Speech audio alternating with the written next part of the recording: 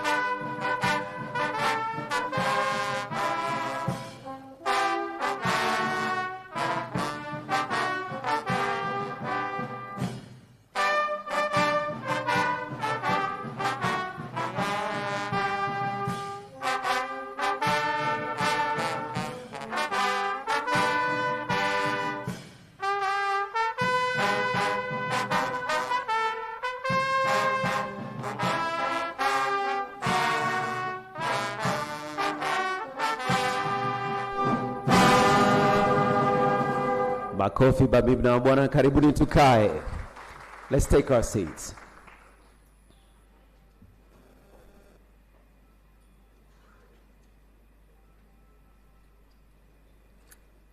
Naomba tuweke miito ya simu yetu katika mwitiko mdogo tafadhali. Jamhuri ya Muungano wa Tanzania. Jamhuri ya Muungano wa Tanzania.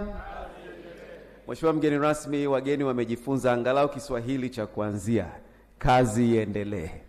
Karibu sana, na ni furaha yetu kubwa kukuona una siha njema, furaha tele, tabasamu lako la bashasha kama kawaida. Naomba tukupigie makofi mengi sana Mheshimiwa Dr. Philip Isdor Mpango, Makamu wa Rais wa Jamhuri ya Muungano wa Tanzania. Karibu sana katika mkutano huu maalum.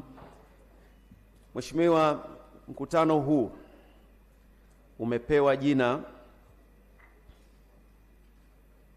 ambalo sitajifanya kukifahamu Kiingereza na kukitafsiri kwa Kiswahili vizuri, lakini moja kati ya waandalizi ni UN Tourism, shirika la Umoja wa Mataifa linalosimamia masuala na shughulikia masuala ya utalii, pamoja na center inayoitwa Basque Culinary Center, ambapo nitamtambua mkurugenzi wake mkuu baada ya muda mfupi.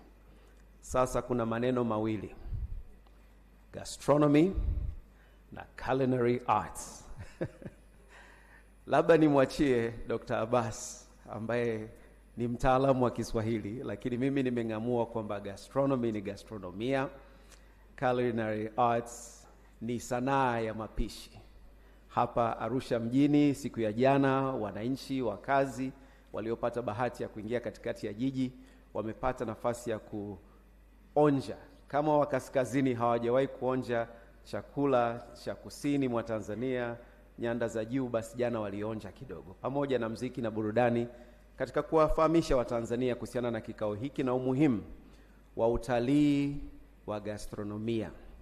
Karibu sana kwenye kikao hiki. Haya ndio maelezo yangu mimi mafupi kabla sijatambua waheshimiwa ambao wamekaa nawe katika meza kuu. Mabibi na mabwana, hiki ni kikao cha pili. Cha kwanza kilisimamiwa vema na si mwingine Mheshimiwa Dr. Auxilia C. Mnangagwa, ambaye naomba nikuinue. May I please request that you rise, Your Excellency, the First Lady of Zimbabwe, ladies and gentlemen. Piga makofi mengi sana. Wewe ndiye kinara na kiongozi wa masuala haya huko Zimbabwe na barani Afrika. Tutasikia kutoka kwako siku ya leo, tuelimishe kidogo kuhusiana na unavyoendeleza shughuli huko, na sisi tuweze kuiga na hata kuboresha. Maana sisi wa Tanzania ni wazuri sana wa kunogesha zaidi. Karibu sana. Naomba sasa tumtambue kwa upande wa Umoja wa Mataifa Tourism, UN Tourism, Katibu Mkuu. Tunayo heshima ya kuwa na ndugu Zurab Pololikashvili. Naomba nikuinue tafadhali. May I please request that you rise. Makofi mengi sana kwake ndugu Zurab Pololikashvili. Na naomba kwa hapa nchini Tanzania, naomba upokee kijiti kutoka kwa Mheshimiwa First Lady. Si mwingine ni Mheshimiwa Balozi Dr. Pindi Hazara Chana, Waziri wa Utalii Tanzania. Tupige makofi mabibi na bwana. Chini ya usimamizi wako, uchechemuzi wa utalii umekuwa hauna mfanoe. Karibu ukae na tumekuheshimisha katika kikao hiki. Lakini pia katika mkoa huu, mkoa ambao haujapoa tangu ameingia madarakani, naomba tafadhali nimtambue mkuu wa mkoa wa Arusha. Naomba usimame, Mheshimiwa Paul Christian Makonda. Mabibi na bwana, the Arusha Regional Commissioner, hongera sana. Nimeingia mjini hapa wananiambia umepachangamsha sana, na wanafurahia juhudi zako za kuendeleza utalii katika ukanda huu. Hongera sana. Lakini katika usimamizi kiwizara, lazima tutoe sifa nyingi sana na tumtambue Dr. Hassan Abbas. Naomba usimame Mheshimiwa, Katibu Mkuu Wizara ya Utalii, Maliasili na Utalii. Hongera sana kiongozi kwa kazi kubwa unayoifanya. Mshirika wetu kwa umuhimu, Mheshimiwa Jose Mari Aizega, Mkurugenzi Mkuu Basque Culinary Center. Naomba usimame tafadhali na tukushangilie sana. Hongera kwa kuwa mshirika katika forum hii, na tutasikia kutoka kwako. Na Mheshimiwa, sijui kama utapata nafasi ya kubaki Arusha, lakini kuna live cooking hapo. Tutakuwa na demonstration ya mapishi ya Kimediterraneo, ya Kitanzania, ya Kizimbabwe. Yani kwa kweli wageni hawa wataondoka wameshiba na wamenenepa katika siku hizi mbili. Wamenenepa pia na uzuri wa nchi yetu. Nisipoteze muda basi, mabibi na wabwana, kwa vile Mheshimiwa Katibu Mkuu ndiye ambaye ana salamu za msingi na utambuzi wa msingi wa wageni wetu wote hawa na sababu za kwa nini kikao hiki kiko hapa Tanzania. Kwa hiyo karibuni sana mabibi na wabwana, waheshimiwa mawaziri, waheshimiwa mabalozi, wawakilishi wa mashirika ya kimataifa, wageni mashuhuri, viongozi katika mkoa, wadau wa utalii na mapishi, wanawake na wanaume. Mabibi na wabwana, karibuni sana. Tupige makofi ninavyomkaribisha Katibu Mkuu. Karibu Dr. Hassan Abbas.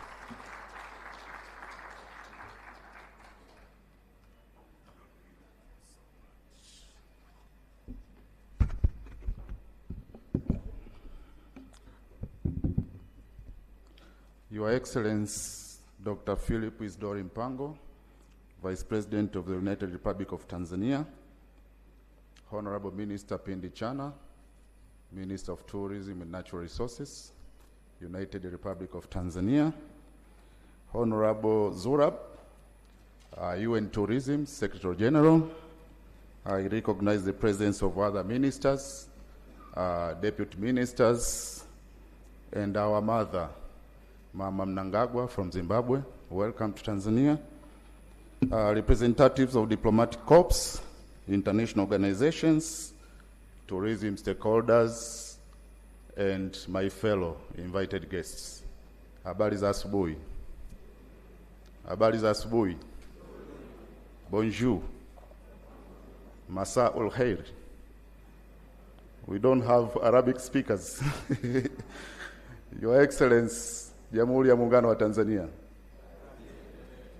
Thank you for coming to Tanzania.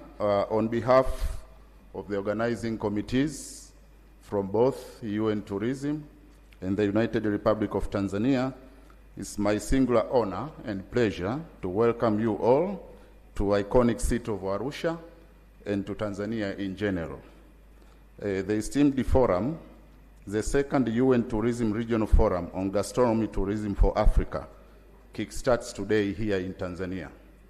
My little task this morning is to do a little bit of introduction of distinguished leaders and guests who are with us today. And I'm not going to repeat, but in honor of recognition, allow me to recognize again the Minister of Tourism and Natural Resources for Tanzania, Honorable Pindi Chana. Once again, we have our co-host, Mheshimiwa Honorable Zurab. Your second name is very long. Welcome to Tanzania.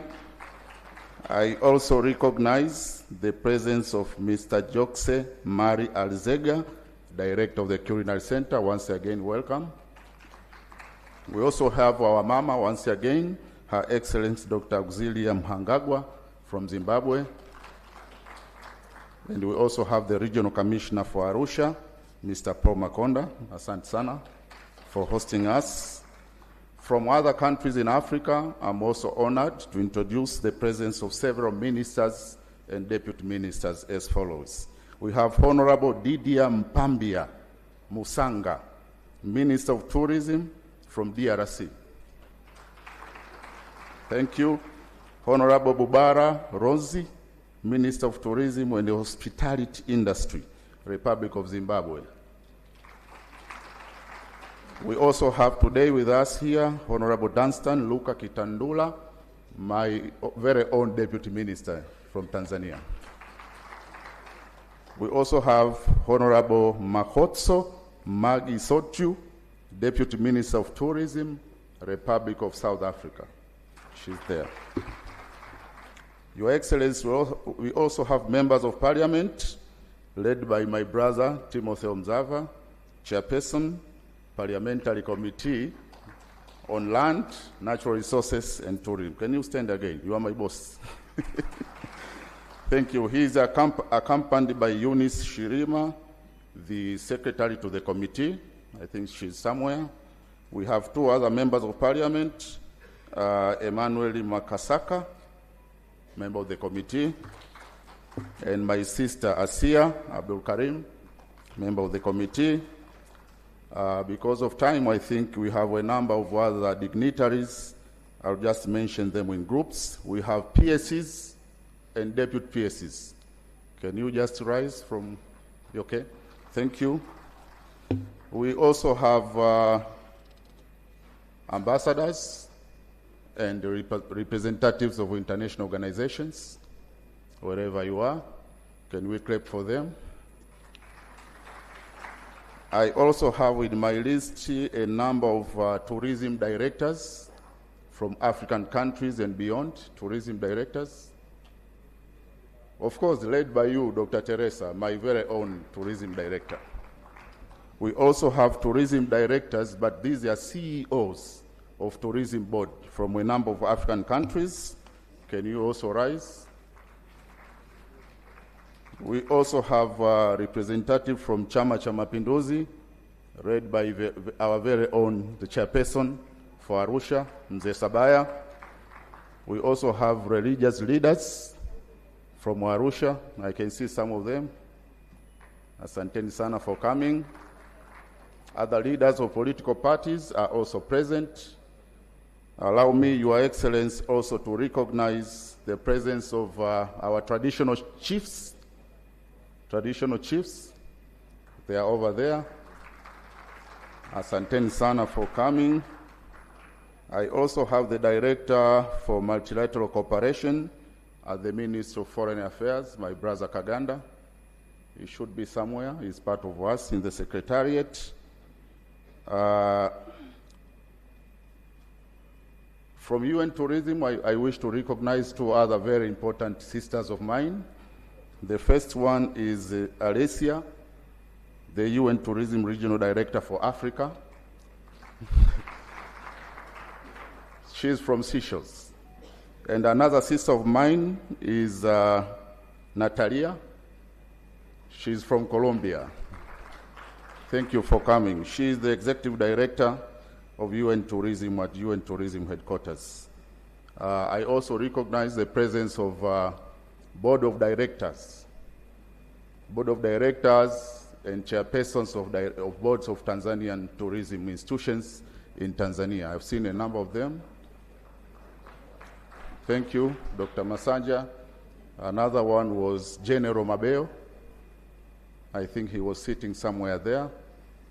And finally, least but not least, Your Excellency, allow me to recognize the presence of over 300 tourism stakeholders and tourism experts from Africa and beyond who are with us today. Naombeni wote msimame.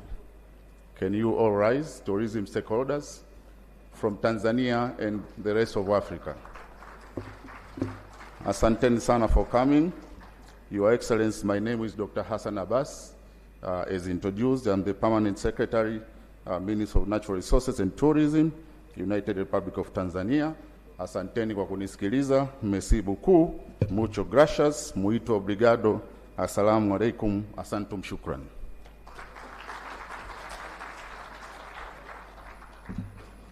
Asante sana Mheshimiwa Katibu Mkuu kwa usimamizi bora kabisa wa shughuli za wizara na matukio kama haya makubwa sana yanayozidi kuleta sifa katika nchi yetu. Naomba sasa nikaribishe mwandalizi mwenza wa mkutano huu. Naye si mwingine ni ndugu Jose Maria Aizega, Director General, Basque Culinary Center. Naomba tumpigie makofi. Please join me at the podium. Karibu sana, tusikie kutoka kwako.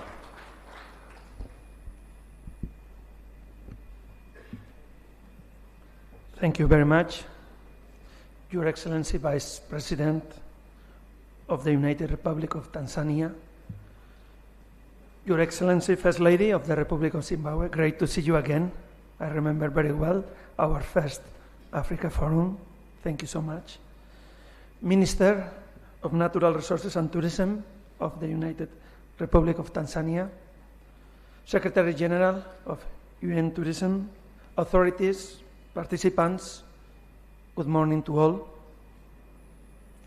It's a pleasure to be here in Arusha and a privilege to organize with UN Tourism this regional forum on gastronomy tourism for Africa. Another great example of our collaboration since many years. Almost 10 years ago, UN Tourism and Basque Culinary Center, we thought that gastronomy tourism, being a strong phenomenon, required different forums to share best practices in the sector and among countries. Since then, we have seen how gastronomy tourism has increased the power of attraction, the power to influence the decisions of tourists, and how has influenced the strategies of governments and administrations. And we decided, being such a strong movement, to concentrate also our action in Africa. This forum is a great example. It's great to see so many public representatives and private sector participants in this forum. Thank you very much for being here. Also, I want to acknowledge our host institution, the United Republic of Tanzania. Thank you very much for hosting us and for your own hospitality. Thank you.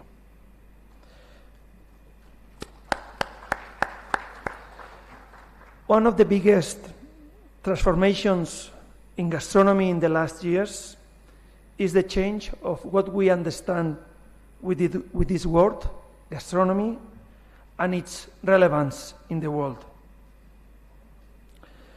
Nowadays, we understand gastronomy as a very wide and diverse sector, a value chain from production, food industry, hospitality, restaurants, tourism. There are so many sectors in gastronomy. And also, gastronomy integrates cultural, social, and economic dimensions. It's a very important sector in our society. Gastronomy connects us with culture, with traditions, with authenticity. Also, I would say that in the past, fine dining has been the most relevant representation of gastronomy. Today, this has changed. The intersections between cultures, popular traditions, and gastronomic culture are a source of new modern and contemporary restaurants and proposals. At Basque Culinary Center, an university center located in San Sebastian, Basque Country, north of Spain, in the border with France, we are driven by this 360-degree vision of gastronomy. We think that there are many professions in gastronomy. So we have built programs in many areas: cooking, service, pastry, sommelier, managers, food and beverage professionals, journalists, teachers. There are so many professions. And we have to attract talent to our sector. Tomorrow we will talk more about education in hospitality sector. At the Basque Culinary Center, we have a very international students community. That means that we have students from 35 countries powered by their passion in gastronomy and study different programs, because also continuous education is important for a professional in gastronomy. Not only initial education, a vocational training degree, but also different continuous programs to maintain updated as a professional. Also, we have created a research and innovation center because we believe very much that innovation connected with tradition, it's a very strong movement for development. And I would say we have to keep in mind that this connection of bringing traditions to modern world, it's a very strong possibilities for every country, and also I would say from the gastronomy in Africa. All this will be present in this forum dedicated to African gastronomy. We'll have many reflections. We will listen to many protagonists, from public strategy to chefs, from producers to tourism managers, all connected with an idea. How can we promote gastronomy and gastronomy tourism in Africa? How can we make the contribution of gastronomy grow? I hope you will enjoy the forum. We are also here to learn. You have so many things to share. And also we will have the opportunity to taste your delicious dishes: ugali, injama, choma, chipsi majai, pilau, mandasi, and so much more. Thank you very much for being here and hosting us. Enjoy these 2 days. Thank you.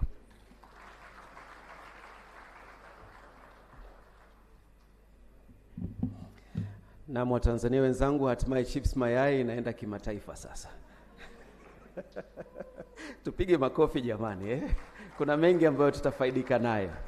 Safi, tunakushukuru sana ndugu Jose Mari Aizega, na ambayo umeyazungumza haswa kuhusiana na kwamba tuwavutie vijana wetu waweze kujifunza Hii ni fursa kubwa sana, masuala ya upishi, sanaa ya upishi.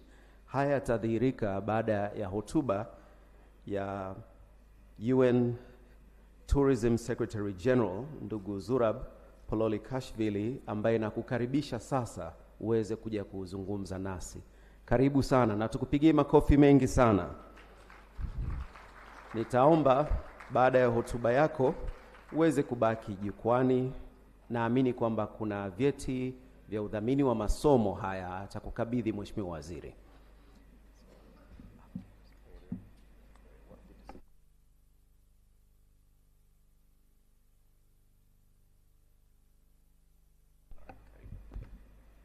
Asante sana. Habari za asubuhi. Good morning to everyone. Your Excellency Philip Isdom Bango, Vice President of United Republic of Tanzania. Excellency, your presence today, it's an honor, of course, but it's another kind of motivation, and it gives another level of to this very important, I think, event for Africa, for tourism, African tourism and gastronomy, of course. Again, many thanks to be with us this morning, and thank you for your blessings, for your support, and again, your leadership. Of course, on behalf of UN Tourism, we want to send and express our best regards to Her Excellency Samia Suluhu Hassan, the President of United Republic of Tanzania. This country is blessed, and maybe many of you don't, and you didn't see the video how she is promoting her country. She is from tourism sector, and I really recommend all of you to see the promo video about Tanzania made by President. It's something unique, and please give the big applauses to her. Excellency Mariam Winwi, First Lady of Zanzibar. Unfortunately, I've never been in Zanzibar, but I will try my best to be there. Next event we will organize together. Dear Hassan Abbasi, dear friend, Permanent Secretary of Ministry of Natural Resources and Tourism. Next time I will learn from you. I will come here and announce everyone who is attending, and that was the great. I learned from you. Dear Jose Mari Aizega, Director General of Basque Culinary Center. Your Excellency, I want to tell you a few words. What is Basque Culinary Center? San Sebastian is a small, beautiful city like Arusha, size of Arusha, but the most Michelin star restaurants per square meter in the world are there. If you don't cook at home, you are not man there. I mean, all people, everyone in each family, they cook, man or woman. So 20 years ago, all main and big chefs, they decided to create, and they created by support of Basque government, one of the, maybe the most creative and innovative culinary academy. So any kind of innovation is happening in gastronomy, is happening and starting from there, and we are very honored that Jose Mari, he is traveling like me everywhere, but we coached him and he accepted, and he is here. He is patient, and we started last year to develop African gastronomy worldwide, and it's not possible to have better partner, better friend, better professional like he is and like Basque Culinary Center is. Then I will mention Mama, Your Excellency, the First Lady of Zimbabwe, and I want to mention, and I told to dear Vice President, that you are the godmother of this story. You created a new page of history of tourism of Africa. It's not only about gastronomy, it's not about food. And I'm very honored and very blessed to be humble part of this history, I would say. After 10, 20, 30 years, we will see that people will start, and they already started talking about African gastronomy, African food. When I asked to my colleagues that, okay, we started talking about gastronomy forums, tell me 3 dishes from Africa, nobody knew. There was 25 or 30 people talking about. Nobody knew, only couscous, they say, from Morocco, and that's it. And we're talking about 1.5 billion population, about 54 countries. Very diverse, very different cultures.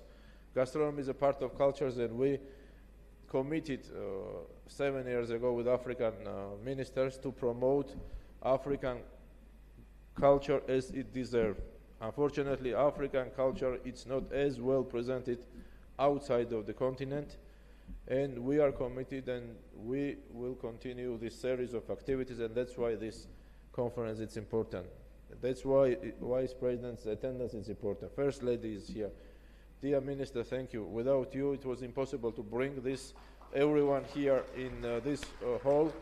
And again, these days will stay in the history of Africa and African culture and gastronomy. You see how passionate I am, but also I like to cook. I don't know yet how to cook African dishes, but we have, and many people are now preparing outside cooking show to teach us how to prepare African dishes. So again, Africa is not safari and animals and nature. Africa has a big asset, which is culture, and gastronomy is a big part of culture. Again, Your Excellency, First Lady of Zimbabwe, we are very proud to have you like our leader, who took all of us, and now we are here. We've been in Victoria Falls last year. I want to inform His Excellency and to everyone that we started to construct with Basque Culinary Center in Victoria Falls first Gastronomy Culinary Academy, where all these people, and dear Barbara, thank you for your leadership as well, dear Minister, Honorable Minister from Zimbabwe, and this will be the first place in African continent where young generation, and MC was mentioning that young generation is very important in Africa, will go and will teach European food and dishes, African. They will modernize the African, and then give another kind of presentation of this very rich culture and gastronomy. So we want to continue and to present more and more African gastronomy during our conferences. One of them I want to ask to my dear brother, dear Didier Mampie, the Minister for DRC.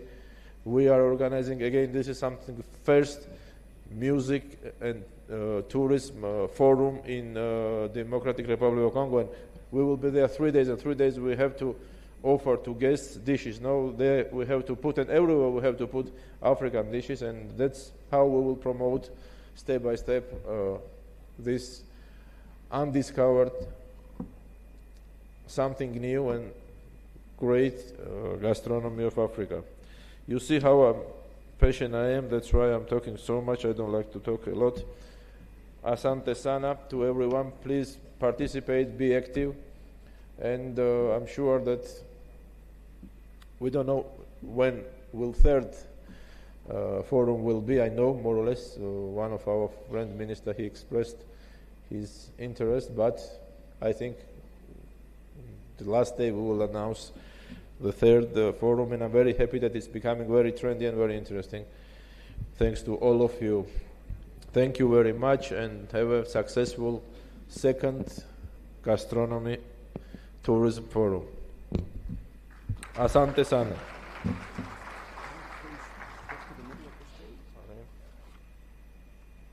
You will say no? Yes, I will say it, yes. What is it? Yes. Waheshimiwa mabibi na mabwana, Mheshimiwa mgeni rasmi, mabibi na mabwana, na sasa Mheshimiwa Katibu Mkuu anamkaribisha Mheshimiwa Waziri mwenye dhamana ya utalii. Karibia jukwani, tafadhali tupige makofi mengi sana. Na katika jukwaa hili tunaleta mbele cheti hiki May we please bring it up on stage, naomba tukilete jukwani, ambacho tunaomba. May I read it?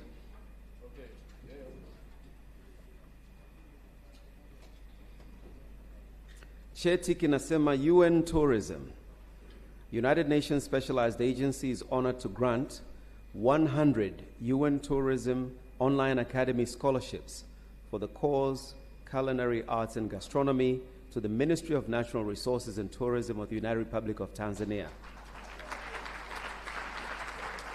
And this is for the promotion of youth empowerment and equality education in tourism, following its commitment to strengthen education in the sector.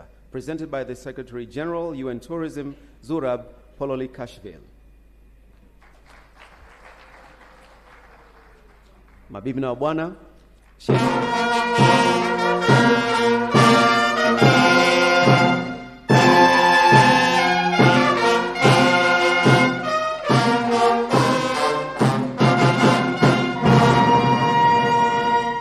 hongera sana Mheshimiwa Waziri kwa kuonyesha ari kubwa ya kukuza utalii na hasasa utalii huu wa mapishi.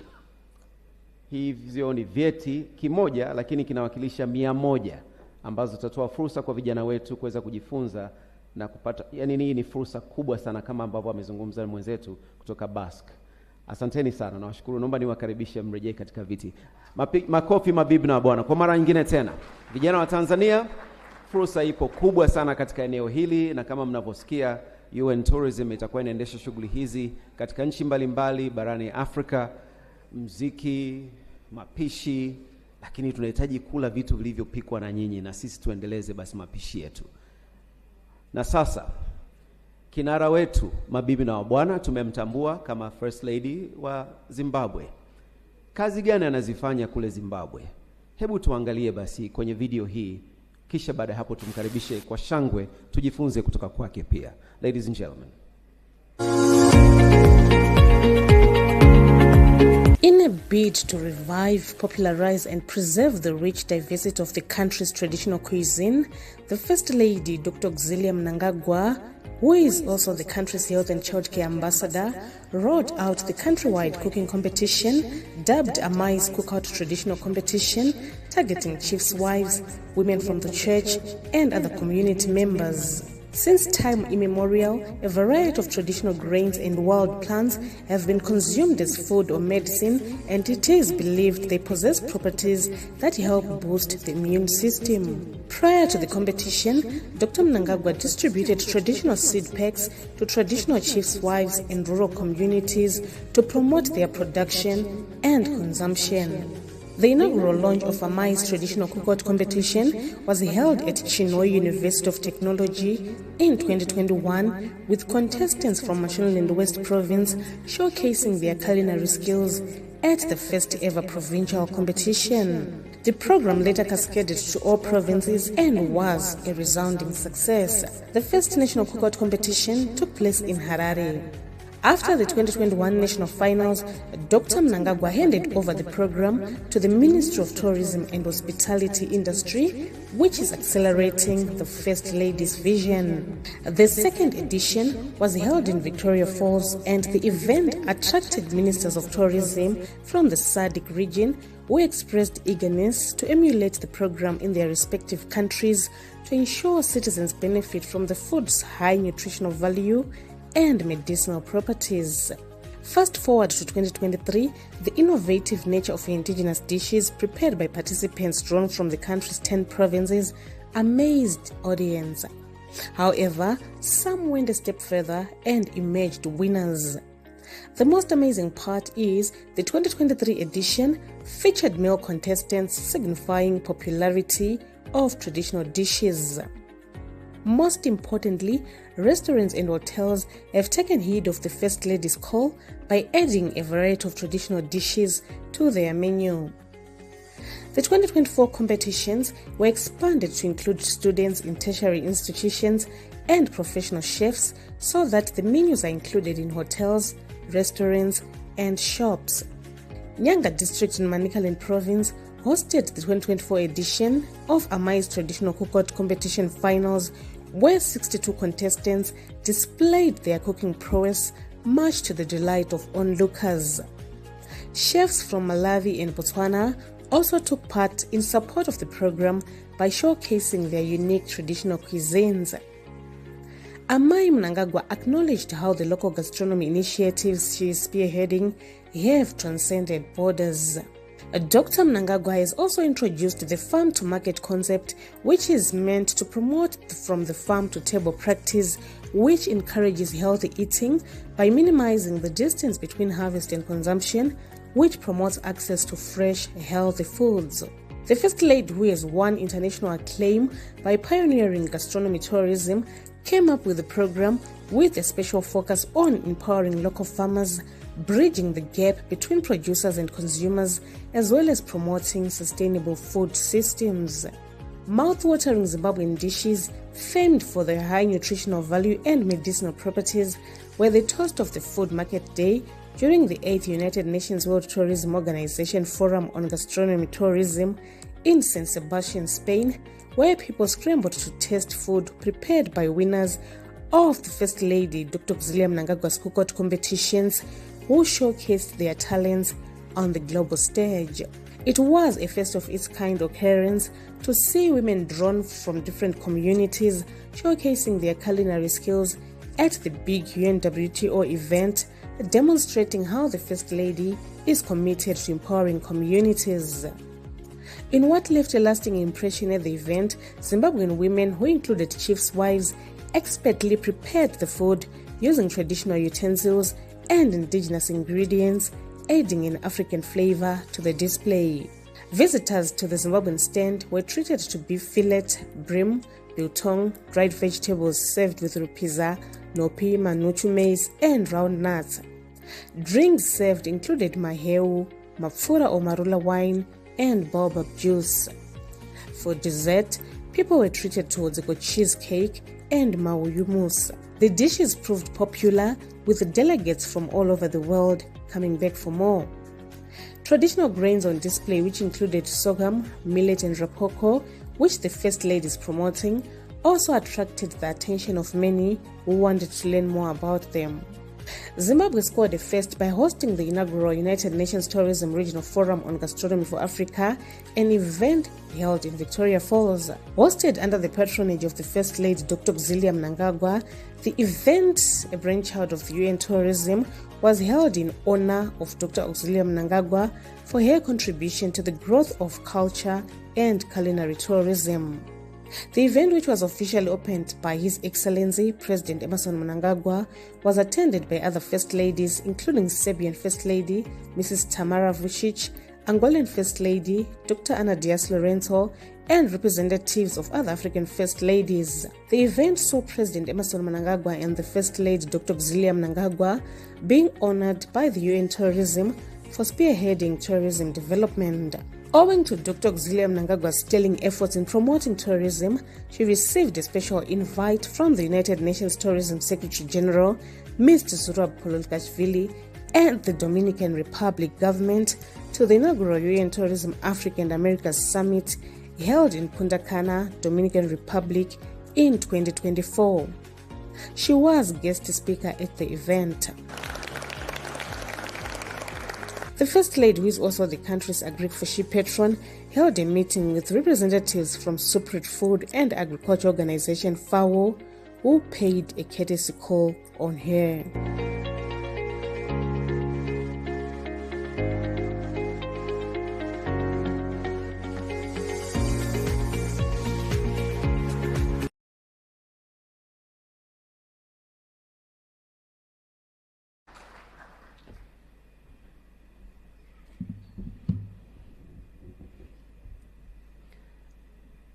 Naombea utatupikia katika siku hizi ambapo upo hapa mheshimiwa.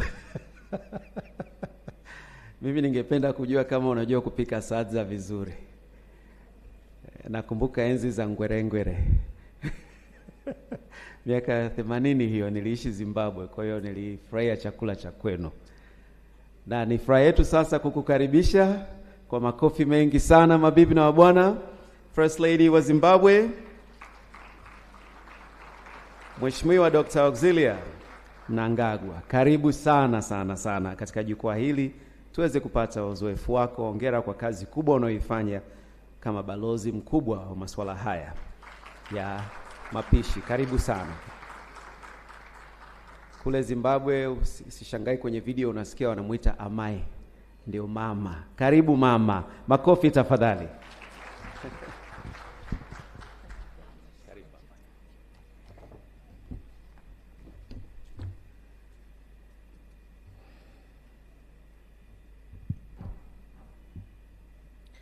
Good morning to you all and greetings from Zimbabwe. Yes.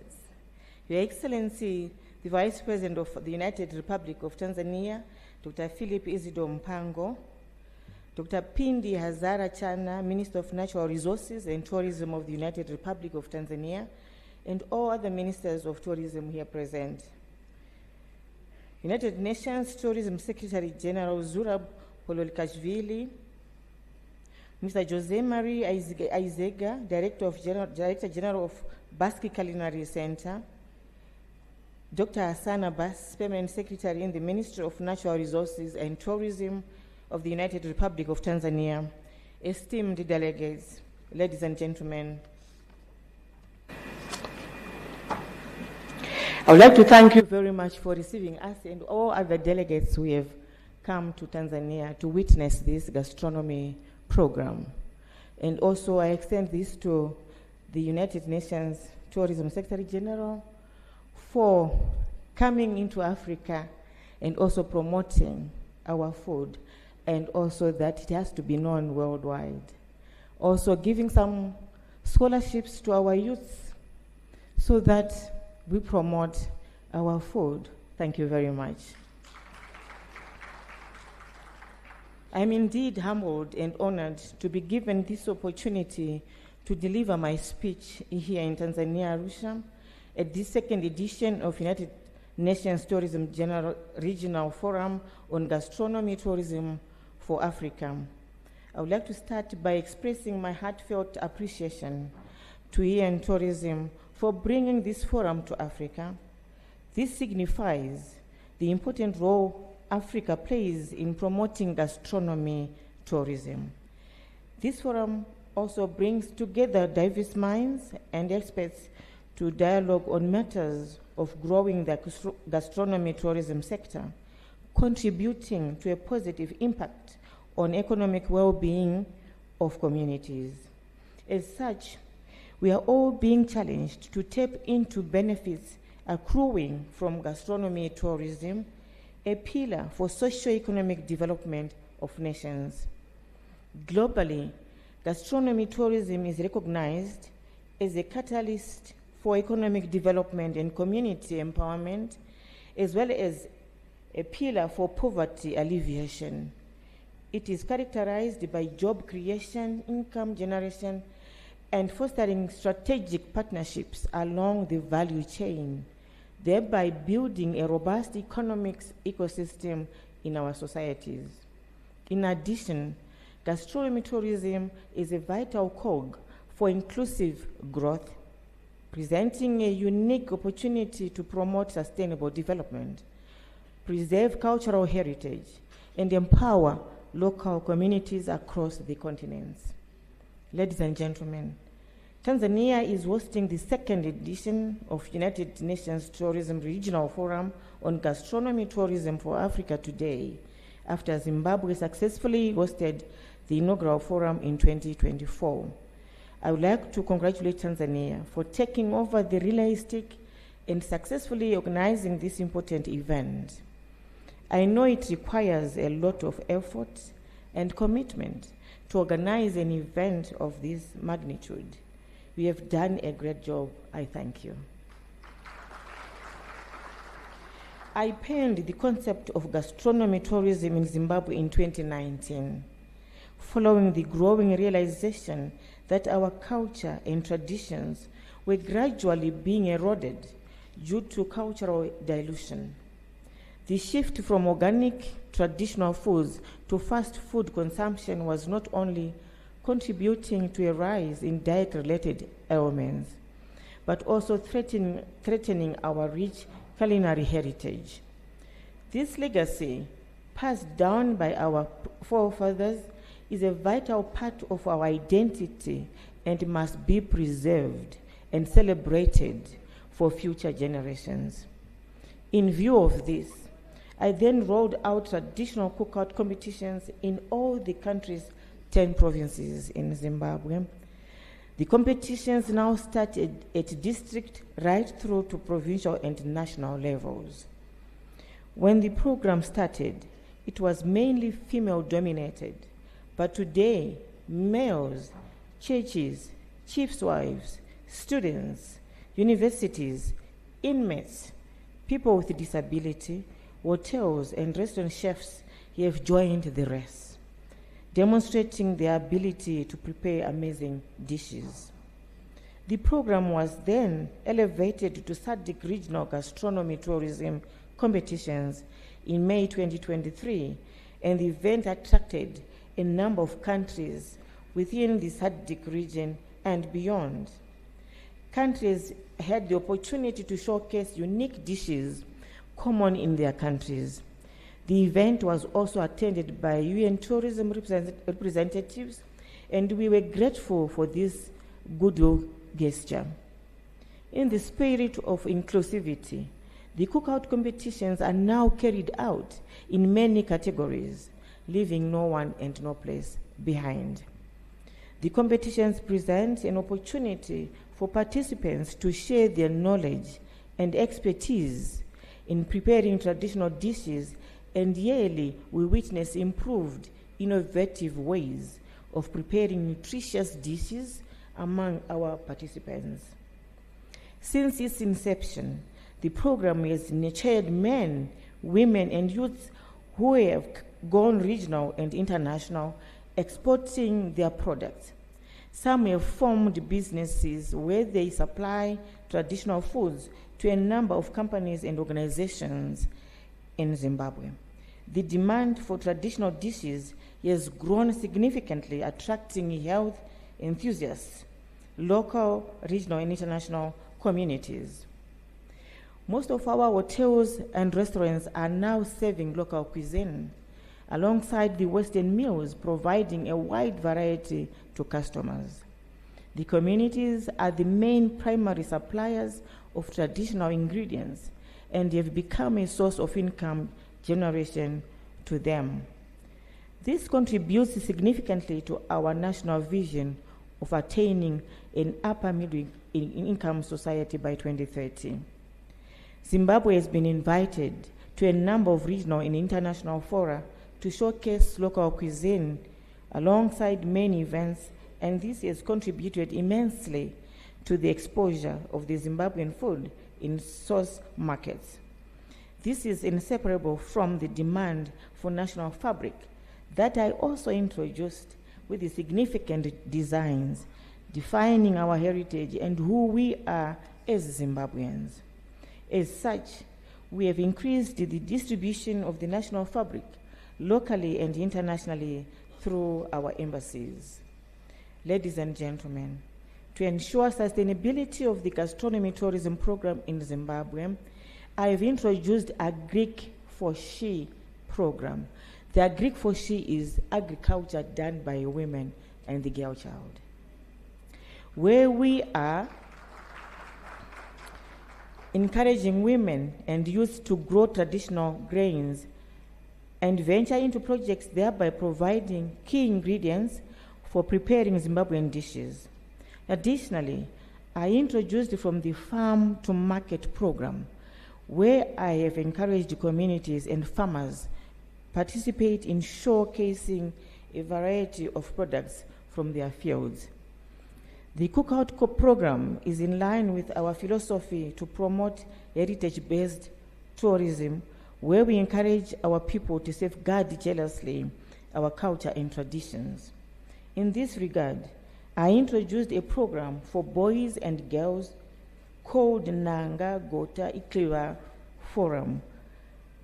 This program is where I take girls alone and boys on their own, where they are taught what a girl, what it means. Does she know who she is? And what does she want to be in future? And boys the same are taught that in a family setup, what are you supposed to be responsible of? Where trainings, practice of house chores, and discussions are centered on encouraging youth to uphold their cultural norms and values. This seeks to complement the cookout program, particularly in instilling the concept at a tender age, and to overcome drug and substance abuse, which has become rampant among our youth. Let me hasten to say, Zimbabwe has taken gastronomy tourism as a pillar for socio-economic development and has received significant support from government.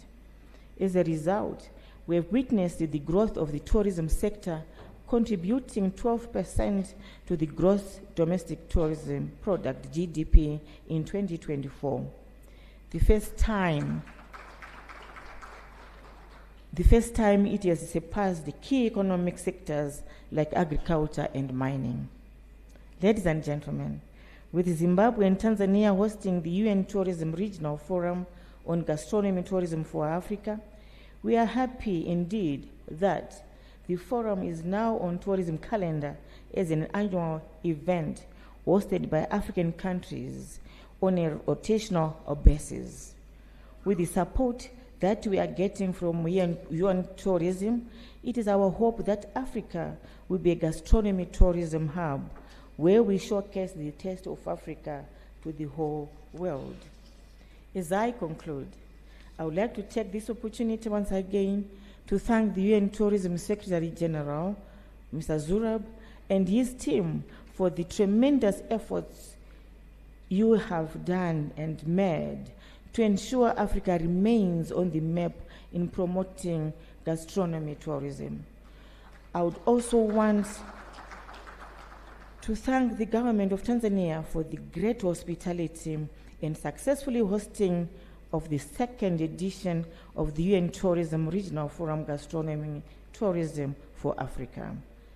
To fellow participants, let us embrace the gastronomy tourism concept and reap its benefits for the good of our nations. I thank you.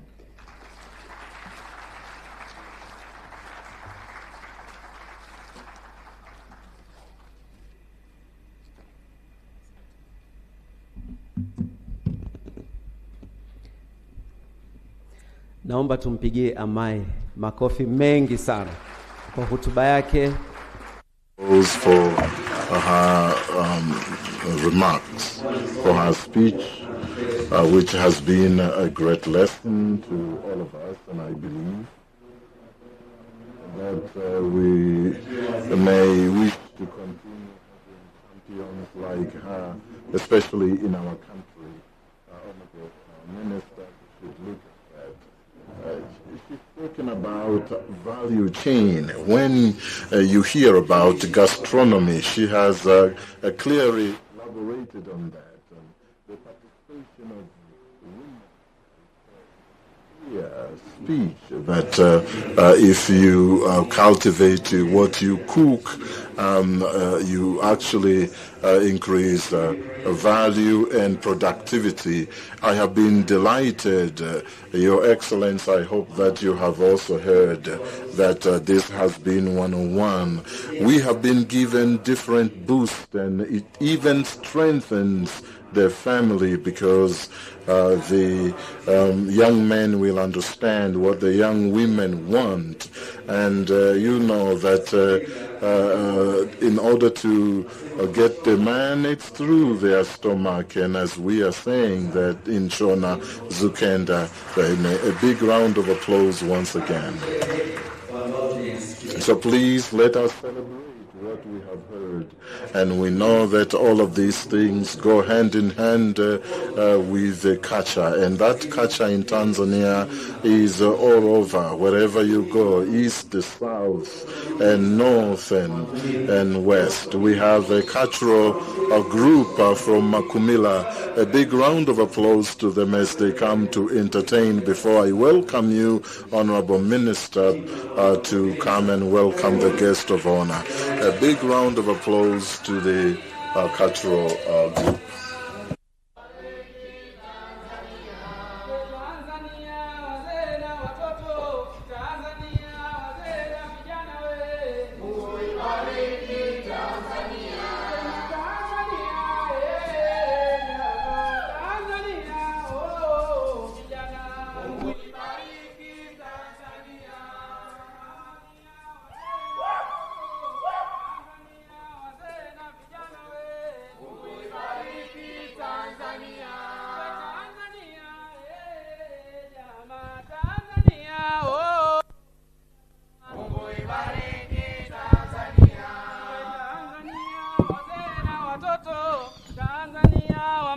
Vijana we, Mungu ibariki Tanzania. We mbuga zetu rasilimali Tanzania. We Ngorongoro rasilimali Tanzania. Kweli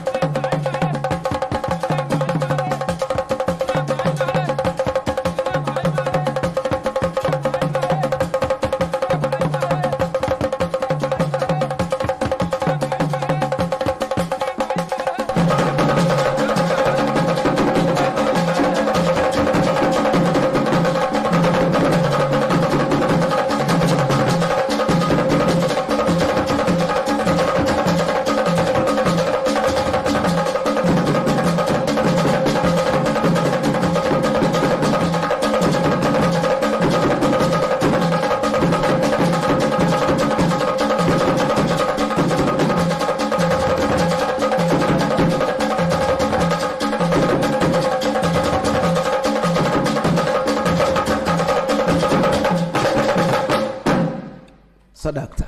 Makofi kwa vijana wetu.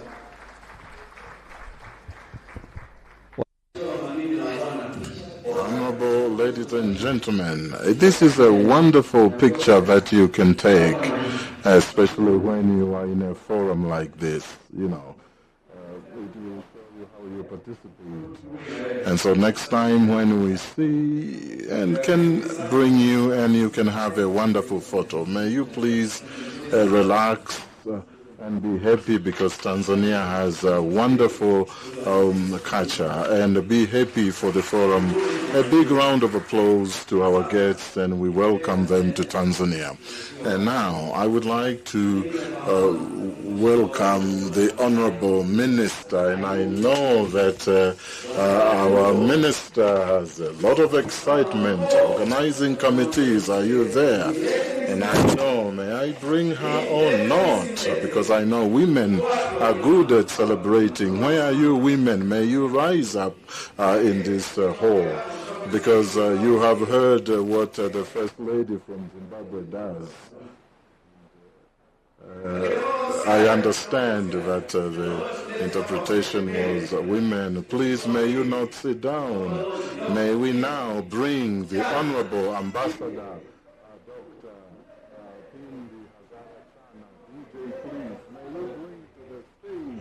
with ululation and joy, bring the Honorable Minister and the organizing committee. May I ask you please to cheer the Honorable Minister as she comes to the stage.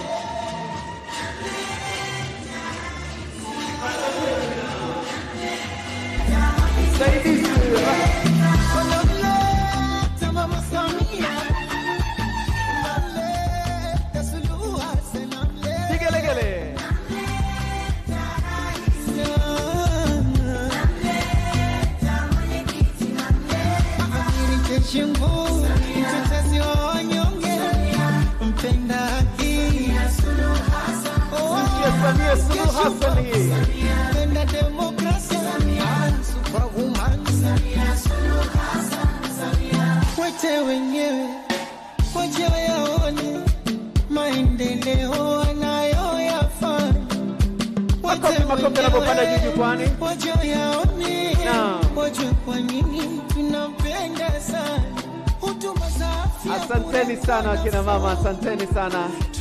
Mnapoondoka mnashangilia mikono juu, mikono juu. Asanteni sana. Karibu sana mheshimiwa. Karibu sana.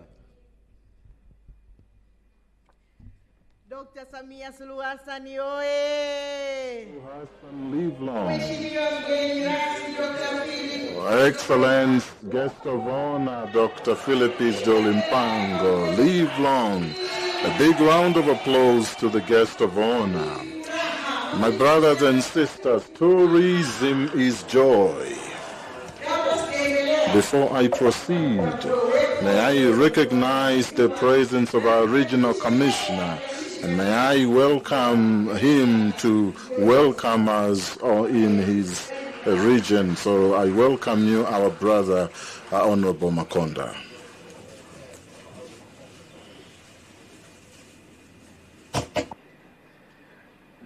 Mheshimiwa mgeni rasmi. Excellent guest of honor, First Lady, Mrs. Mnangagwa, UN Secretary, and Honorable Minister, I have been taken by surprise. Excellent guest of honor, I did not expect, because people with money do not speak a lot of words, and tourism is about money. And so I thank the Honorable Minister very much, and I also thank you with the First Lady and UN Tourism for accepting to convene this forum in Arusha. To us, it is a blessing to have guests come to our region, and we have organized ourselves under Dr. Ping Chana that everything that is about tourism is about the people in Arusha region. And in the CCM manifesto, the Excellence President and you, the Vice President, have stressed the significance of creating a friendly environment for investment and promote tourism. And we in Arusha are the beneficiary. Excellence, a guest of honor, yesterday, today, and the day more they are. People in Arusha continue to see the fruits of strong leadership of Dr. Samia and the peace and tranquility that we have and the favor that we have got from God of being the piece of land. I may not want my sister to stand for a long time, but we would like to assure you, Vice President, that Arusha, we are ready for every opportunity, including these opportunities of 100 young people. I have already received requests from 200 people, so it is my hope that since this is the gateway of tourism, I think we will get a good number of those who will be sponsored. May I conclude by asking you that you should not hesitate to come to Arusha. Excellence guest of honor, our Vice President, we request you to continue coming to Arusha. May you convey our love, greetings to Her Excellency Dr. Samia, and tell her that the region that understands her is Arusha. We don't want people who have plans. We want people who are ready for money, and she is bringing us a lot of money, and we can see great development, and we pledge that we will keep praying for her and supporting her. And in this 2025, in October, this is the region that will have more votes for her. And thank you very much, and I welcome you. And today we have a program for the Deputy Prime Minister for 6 days to see different projects. But also we expect to see another meeting for the aviation, and the Prime Minister will be the guest of honor and the Minister Mbarawa. So in Arusha we have just meetings, so many meetings, and meetings bring money. And yesterday the UN Secretary spoke a lot of things, and we will make sure that he gets a plot to build here in Arusha and to have such a center here in Arusha. And I thank you very much, my sister, Dr. Pinchanda. Thank you very much, our Regional Commissioner. Excellent guest of honor, with your permission, it is a time for the budget. And we have the chairperson of the committee that deals with natural resources and tourism. So I welcome the chairperson of the outstanding parliamentary committee, Mr. Mzava. Please, I welcome you.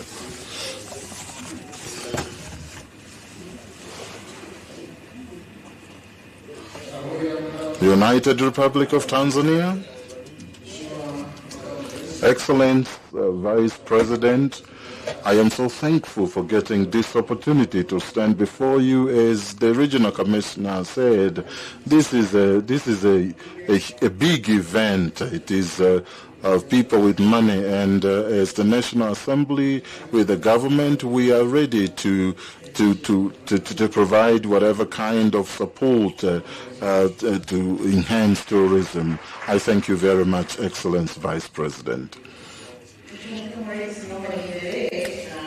Excellent Vice President, may I proceed, and may I use the language since we have interpreters. Dr. Philip Isidore Mpango, Vice President of United Republic of Tanzania, allow me to recognize my Deputy Minister, Ministry of Natural Resources and Tourism, Dunstan Kitandula, Honorable Zurab Pololikashvili, Secretary General of United Nations Tourism, Honorable Paul Makonda, the Arusha Regional Commissioner, along with all regional commissioners present here, Allow me to recognize the district commissioners. Zambia Minister for Tourism and Chairman of UN Tourism Commission for Africa, my sister. Allow me to recognize esteemed ministers and deputy ministers overseeing tourism from UN Tourism CAF member states. Further, we have chairman of our parliamentary committee in charge for natural resources and tourism under the chairmanship of Timothy Mzava. Together with chairman, there is Honorable Member of Parliament Emmanuel Mwakasaka,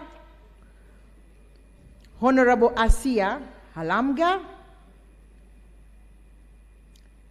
Dr. Hassan Abbas, Permanent Secretary of the Ministry of Natural Resources and Tourism, along with other permanent secretaries and all experts from the Ministry of Natural Resources and Tourism, Madame Elsia Grandcourt, Director for Africa at UN Tourism, Director, Basque Culinary Center, thank you for coming all the way, delegates from SADC and East Africa Community, Your Excellency First Lady Dr. Auxilia Mnangagwa, thank you, Madam, for traveling all the way, esteemed ambassadors who are here, thank you very much. Allow me to recognize our board chairman and chairpersons from different institutions within our ministries and director generals, chief executive officers, conservation commissioners present here, distinguished guests, press, my fellow Tanzanians, ladies and gentlemen, once again, a very good morning to you all. Na wasalimu kwa jina la Jamhuri ya Muungano wa Tanzania.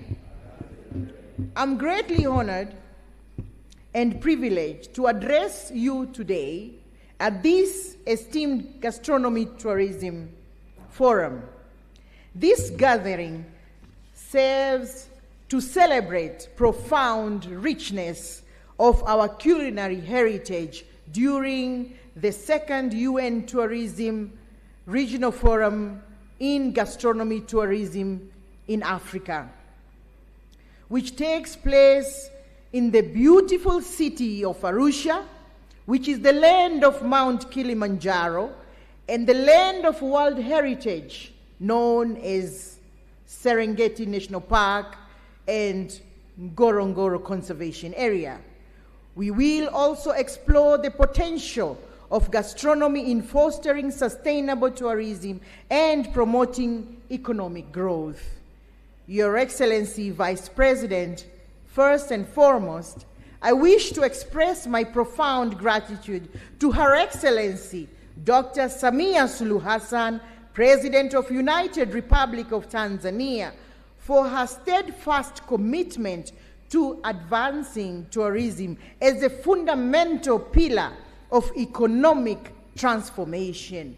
Her visionary leadership consistently inspires us as we move to position our nation, and indeed our continent, as a premier global destination. We are all witnesses of her initiatives, Her Excellency Dr. Samia Suluhu Hassan, through the Tanzania, the Royal Tour documentary film, and another film known as Amazing Tanzania. These are programs which have significantly contributed to promoting destination Tanzania in various regions around the globe. Honorable Vice President, I would also like to thank you for your continuous support to Her Excellency Dr. Samia Suluhu Hassan in carrying out her duties and for being a great leader, ambassador, chief hangaya in championing environmental conservation, an area that is crucial for the promotion of our nature-based tourism, particularly conservation of wildlife and forest. Allow me to extend my sincere appreciation to Honorable Zurab Pololikashvili, Secretary General of UN Tourism and the whole Secretariat, also esteemed ministers and all distinguished delegates for your presence, which emphasize the importance of gastronomy in shaping the future of tourism. It is a privilege to welcome many of you back to Tanzania 3 years later after our previous gathering at 65th CAF meeting here in Arusha, which took place in this very same venue. Your Excellency Vice President, distinguished guests, ladies and gentlemen, gastronomy tourism hold a great potential for attracting tourists to visit destination Africa. Our countries are richly empowered with a variety of produce. We have different spices and unique flavors. It is the right time to explore ways of leveraging our cuisine and attract more visitors. I would like to extend my sincere appreciation to Honorable Secretary General and his devoted team for their recognition of this matter, which is very important, and for initiating the significant agenda aimed at exploring the interplay between gastronomy and tourism. Their diligent effort in fostering discussions regarding the role of gastronomy in enhancing tourism across various international forums are indeed praiseworthy. Your Excellency, Vice President, in celebrating the significance of gastronomy with the realm of tourism, it is imperative that our approach remain both sustainable and inclusive. And when I say sustainable and inclusive, it entails the following: enabling our local farmers, considering that almost 50% of our country are farmers, but enabling chefs and food entrepreneurs to assume a leading role in this initiative, advocating for farm-to-table initiatives that enhance local food production while minimizing environmental impact, enhancing food safety and quality standards to instill confidence in our culinary products, facilitating partnerships among tourism stakeholders to develop distinctive gastronomic experience that draw both international and domestic visitors. Should our sector address these significant matters, it would not only fortify the community's economic and economy as a whole, but also assist us in attaining sustainable development goals. Your Excellency, Vice President, as we gather to this forum, I call all stakeholders, including government, private sector representatives, chefs, hotelier, and cultural ambassadors to adopt innovative approaches in gastronomic tourism. I propose that we invest in culinary festivals. We have like Nane Nane in Tanzania, Nyama Choma Festival, and many other gastronomic trails and dining experience that highlight our cultural heritage. Let us articulate our narratives through cuisine and extend an invitation to the global community to test the essence of our nations. Your Excellency, Vice President, in conclusion, I wish to reaffirm our steadfast commitment to the promotion of gastronomy as an essential component of our tourism sector. I am confident that through collaboration, innovation, and strategic investment, we shall unlock new opportunities that will encompass benefits for our populace and reinforce our standing on the global tourism landscape. In conclusion, once again, I would like to extend my sincere gratitude to Your Excellency, Vice President, the Secretary General, and all distinguished guests, First Lady, for your attendance and dedication to this noble cause, without forgetting Director of Basque Culinary. It is my hope that this forum mark a significant milestone in our journey towards establishing a vibrant and prosperous gastronomy tourism sector. Your Excellency, Vice President, following these remarks, it is with great honor that I extend an invitation to His Excellency, Dr. Philip Isdor Mpango, Vice President of the United Republic of Tanzania, to address the esteemed audience and formally inaugurate the second UN Tourism Regional Forum on Gastronomy Tourism for Africa. Mheshimiwa Makamu wa Rais, nakushukuru sana, asante sana, na bendi tumlete mgeni rasmi. Karibu bendi.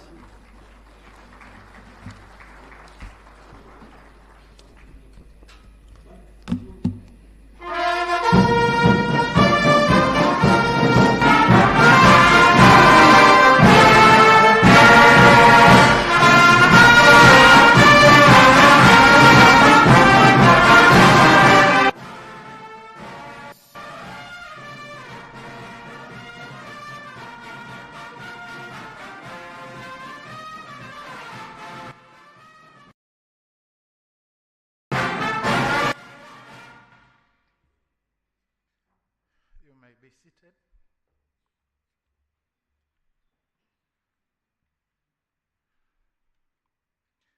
Honorable Ambassador Dr.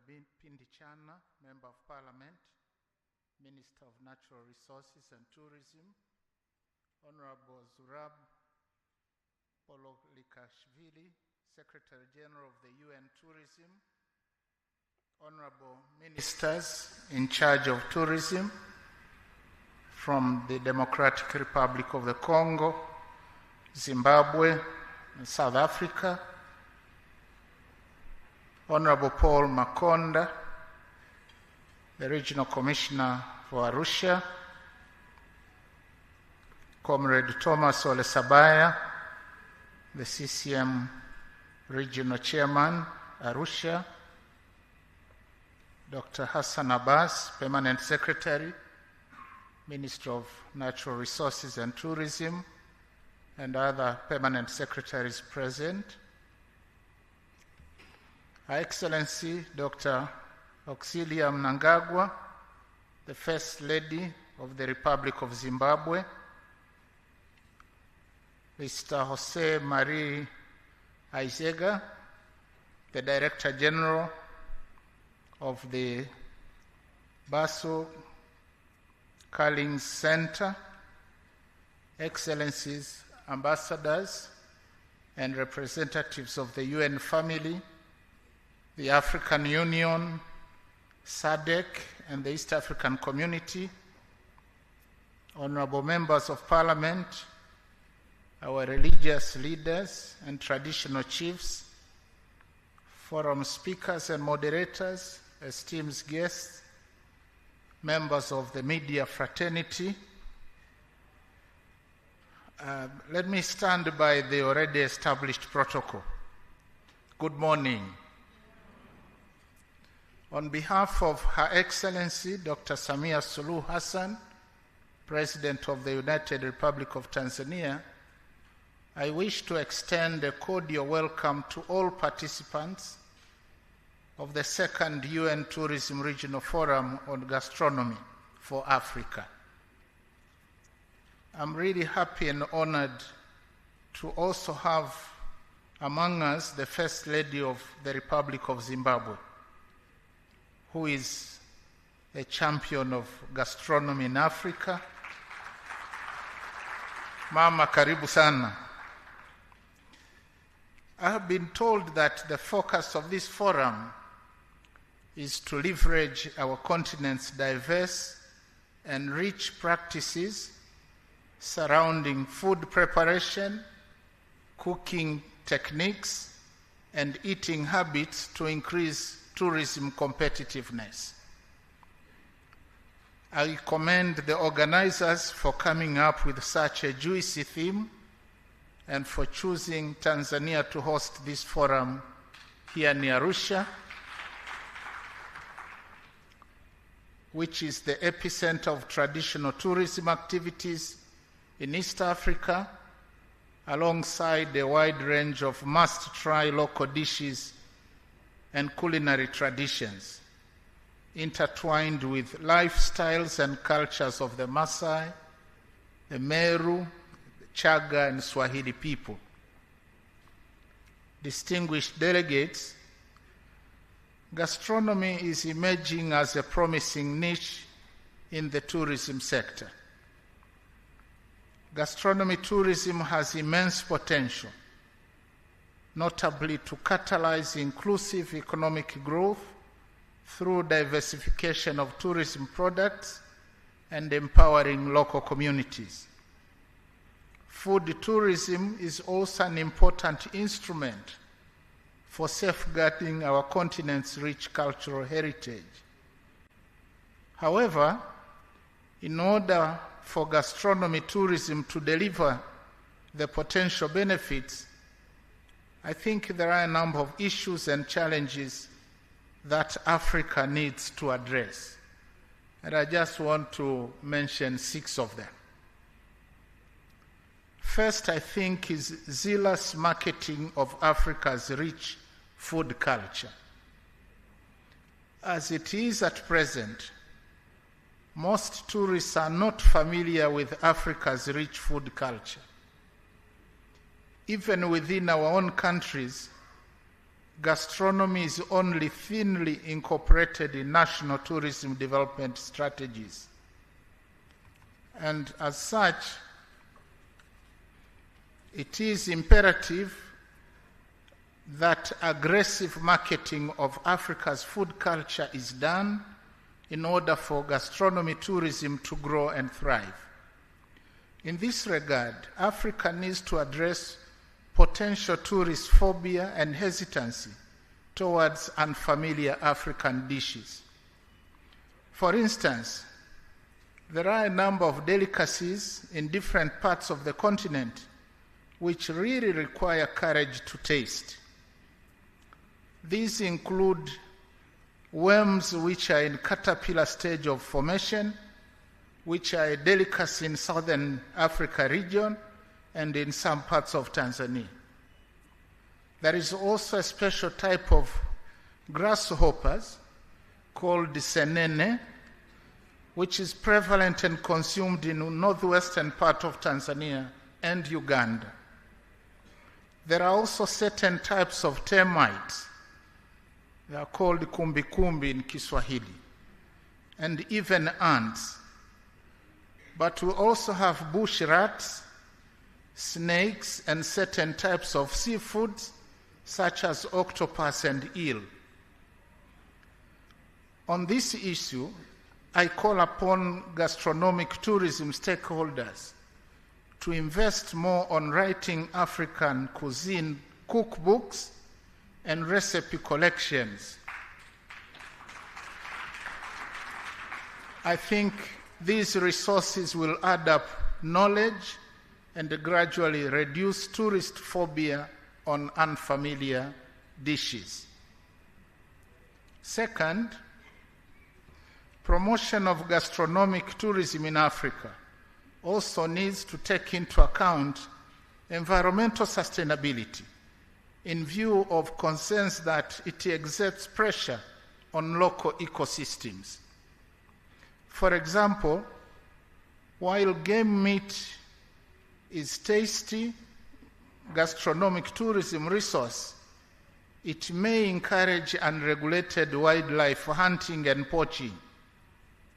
And similarly, while nyama choma, which is grilled meat, is famous in Tanzania and the rest of East Africa, there are concerns that large livestock herds contribute to land degradation, water pollution, and it is estimated that 15% of total global greenhouse gas emissions, especially of methane and carbon dioxide, tend to drive up global warming. Third, I think promotion of gastronomic tourism in Africa also require creation of dedicated areas and gastronomic routes where local products and unique foods are prepared for tourists to enjoy. However, in such gastronomic routes and centers, quality of local foods and products will have to be maintained. And doing so requires close collaboration between traditional chefs, local producers, tour operators, and other tourism stakeholders to ensure that services offered to tourists are sustainable. I think fourthly, there is need to position gastronomy at the core of Africa's tourism industry while reinforcing its global appeal by putting up strategies for linking food production, culinary experiences, and tourism services to generate sustainable local economic impact, but also devising mechanisms to ensure and enhance knowledge transfer to support the emergence of skilled workforce within the gastronomic tourism sector, and positioning Africa's gastronomy in the global tourism marketplace through coherent destination marketing and brand development. I think we need a sustained effort to promote African foods and showcase our rich cuisine, cooking, and dining practices to the world. The fifth point, I think, I would like this forum to critically reflect on gastronomy, not just as a form of intangible heritage that supports tourism, but as a vital component of tourism that plays a greater role in promoting nutrition and food production in Africa. On food production, gastronomy presents a viable avenue in addressing disruptions in food supply chains and the implications of climate change on our agricultural practices. And in this case, gastronomy has a potential to contribute to food security through enhanced food production so as to meet requirements for varieties of food items required. And in a bid to ensure sustainable gastronomy, the Tanzania government has decided to enhance collaboration with local agricultural producers to implement climate-smart methodologies and invest in digital platforms that facilitate connections between tourists and markets, as well as authentic food producers. And similarly, gastronomy is also potentially capable of improving nutritional status as it provides the framework for preparing food that is both appealing and culturally relevant, while ensuring that the foods also support health and well-being. And to achieve this, we need to work on transforming the traditional focus on taste and presentation of food to health and sustainability, aligning the pleasure of eating with health consciousness. Therefore, through careful development of recipes and menu plans that are both delicious and nutritious, and promotion of healthy eating habits, gastronomy is undoubtedly poised to bolster nutrition. The sixth point, I think and firmly believe that political and women leadership at the highest level is very critical for promoting gastronomy. And Her Excellency Dr. Samia Suluhu Hassan, the President of the United Republic of Tanzania, stands out as a model for Africa. She has, by example, acted in person in a film called The Royal Tour to promote tourism in Tanzania. As if that is not enough, she has personally initiated a program which is called Smart Cooking, Pika Kijanja in Kiswahili, in order to popularize clean energy cooking. And we have all heard the nice, very inspiring presentation by the First Lady of Zimbabwe on her pioneering work in Zimbabwe, again to promote gastronomy. So I think, to me, these two gallant women of Africa stand out at the highest level, and will see gastronomy moving very fast in these countries. Distinguished participants, I think it will be remiss of me if I end my remarks without highlighting, very briefly though, the Tanzanian cuisine. The Tanzanian cuisine is a unique blend of Asian, Arabic, and local tribal flavors infused with aromatic spices and fresh, locally sourced ingredients. At the heart of it, all staples like ugali, which is a cornmeal porridge, and various rice dishes served with a variety of side dishes, including mchicha, which is spinach, or nyama choma, as I said, grilled meat. Rice is also a significant component, particularly wali wa nazi, which is rice simmered in creamy coconut milk.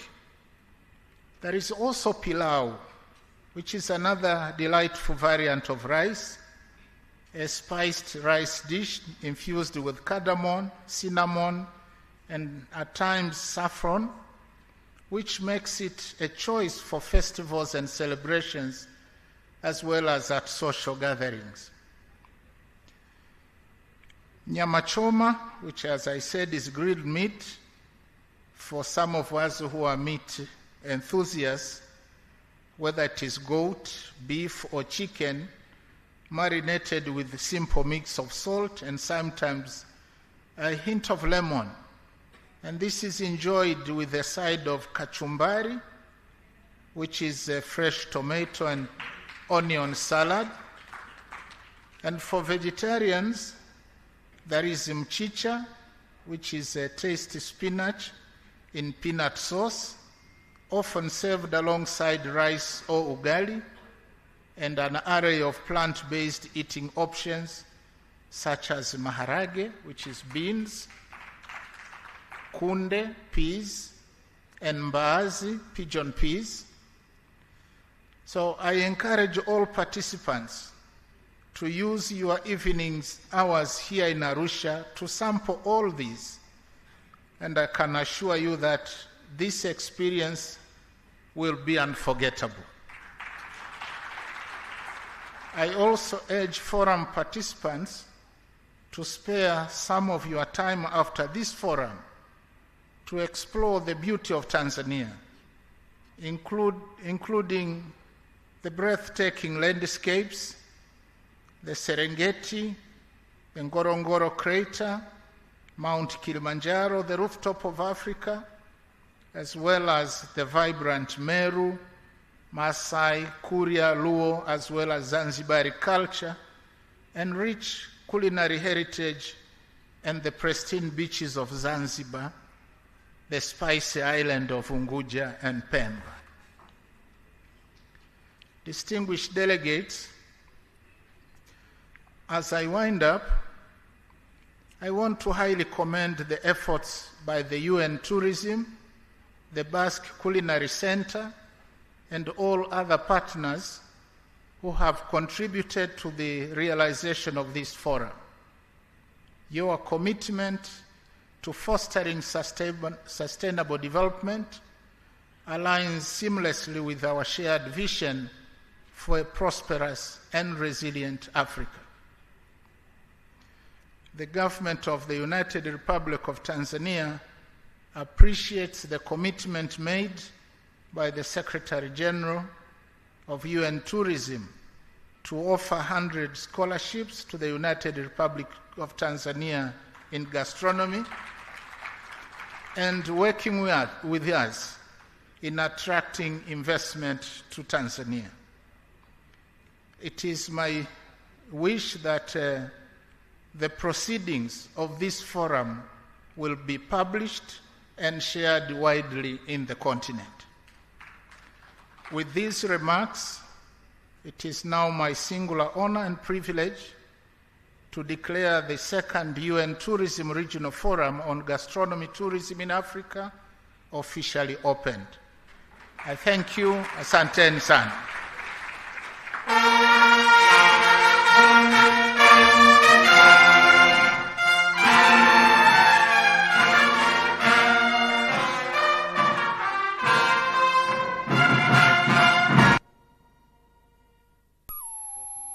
Makofi tafadhali ndani ya ukumbi kwa for that wonderful or beautiful speech. And now we should bring these chairs on the stage that once after that speech we should welcome thank you very much for the voice, please. High table, may you just come and take your seat for a group photo. Excellent Vice President, we thank you very much for your speech with profound issues. I have been delighted to hear how you have talked about cuisine. I just wanted to hear how you talk about cuisine and the kind of cuisine that you love. I hope we'll get an opportunity during the press. And now I welcome the group photos. So, interpreters, may you allow me to speak in English because those who are taking part, they should be engaged. And as you can hear me now. Mawaziri, your honors, please, your excellencies, ambassadors, heads of delegation of the countries represented, please just take off your badge and please approach the high table, and you may enter to my left, your right, or to my right, your left. UN Resident Coordinator Office, representatives of the UN Resident Coordinator Office and the FAO, please come forward for the official photo.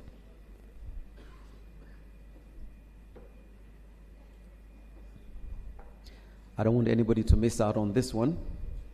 And so once again, from the invited countries, which are numerous, please call on the honorable ministers, your excellencies, ambassadors and high commissioners, heads of delegation of the countries represented in the forum, and the representatives of the UN Resident Coordinator Office and FAO.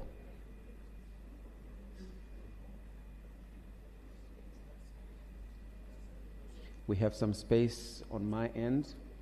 And I think we could do a little bit of a curve into the seats for those on the peripheries. Yes, I think you're fine right there as I see it. Sir, you want to come here?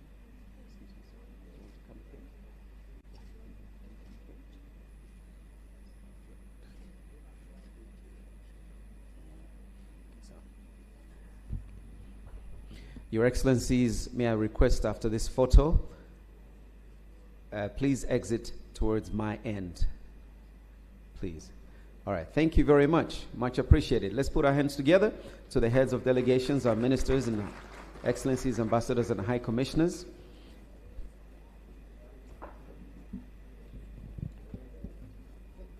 And as soon as they've exited, I'm going to request that we all stand. Brass band, naomba tafadhali tujiandae kumtoa mgeni rasmi. Jamhuri ya Muungano wa Tanzania. Kazi yenyewe ni ya upishi kwa siku hizi 2-3. Tupike vizuri ndani ya Arusha na maeneo ya karibu watakapotembelea wageni wetu. Naomba tusimame tafadhali ndani ya ukumbi na brass band naomba tumweze kumuondoa mgeni wetu wa heshima ndani ya ukumbi. And so ladies and gentlemen, let's put our hands together as we say thank you very much to His Excellency, the Vice President. We've heard the highlighted points that he's given us. And as we exit, may I please request that we all remain seated for further announcements before we take a break. Brass band, please.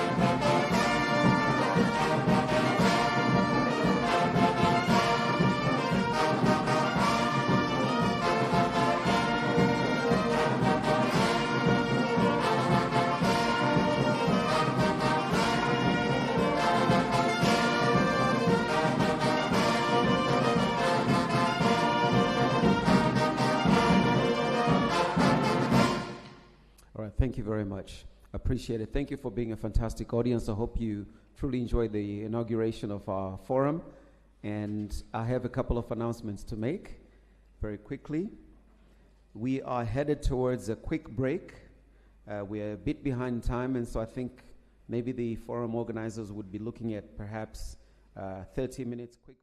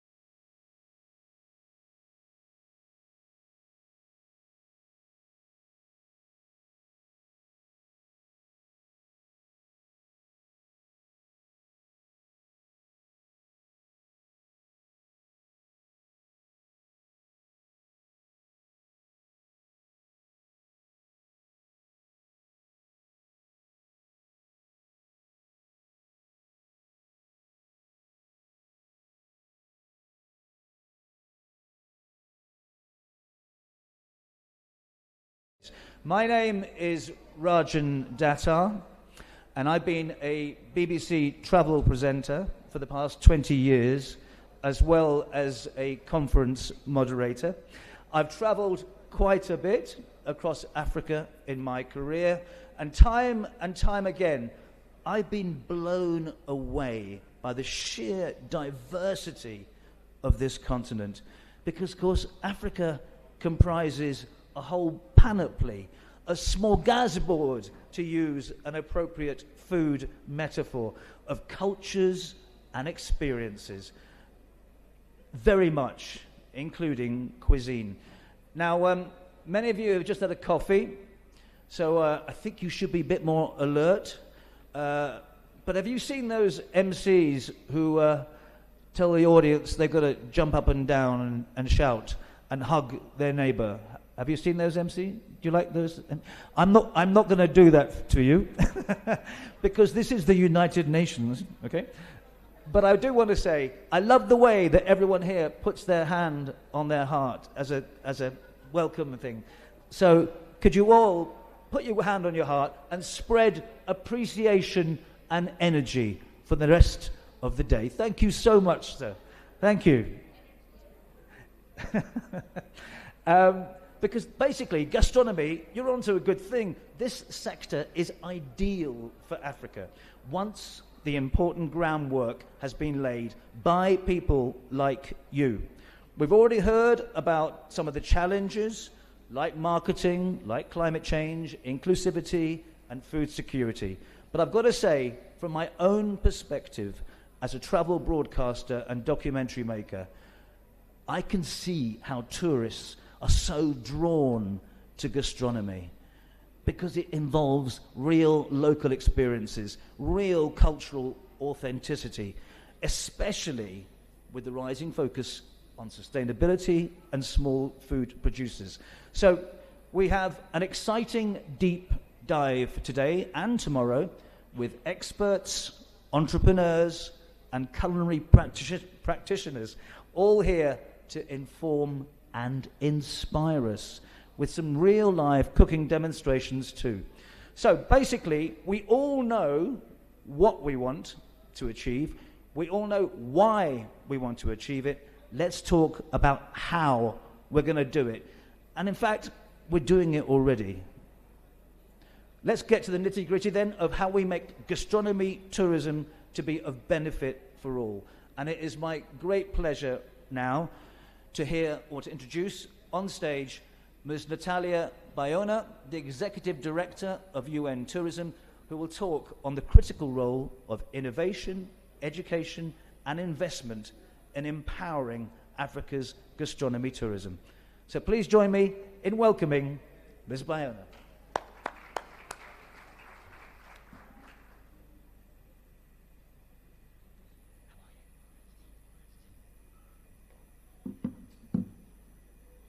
Thank you so much. My dear MC, thank you so much, Minister, Secretary General, PS, Jose Mari, our ministers, of course, UN Tourism team, the whole Tanzanians and the non-Tanzanians that I'm seeing here that are passionate about Africa. So today I bring a presentation to talk a little bit about the vision of UN Tourism when it comes to what do we need to do to empower tourism with innovation, education, and investments.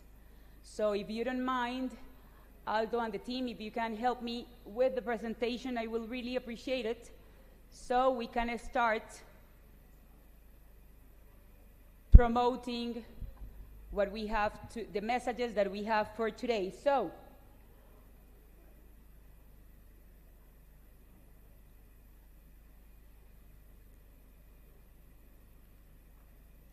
before we start talking about tourism, let's talk a little bit about how is the economy today, what are the investors seeking when it comes to the global economy. So in the first slide, we can see tourism. So first of all, The world has been recovered, 1.4 billion international arrivals. We see, this is key and important, $1.9 trillion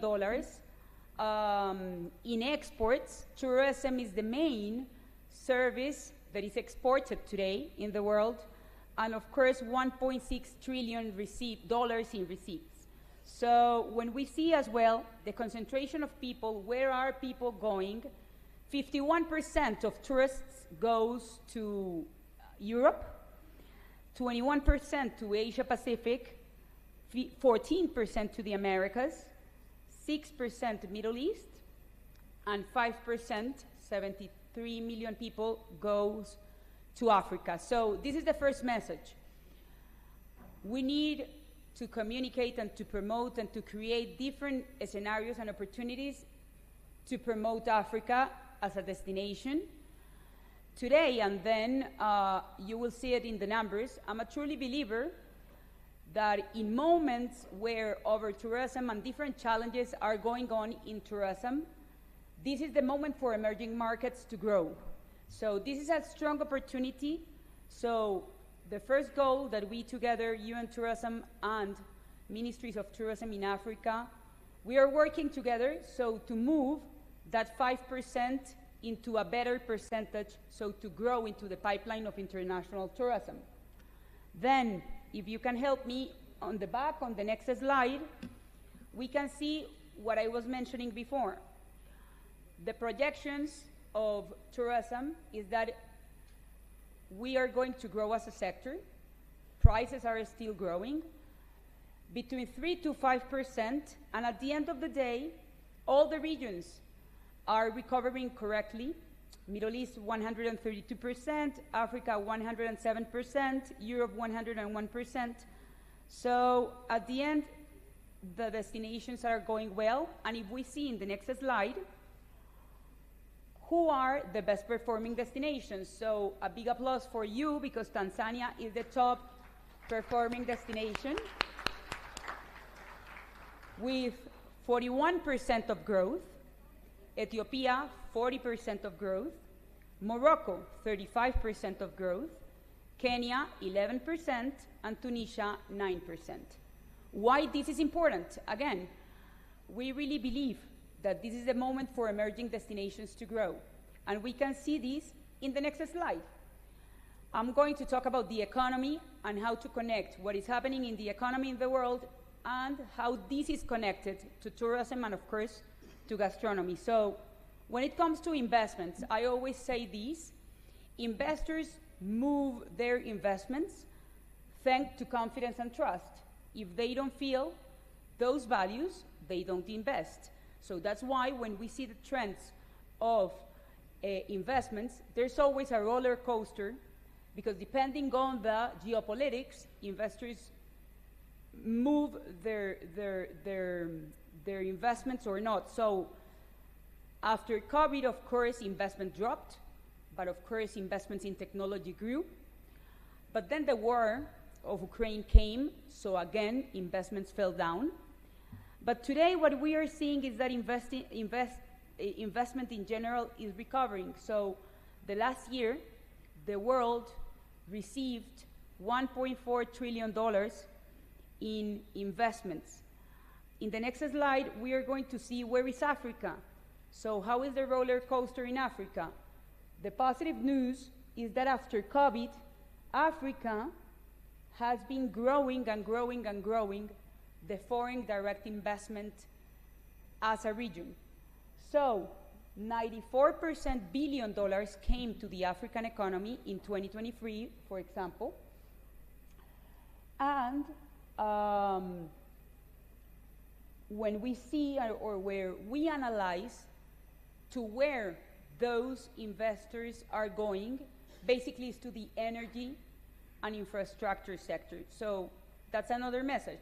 We need to take advantage that the international investors are investing in Africa, but now we can give the tourism portfolio so that they can diversify as well, so that they can invest, of course, not only in energy and infrastructure. So the next one could be tourism. On the next slide, we can see We have a strong partnership with the Financial Times, and every single year we have a report related to investments. So this is the ranking of who are the top destinations receiving foreign direct investments when it comes to tourism. Number 1 is Morocco. Number 2 is South Africa. Number 3 is Tanzania. Number 4 is Kenya. Number 5 is Tunisia. 6, Nigeria. But at the end of the day, if you see the map, there's opportunity for all Africa, because the investors are diversifying their investments. And when it comes to tourism investment increased by 13%.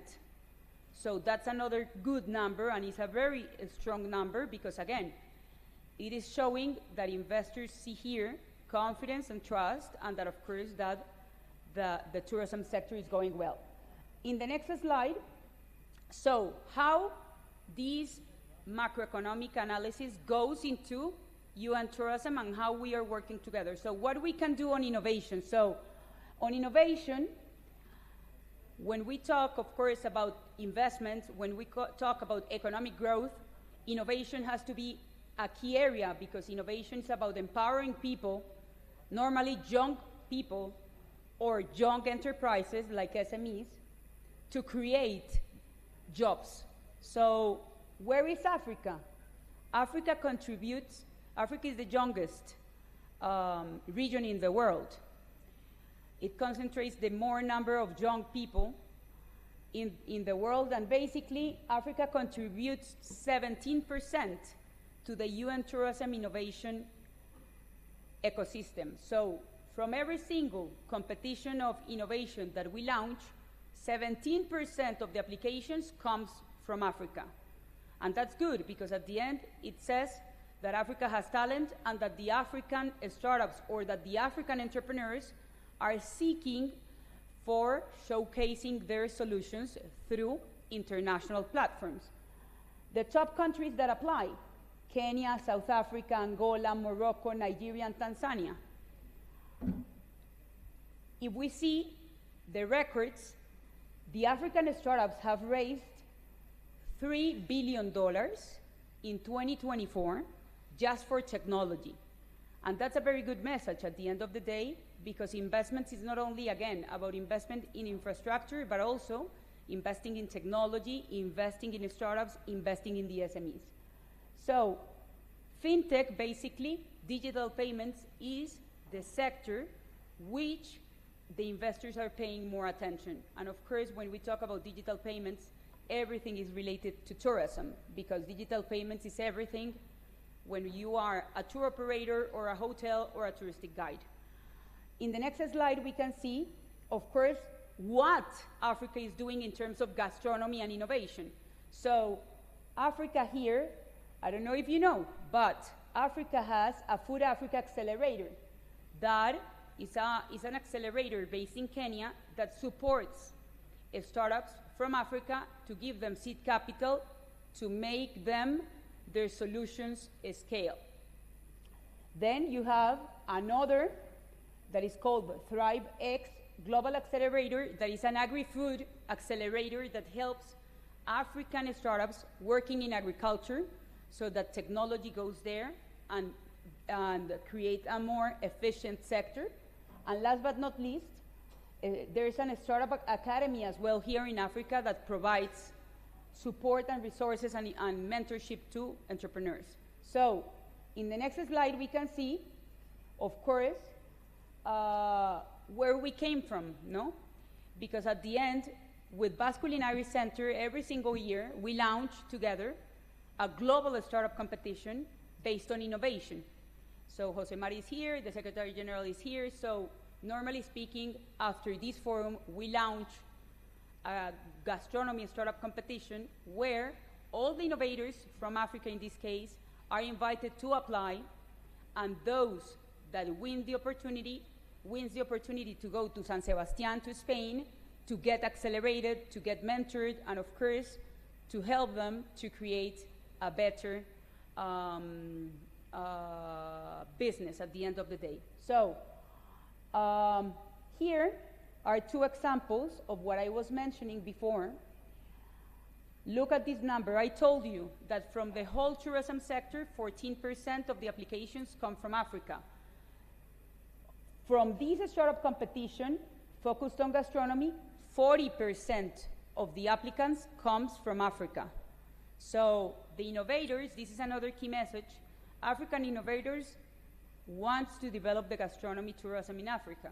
40% of the applications from all around the world came from Africa. We have successful stories, of course. We have a winner from Zambia that from the last year that we are mentoring and accelerating them. We have another one from Morocco. And there's another important thing is that soon we will open a thematic office focused on innovation in Morocco. So there's another opportunity to bring those solutions there.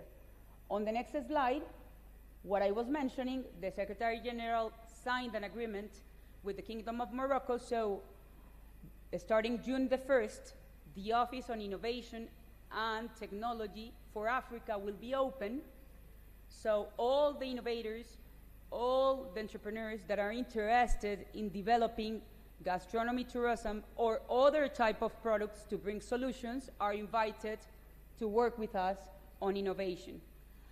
On the next slide, we can see, so that's on innovation. So just to end, the key message on innovation is Africa is the youngest region of the world. Africa is one of the most prominent destinations today, is more than recovered. Today, more than ever, we need to create and to facilitate those initiatives that can help SMEs, startups, and innovators to give us solutions so that our sector is more efficient. UN Tourism is always working on this, so use us in terms of innovation so that we can include you, that you can be part of these programs together. So that's on innovation. Then, what are we doing on education and gastronomy? So on the next slide, we can see, this is a slide that always goes to my heart, but this is the reality of what is happening in the world. 50% of youth working in tourism only have secondary school. So without good education, it's impossible to create a strong economic sector. What is happening, back please, what is happening with the youth? Youth represents 1.2 billion people. I told you that 1.4 billion people are the international tourists. So imagine the opportunity that we have here, because these young generations are the visitors of the future. It represents 16% of the global population. But as I already mentioned, on the next slide, we can see that 50% of tourism workforce is aged 25 or younger, but 1/5 of the youth working in tourism don't have education. So in Africa, how are the numbers? 1/4 of Africa's youth is not employed, educated, or trained. 1/3 of the world's youth is expected to be African by 2050. So at the end of the day, we need to mind maybe the most important challenge that tourism sector has is education in the world. But because we are in Africa, we need to work closely with Africa so that we give the proper skills to the young generation. So what we are doing, on the next slide, we can see, so we launched this service for the members. In Zambia, last 2 weeks ago, we launched this service that is to create a curricula focalized, of course, in tourism for high schools. So we are ready to do this. We have the methodologies, the international methodology, the British and the American methodology, because the three of them have tourism as a subject for high schools. So why high schools?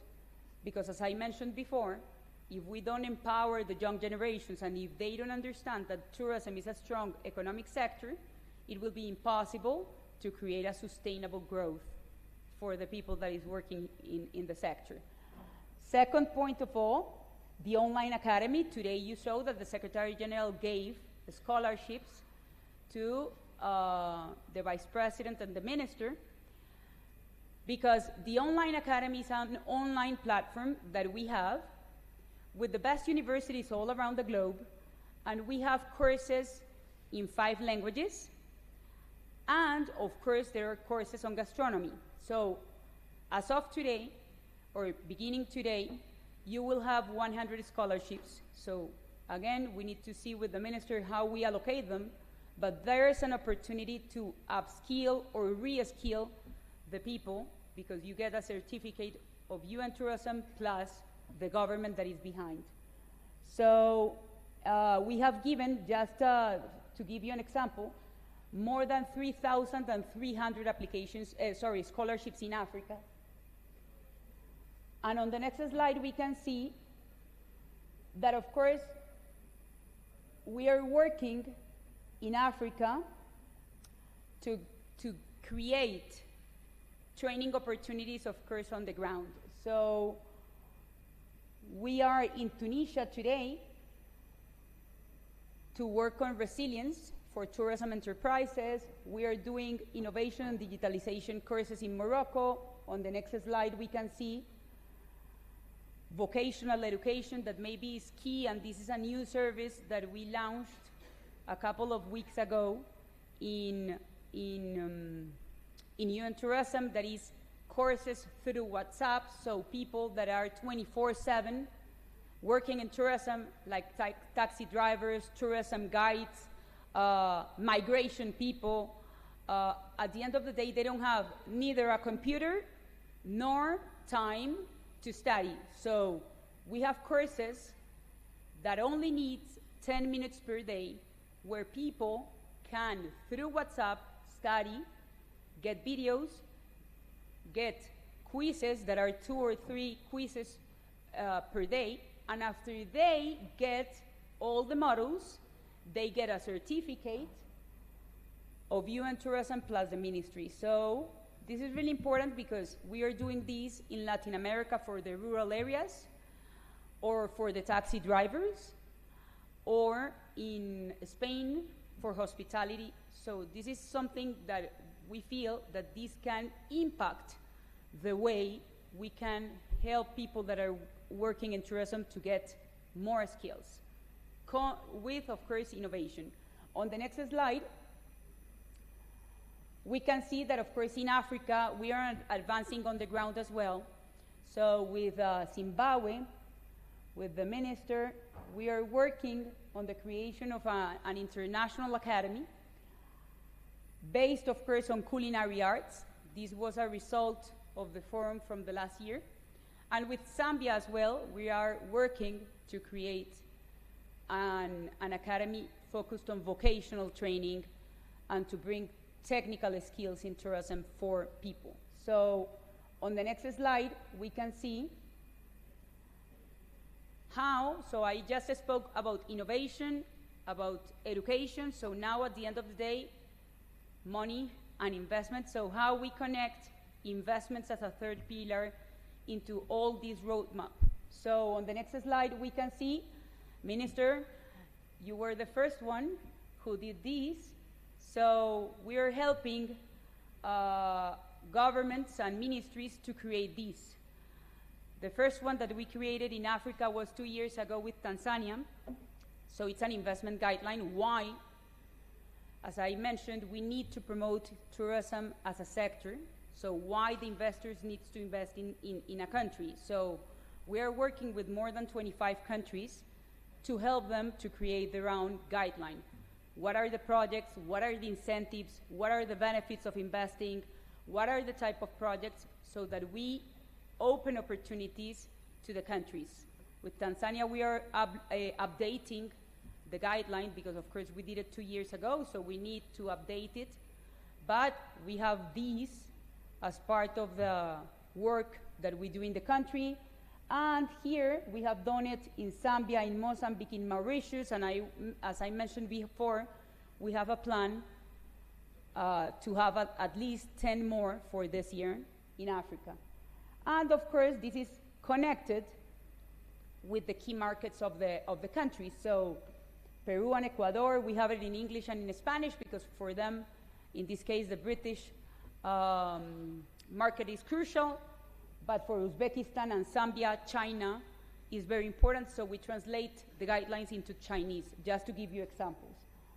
So at the end of the day, what I wanted the messages that I wanted to give you today before the discussion is open and the high-level debate is open is that our sector is the most human economic sector. We know it.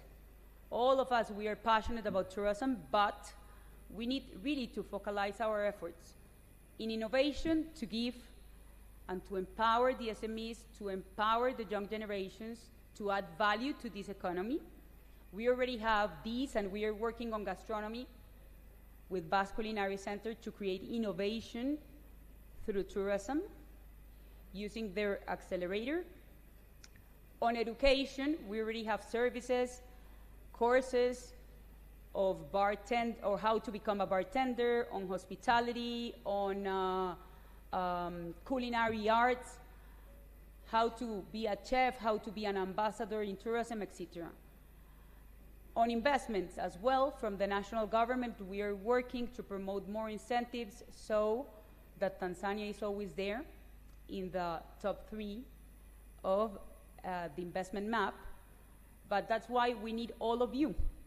UN Tourism is working, of course, with the ministries, but we need to work with you as well, with the private sector, with the students, with the academia, with the entrepreneurs, so that we can make this circle a strong circle to make this sector stronger in this amazing African region. Thank you so much and enjoy the journey.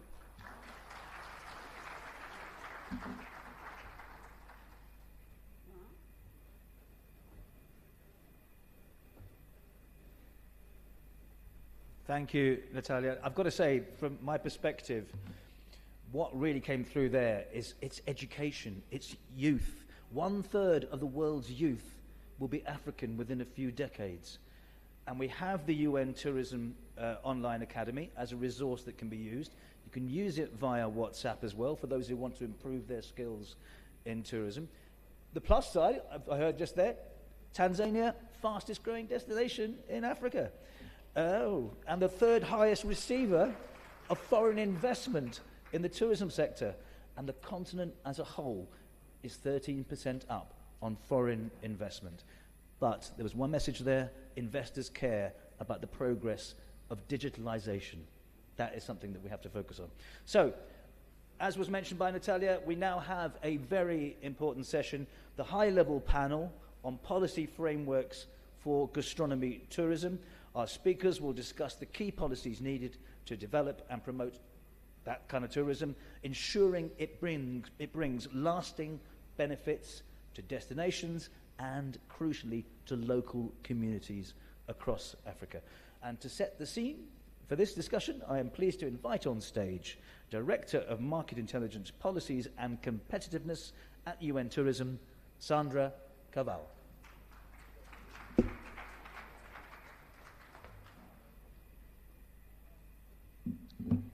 Thank you, Abadi.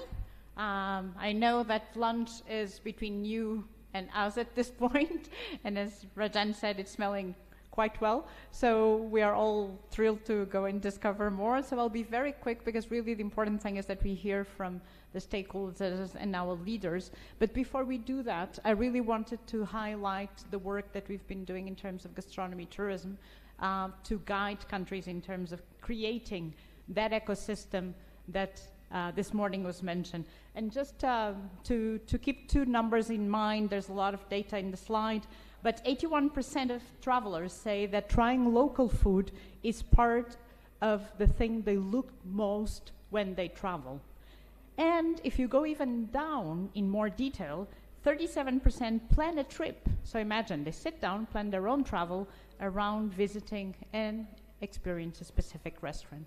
So we need to understand how the market is changing to build that ecosystem. So what we have done with the Basque Culinary Center some years ago is established a guide for destinations who want to establish themselves as gastronomy tourism destinations.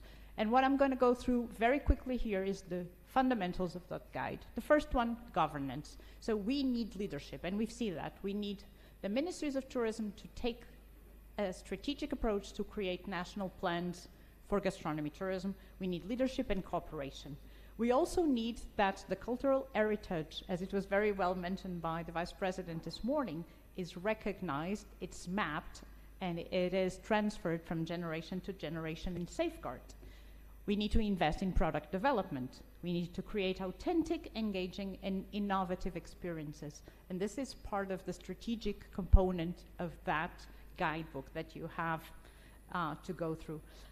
Then, and Natalia highlighted very, very well, we cannot do this without talent.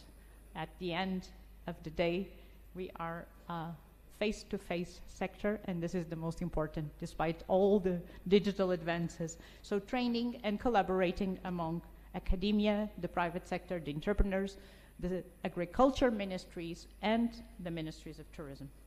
Next, very important to understand the sector. If you do surveys for your country, it's important to put gastronomy tourism in the question, so we start to understand what kind of experiences tourists have, what they like, what they don't like, so it can guide that ecosystem and policy. Obviously, we need to empower the community. It needs to be at the center. This implies giving them financial assistance, also training, and particularly to women and youth, who we will see now are the force behind this advancement. And naturally, sustainability. We need to bring in the sustainability of food systems and tourism together. I will not go into that because the most important thing is the debate that will follow, moderated by our director for the Regional Department of Africa, my colleague Elsia, who will take us through what this amazing movement we're seeing here in Africa. But we have this guide for all the countries and destinations locally who want to embrace gastronomy tourism to guide you on how to do it. And we also have, as Secretary General mentioned, a book on African gastronomy. And Vice President said that all should do cookbooks, so we've done one. So if you want to travel through Africa, through food, the QR code is there. I invite you to discover the different chefs and the different receipts that are there. And naturally, you will also find Tanzania in it with barbecue mackerel. So this is for you to discover, go home and cook different dishes of Africa. It's by appreciating our own food that we become our best ambassadors. Thank you so much, and I give back the stage to Rajan, and looking forward for the discussion.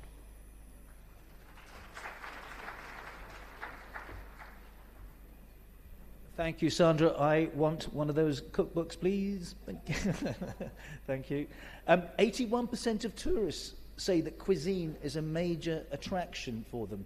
What more incentive can we have? That's just incredible. So, as Sandra said, let's go to the panel discussion. And I'd like to invite Ms. Elsia Grancourt, who is the Regional Director for Africa at UN Tourism, to join us on stage as the moderator for this high-level discussion. Welcome.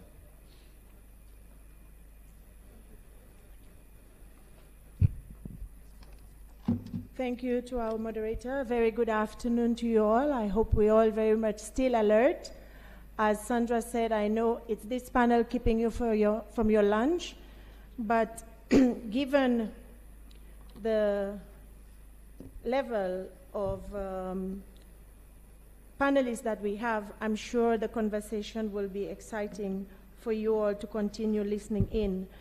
So before we start, allow me to invite all our panelists on stage. Let's welcome first Honorable Pindi Chana, Minister of Natural Resources and Tourism, United Republic of Tanzania. It's my pleasure also to welcome Ms. Barbara Rodzi, Minister of Tourism and Hospitality Industry, Republic of Zimbabwe. Your Excellency, Ms. Makotso Magi Sotiu, Deputy Minister of Tourism of the Republic of South Africa. Ms. Nyabeni Tipo, FAO representative in Tanzania. And last but not least, Son Excellence Monsieur le Ministre Didier Musanga, ministre du Tourisme de la République démocratique du Congo.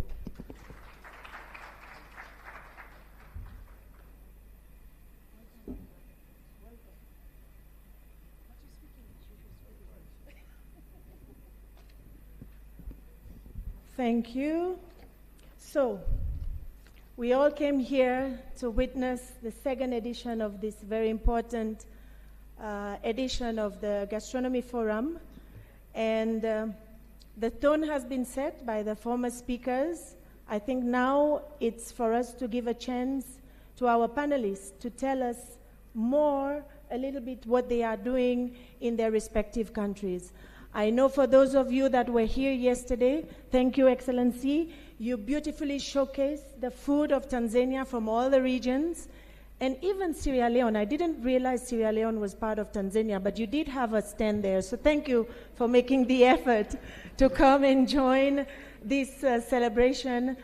Minister insisted that we tried the nyama choma, and I did, Excellency, and I encourage you all to do so. And also the corn on the cobs, when it's grilled, it's very nice. So I invite you all to try this out. So now let's get into the serious discussion of today's panel. I will open one question to all of you so that you tell us a little bit.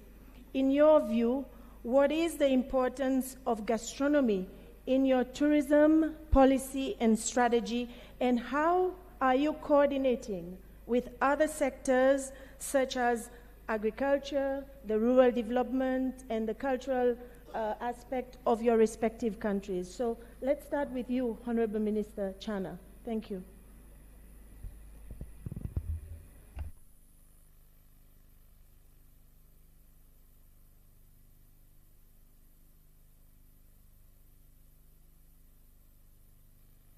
Can the technician help us, please?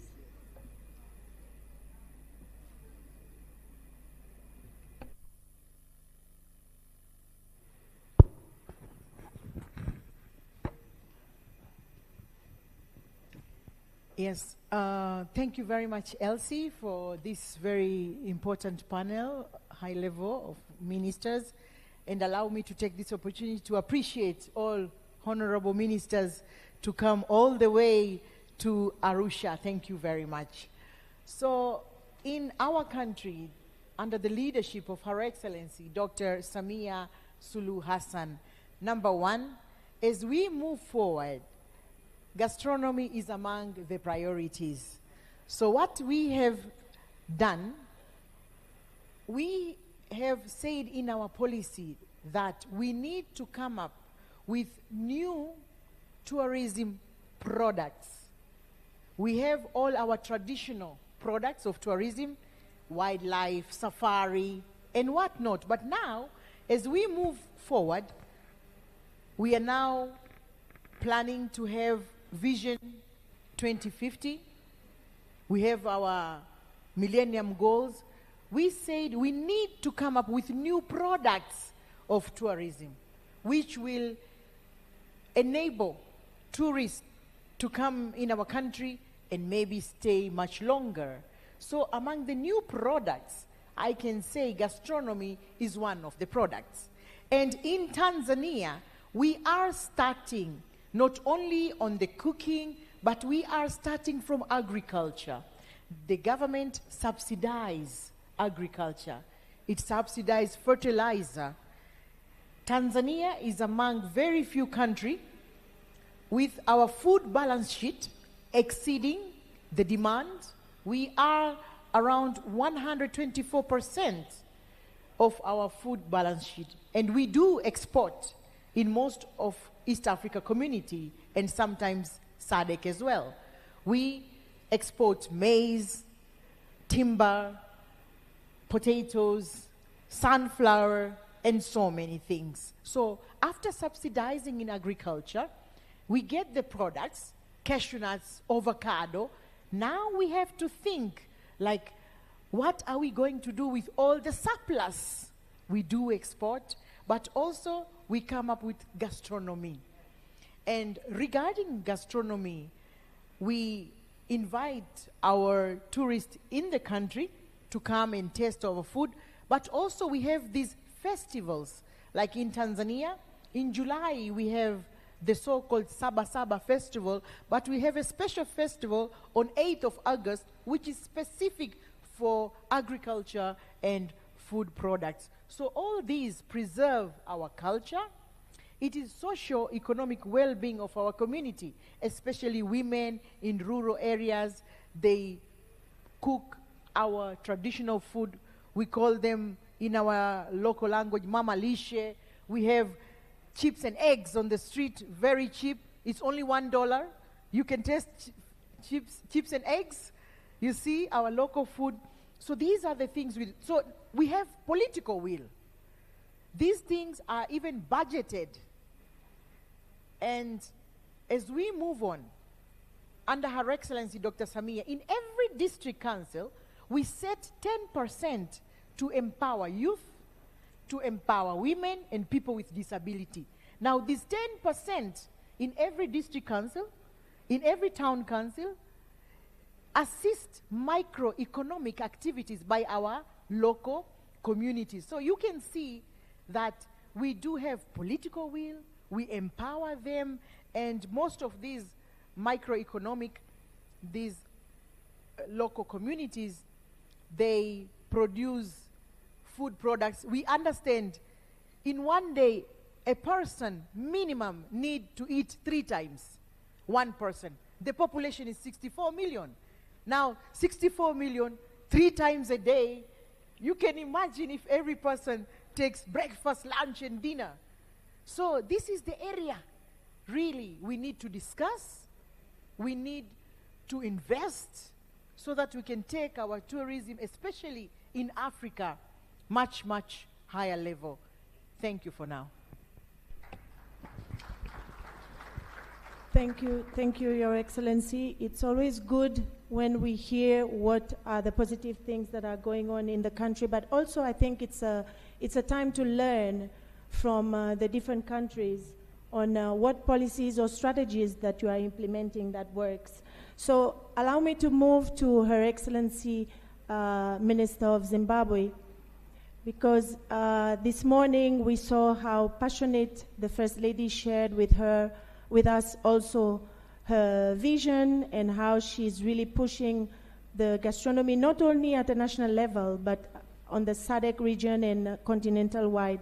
So maybe you can share also with us the perspective of what your country has been doing in this regard. Thank you. Okay. Thank you very much. Am I audible? Thank you very much, Elsia. Yes, Zimbabwe is going on a deliberate trajectory on promoting gastronomy tourism. And as you heard from our patron, the patron of tourism in the country, the First Lady, Dr. Auxilia Mnangagwa, in the morning, I think she elaborated most of the things that she has done and what she's doing and what the government is doing. And yes, through her initiative of starting gastronomy tourism in the country, and she handed over that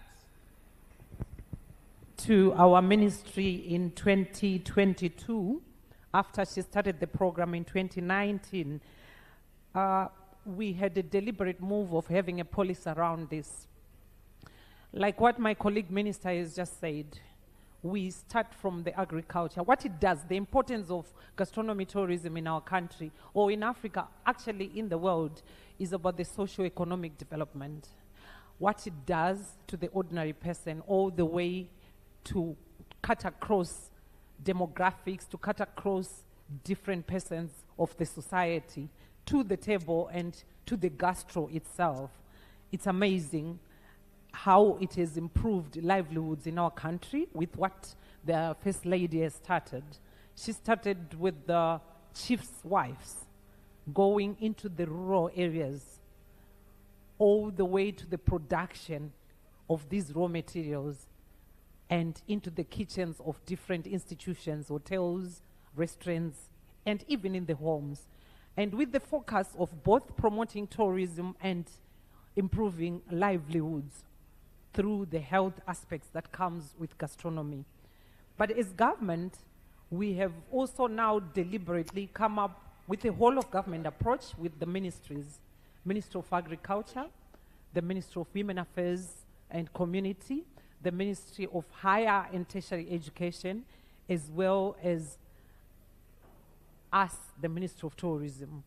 We come together to plan this that ends up being gastronomy tourism, grouping these communities, women, youths, as the First Lady has said. Now it goes into the men who are interested in cooking, as well as the students to catch them young. She did not mention that now she has started this in primary schools. This year she has gone into primary schools, secondary schools, to institutionalize gastronomy tourism and to bring back our culture. So, as the earlier speakers have said, gastronomy, I think it was Basque, Culinary, yeah. Gastronomy speaks a lot about our culture. So we also come together with the Ministry of Culture and Sports in this aspect. We have come together into these competitions with the communities, competitions with students, competitions among us, the chefs, competitions among us, persons with disabilities, so forth and so on, so that we can develop socioeconomics within our people, and livelihoods are changing, Elsie, in Zimbabwe because of gastronomy tourism. What it has done again since the coming of United Nations last year after UN tourism. So yes, Tanzania is number one and upcoming, and I tell you, Minister, this event, what it's going to do to the coming or the arrivals in your country is going to be amazing, because after UN tourism came to host this first ever regional gastronomy tourism for Africa in our country in July until today, the numbers of international arrivals has increased. And as we are speaking, it's growing and growing. This is what it means. People visit countries, yes, for many reasons. And in our ministry, Elsia, we also deliberately clustered tourism. We have wildlife, like what the minister said. We have people who come just for holidaying, people who come for diplomas tourism, people who come for food now. They're now visiting, but every tourist, when they visit in your country, what do? Regardless of what they actually came for. At the end of the day, they want to eat and they sleep. Two things. You definitely eat and sleep. But then we have realized through what the First Lady has done, that why should we say Zimbabwe food in restaurants back then, before probably 4 years ago, in our restaurants, they used to say Zimbabwe traditional food Wednesdays only. I'm giving an example. Yeah. And other days of the week it would be other food, particularly European food. Now, you have European food, or whether it's French, whether it's Italian or Chinese, once a week, and every day it has to be Zimbabwean food. Because when a tourist comes to your country, as I come to Tanzania right now, of course, because we are similar in many things, I've realized since yesterday when I've been going through the food for Tanzania, we are similar. But when I'm saved, I really want to ask, what is the Tanzanian that is not Zimbabwean? But Africa is Africa, of course. When a tourist comes to your country, give them what you eat as an attraction to them. You can't give, you don't want to give a Japanese chef Japanese food, sushi. I don't know how to cook sushi, but I'm the best cook for ryo or sadza, you know. If you ask me to cook intestines of a kettle, I'll do it very well. A Japanese can't do it the same. So when they come here, they must eat what we grow, what makes us a person, what makes us, because as we all know, what you eat is what makes you who you are, right? From the younger age. So we need to when we demonstrate who we are as Africans, it starts from our food. Let's give them our food. And this is what we are now doing in Zimbabwe, and we really want this to go across the continent. I thank you, Elsia. Thank you so much, Minister. We see when we talk about gastronomy how everybody is so passionate, but few points that the Minister highlighted. I think there are a lot of people in the room that have the key role when investors are coming to your countries, especially the hotels. And then suddenly you realize you go into the hotels and you're looking for that food that is from that country and it's not there. And Minister, you said it yourself, Excellency, you said it. It's good to encourage the hotels to really showcase the local gastronomy, because this is what most of us are traveling to discover: the food, the people. Let's not forget the music as well. And also you mentioned about empowering women and youth. I think this is very critical, and also the element of education. Natalia highlighted that and underscored it. And I think we have taken that trajectory, but we need to continue. As Minister said, political will is very important. So thank you. Now we'll move to South Africa. South Africa, we know when we talk about gastronomy, I'm a big lover of biltong, for example, but biltong, you can find it in that part of the world. But when we talk gastronomy, we talk also beverages, right? And South Africa, we know that you're one of the biggest producers of wine, right? So can you maybe share with us, with wine tourism at the forefront in South Africa, how is the government integrated food and wine experience to create that cohesive gastronomy product? I was expecting you to ask me the same question. You said it's a generic question. Now I must go direct to the other question now. Yeah, thank you very much. You can speak to the first one as well. You can speak to the first one. No, thank you very much. Let me also take this opportunity and thank you very much for inviting us as South Africa. Indeed, you are correct. When it comes to Africa as a whole, I think South Africa is a leader in some of the instances.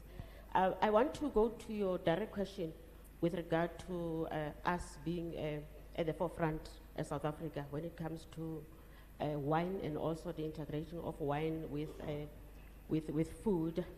I just want to indicate that our government interventions, for an example, I just mentioned some few. We created a cohesive gastronomy product following the development of the gastronomy tourism framework. Maybe I should also indicate that when we discussed your paper, after receiving your paper, we were 100% sure that so far South Africa is one, or if only the only one, that has already a framework on gastronomy, unless one South African country can say that. Okay. Then when it comes to us then as government, in trying then to make sure that we create jobs and also we give training in a form of skills development to our young people.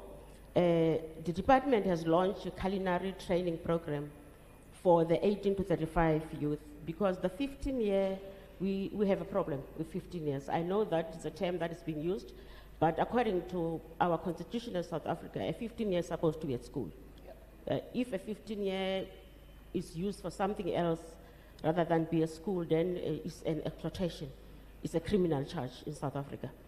Therefore, we started with 18 years to 35 years, where then we're giving them a training on issues of a gastronomy training framework. We align ourselves with that. And one of the areas that one can mention then is we gave them a training on chef training and wine service training programs, of which I'm sure you're aware of that. We just had this activity, I think it's late last year, where we were launching that in South Africa in Cape Town, where we had many countries who were part of that activity. The students were then training on wine stewards and to address skills development and also issues of job creation, because one of a ticking bomb in South Africa is the issue of unemployment, especially to the 18th to the 35th. Now we are trying our best then as a department to make sure that we assist the government. I think so far South Africa is It's the only country that gives a grant to people who are unemployed. You know, if you are unemployed and you are at a working age, you are getting grant in South Africa. What is even more painful is not only for the citizens of South Africa, because our constitution says that we are responsible for everyone who is in South Africa. Therefore, we are trying to assist government, and the only department that can do that, and the only area or sector that can do that is tourism. Therefore, we are training them so that tomorrow, when they finish their training, we even assist them in making sure that on their behalf we market them in a way of placing them. If not, when they finish their training, we also then give them some sort of assistance on how to start their own business within the country, that is gastronomy in particular. When they start their business, we train them on how to manage the business. And then financially, then we give them a starter pack, where then we monitor them until such a stage that we are happy that you can run your own business. And then we monitor them, we nurture them for something like 12 months. And then after 12 months, if you are happy that you can manage this business of culinary business, and then we then give it to them. And then program director, I think I need also mention that South Africa as a host, or South Africa as a chair of G20, I would like then also to apologize on behalf of my minister, because my minister is now preparing for the travel Indaba, which is happening next month in Durban. So we are all invited to travel Indaba, of which then we are expecting more than 100 countries. 100 countries has already confirmed that they will be part of the Indaba travel, hence the minister is not here. We are also then excited to learn that we do have some women business run who are here today from Soweto, because we know that when people are going to South Africa, when they arrive at the airports, because what we have decided that we're going to do as a country, we'll have an information desk only for tourism purposes, so that when people then arrive in the country, you know where to get what you want. Soweto is one of those places where we have restaurants with different kind of meals. Doesn't matter where you come from, but you'll enjoy it. They are here. I'm sure afternoon or tomorrow, we are also going to hear from them what are the issues that they think that we should focus on. As I finish, I would also maybe to indicate that I'm sure you're aware that last year, 2024, South Africa was awarded. I must mention this because it happened here in Arusha, as per the information that we received, because last year I was in another department. I'm new in this department. South Africa won several gastronomy awards, including Africa's Best Culinary Destination, Africa's Best Restaurant, Africa's Best Fine Dining Hotel Restaurant, Africa's Best Culinary Destination. South Africa was named Africa's Best Culinary Destination at the 2024 World Culinary Awards. Those that I could not mention here, you must come down to South Africa, especially this year, when then we chair G20. A lot is happening now. Come down, you'll get whatever that you need in South Africa. Thank you very much also to the sister countries like Zimbabwe, like Tanzania, Zambia, Nigeria, all those countries. We are working together in preparation for this big event. Thank you very much, Program Director. Thank you. Thank you, Excellency. And I think the message is loud and clear. We are all going to Indaba in May. And I recall one year in Indaba, you did feature a gastronomy session, and I hope that you keep continuing to do that. And additionally, Sandra can attest to that. We also produced a booklet about the wines of South Africa. So that also will be interesting for you to have a look at. So I know there's a lot to talk about, but we do have to give our guest the opportunity to share with us. Before I move on to the one gentleman on the panel, allow me, sir, to allow the FAO representative to tell us, where does gastronomy feature in your own strategy? Thank you.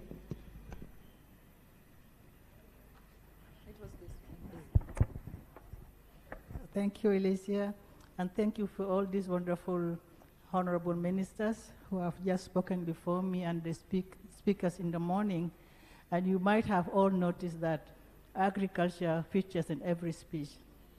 And I really appreciate that the initiative of Her Excellency, Madam Auxilia of Agric for She, and then from farm to market. So you can notice, you can see that agriculture it cannot be separated from gastronomy. So as FAO, because we know gastronomy, agriculture is central to the work of gastronomy, and we know that the food chain, value chain starts from the farm. And that's why FAO supports policies that promote sustainable agri-food system. We support policies that ensure that there is adequate food for all, which is healthy and nutritious. And all that is done to ensure that there is sustainable production. And we noticed that in the speech of His Excellency, the Vice President this morning, he called as one of the challenges, he called for sustainability of production in the farms. So we need to ensure that whatever production we do, we don't compromise the environment, we don't compromise the future of the next generations. As FAO, we work with many countries, and one good example I can give you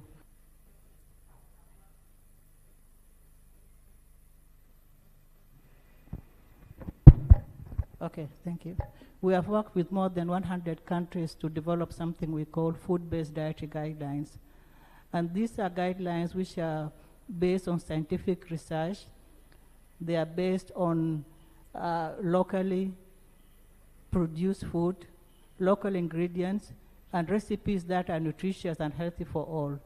These guidelines inform the local context. They inform the local communities on what is best. What is a nutritious plate? How can you have a balanced food? We do recognize that today in the world, there is a lot of statistics show us that there is malnutrition somewhere. There are people who are hungry, but there are people also who are facing some challenges of food-related ailments, which are maybe overfeeding or lifestyle diseases. So the balanced food is one thing that we have worked on with the member states.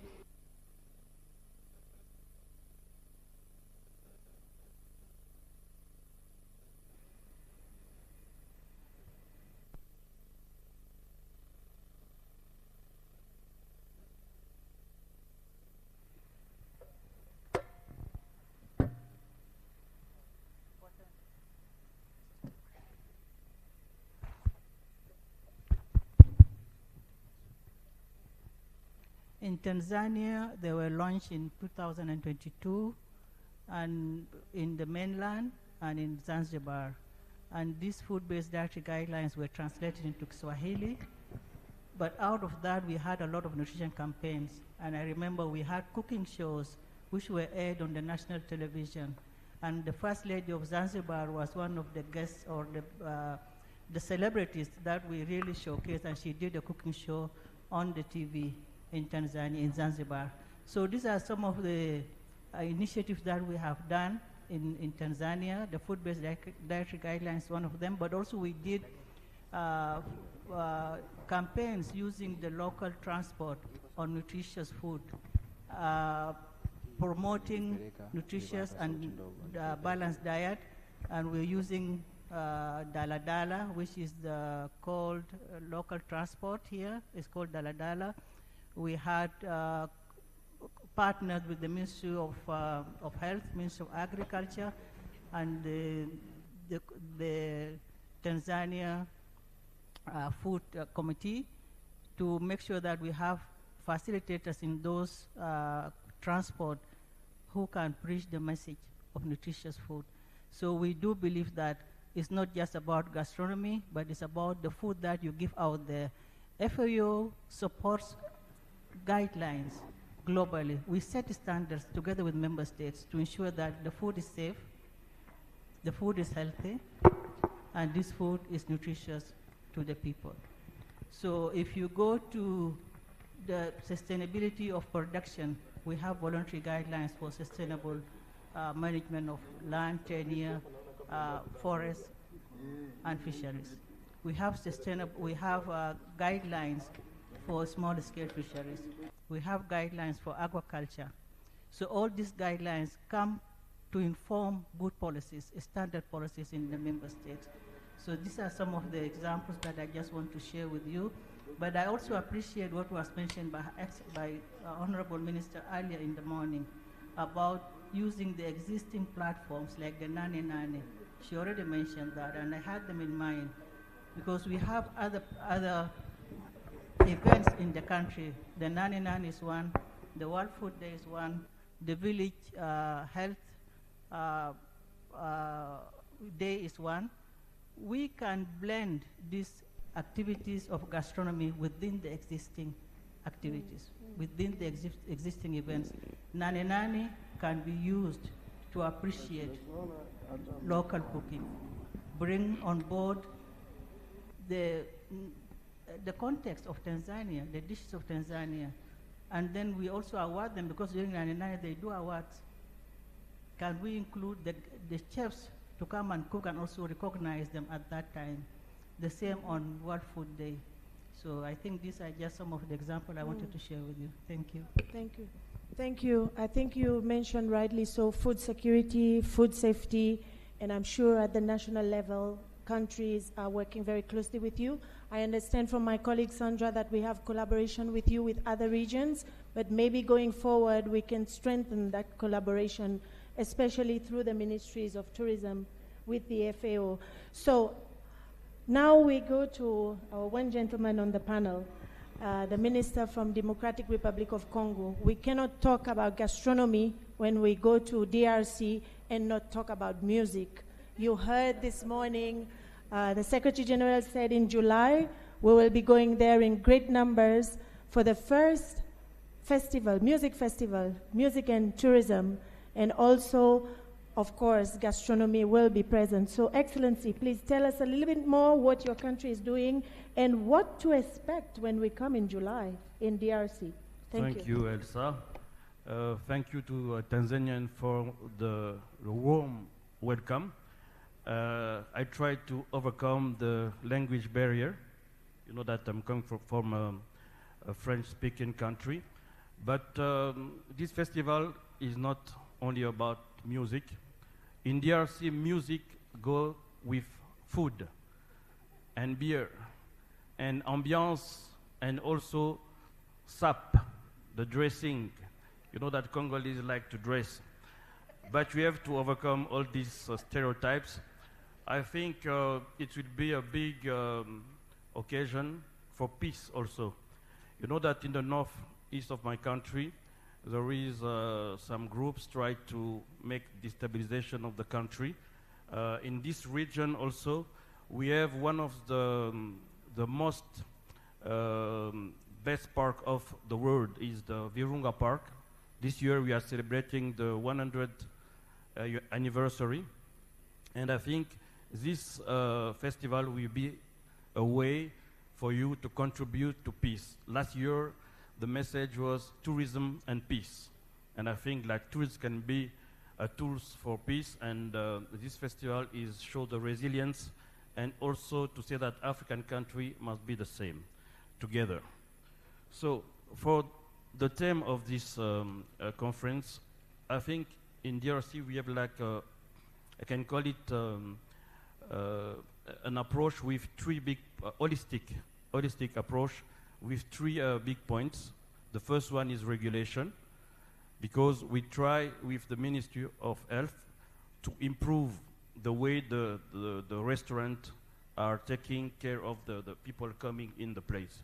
It's very important sometimes when you come to a restaurant, the taste is good, but when you look the way people are making food, like to make you hesitate to eat the food. So we try with the Ministry of Health to make the control of all the restaurants, and we are making a guide with different restaurants, and we give stars to restaurants, and like from 3 to 5 stars.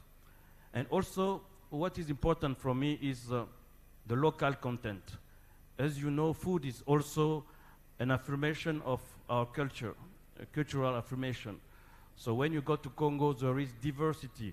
We have more than 550 ethnic groups, and it's different way of doing fufu, cassava leaves, and this is very important for me because Congo is well known as a mining country. With the leadership of the President Tshisekedi, he trying to make like a sector of diversification. And for that, we need to promote who we are and also to promote what we have like differences. And this is the part where you're talking about packaging. The food can taste good, but it's not well presented. I met like 5 months ago a young guy from DRC. His name is Christian Yumbi. He's a chief. He make Congolese food, but he make it like in a big restaurant in Paris with, you know, when I talk about gastronomy, is also how you present things. If you see caviar, caviar is just fish, eggs, but they present it the way that you can take it and say, wow, they put some champagne, they put some, you know, the way to present the things, and that's the way we try to work with the restaurant to see how you can present the things. Also, we have like palm wine. Like 10 years ago, when you want to drink palm wine, they bring you like a big, I don't know the term in English, but they call it like a vase, a local one, calabash. I don't know if in English it's calabash also.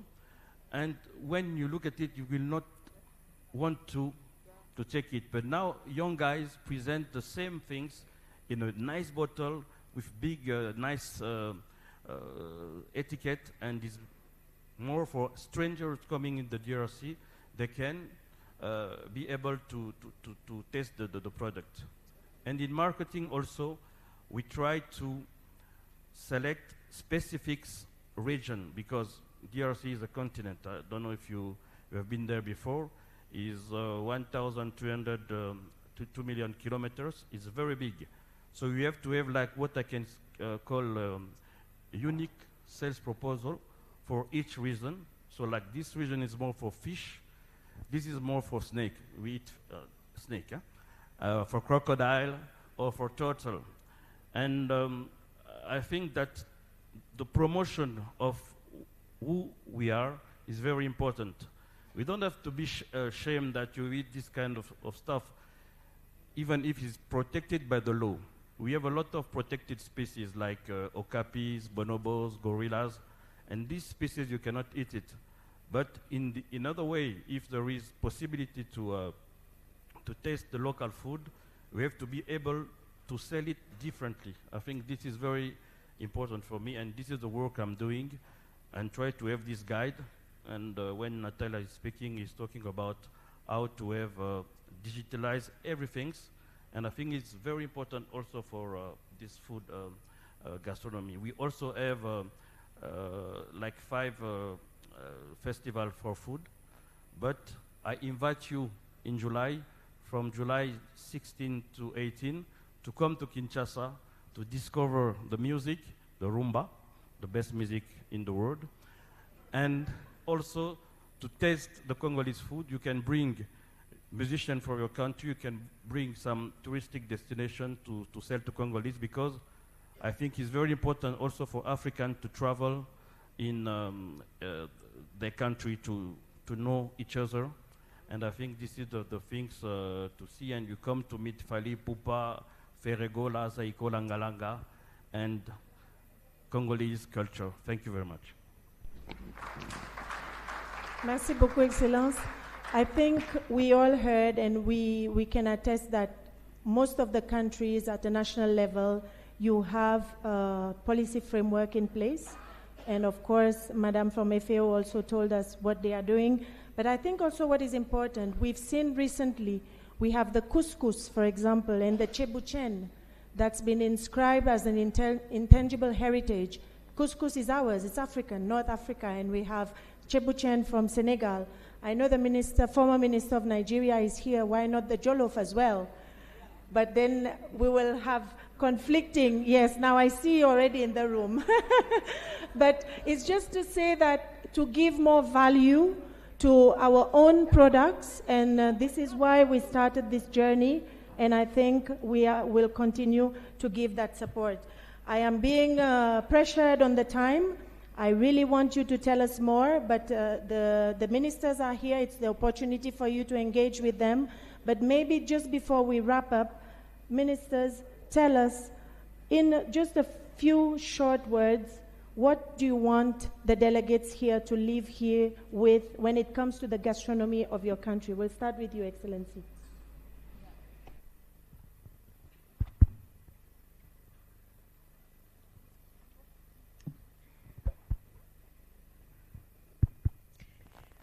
Yes, can you kindly repeat your... Just in 2 words, about gastronomy of your country that you want the delegates to take away with them. Okay. So I can say gastronomy, we can all manage. We can all cook. We can all share our experience. So I want to say, number one, in Tanzania, please learn more about our cuisine, about our food. But when we go back, let us take this agenda forward. Especially we in Africa. We have variety of our recipes to share. So it's now the right time, since now we have the proper light. And talking of gastronomy, cooking, we don't capital, because every day we eat, every day we cook at home. So let us start sharing. But in Tanzania, we would like to welcome you all. Please come, invest in gastronomy. Let us work together, taste our food. We have all the political will from Her Excellency, our President, Dr. Samia Suluhu Hassan. So gastronomy is all about gastronomy in tourism, and it adds the days whereby people come for holidays. They can add 1 more, 2, 3 days to enjoy our cooking, our food, to taste. So this is all that I want to share with our delegates. Thank you very much.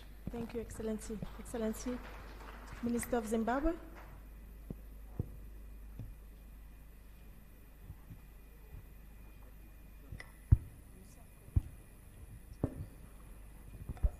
Thank you very much, Elsia. And my last words would be that let's be Africans who are very confident of themselves and very proud of being African through our food, through who we are as a culture, as people.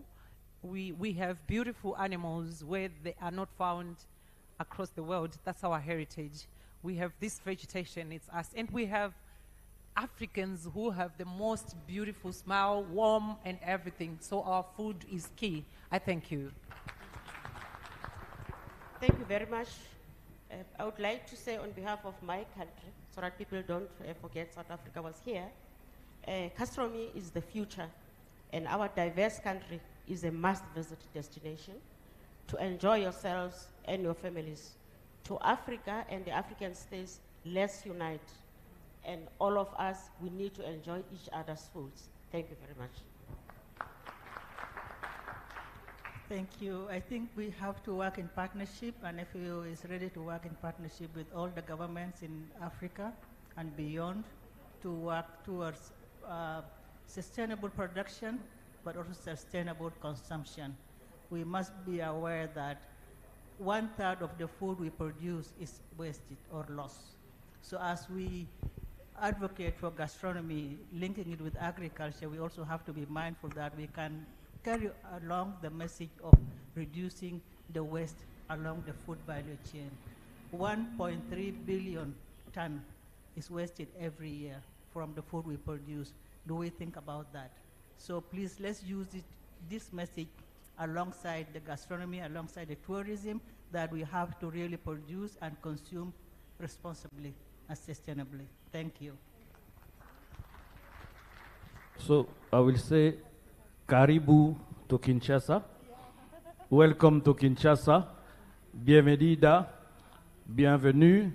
And I hope to see you in Kinshasa to taste the chicken, peanut chickens, caterpillars, snake soup, crocodile. And I think you're gonna love it, and some of you will stay in Kinshasa. Thank you very much.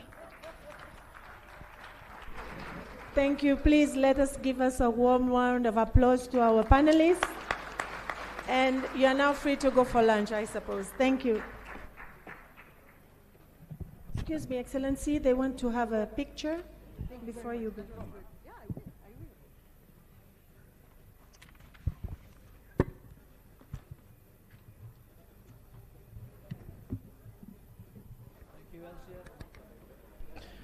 Thank you, Elsia, and the panel.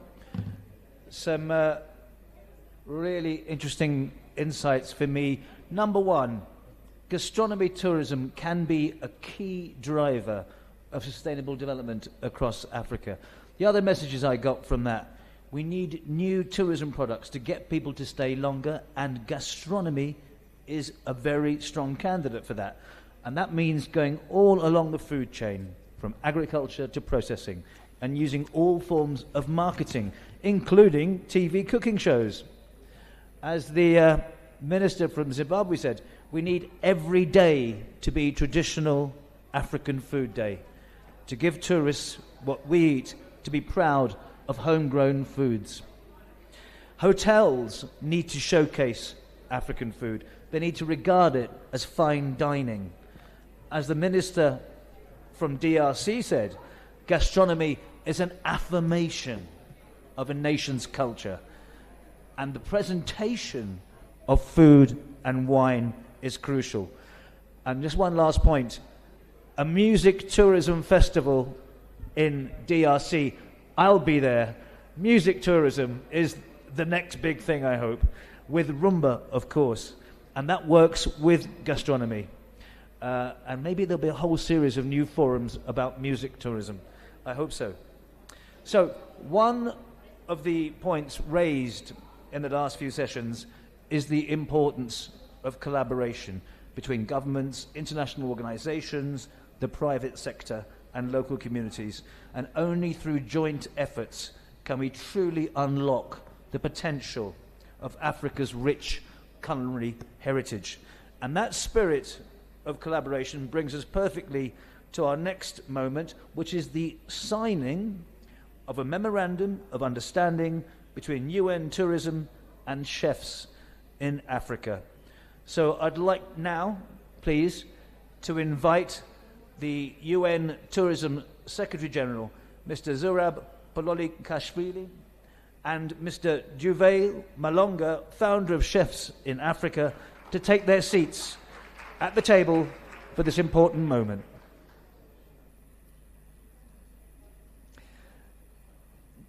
Just to explain while they're doing this, the MOU reflects the shared commitment of both UN Tourism and chefs in Africa to not only promote gastronomy as a key driver of economic and cultural development, but also to prioritize education and training. That is so important.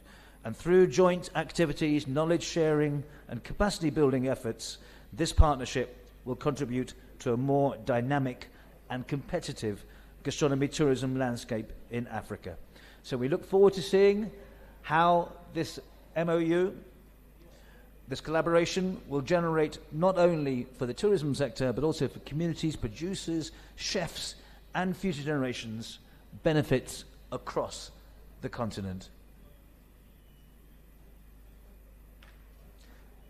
Please join in applause for that collaboration and the MOU and the signing. Thank you so much.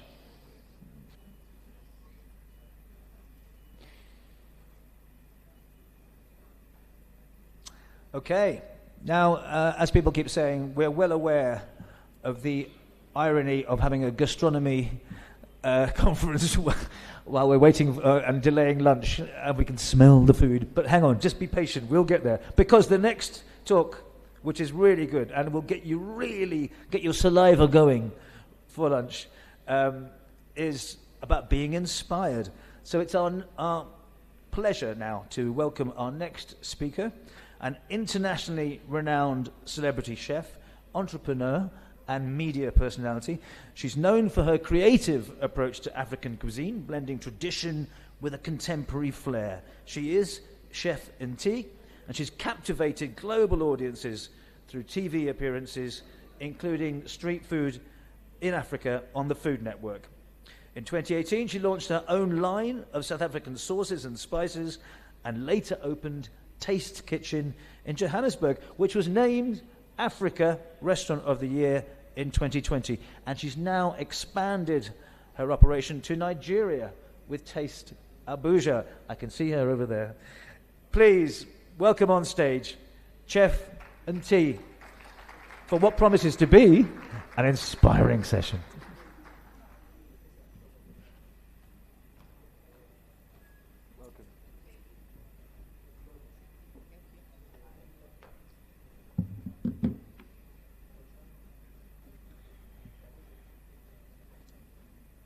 Afternoon, everyone. I promise my presentation is going to be brief. I know we are holding up lunch, but I am very excited. I'm excited. I feel honored to be here, and I sent greetings all the way from the dusty streets of Soweto, Johannesburg, South Africa.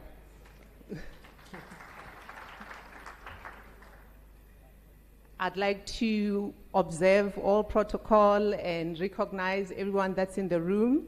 A special greeting to our Deputy Minister, and we are happy to have you here, and we are thankful that we are all in this journey of making a difference.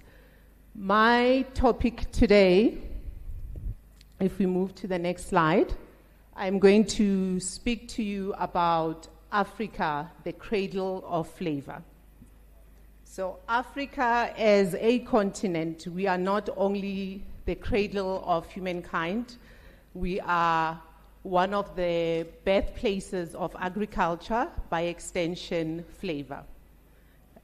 We need to continue with conversations like this and initiatives that have been spoken to try and accelerate and elevate us to a platform where we are celebrated globally.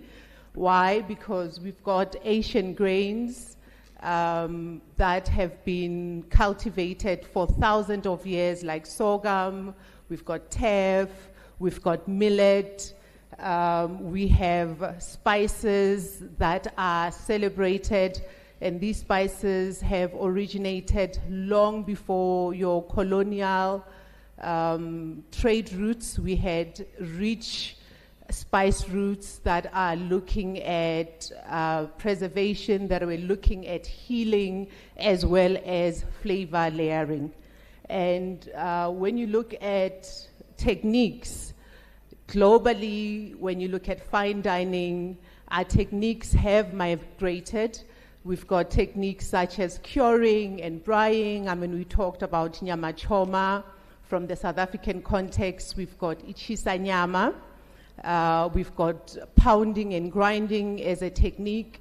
We have fermentation. We're still at this previous slide. We've got fermentation as another technique. Now, you may ask, why now? Well, now because the world is finally waking up to what we as Africans have already known. We have a culinary culture that is rich, that has ingredients that are nutritionally packed, and that is definitely ready to be celebrated. The world is hungry for authenticity. They are looking at, there's a focus on wellness and origin stories, and of course soulful foods. In terms of wellness, the world is now calling our Asian grains like sorghum and teff and your millet as superfoods. But these are grains that we've continued to enjoy for thousands of years. And of course, cultural, culinary tourism is booming, and there is an Afro-optimism that is rising with the exchange that is happening amongst us as Africans. Next slide, please. So there is a need for us to move from representation to recognition. African cuisine deserves a center stage. We definitely deserve to be at the center of things unapologetically so globally. It's time for African chefs. We have self-appointed ourselves as ambassadors for our respective countries that we represent. And we urge with the different ministries that are here, especially tourism, to center us and have us partner with you as we lead the culinary narrative. I mean, we've been here for the last 2 days, and we've been sharing and exchanging stories with colleagues, and the work that has been done is tremendous. I want to talk about an example briefly with a colleague in Rwanda. He just came up here to sign. I mean, the gentleman spent a good 7 years building a curriculum that is African-based, a culinary curriculum. And today we see the government in Rwanda stepping in and working with him. So next slide, of course, storytelling. I believe in the power of media.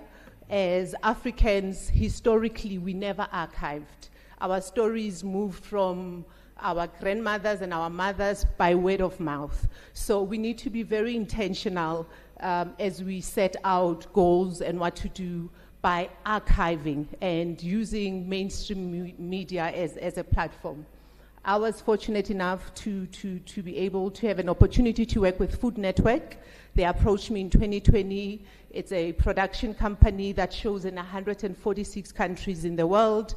We were given the freedom to come up with a narrative on the show, and we chose to name the show Street Food in Africa. And the idea was to travel and showcase the beautiful street food that Africa has to show to the world, because food is identity. Unfortunately, all of this happened during COVID, and obviously we all know travel was restricted. So the story wasn't fully told. There is still a need. Let us consider using the ambassadors and the different stakeholders we have in the room to take advantage of storytelling and introducing our identity and our cultures to the world using those platforms. I mean, an authentic story of Africa is yet to be told. If you look in the world, many platforms, you find stories of the heritage in the Americas, Asia, Europe. Everyone is well represented, and their culinary heritage well represented and stories well told. Yet when it comes to Africa, we are not there yet. So there is a need for us to be intentional, and by using these platforms, it's another way of archiving for the generation that's to come. My journey, I started with Taste Kitchen in 2018, and we were in Maboneng, Johannesburg. Maboneng is a hub of culture in Johannesburg, and we used partnerships to tell a story with the Department of Tourism. They identified us as one of their destinations for tourists when they come into the country. And what we would do is with our menu, as we may all be aware that South Africa is a rainbow nation and different regions eat differently, and we would tell that beautiful story using the plate, the food on the plate. And obviously with tourism, would obviously take them even on walkabouts in Maboneng. Maboneng has beautiful murals that are celebrating legends in the country. So it was a beautiful collaboration that we had with Department of Tourism. And in my time with Taste Kitchen, I continue to do work in West Africa as a consultant. I've helped set up different restaurants since 2016. In 2021, there was an opportunity to open in Abuja. It took us a number of years. We finally opened beginning of 2024 in Asokoro.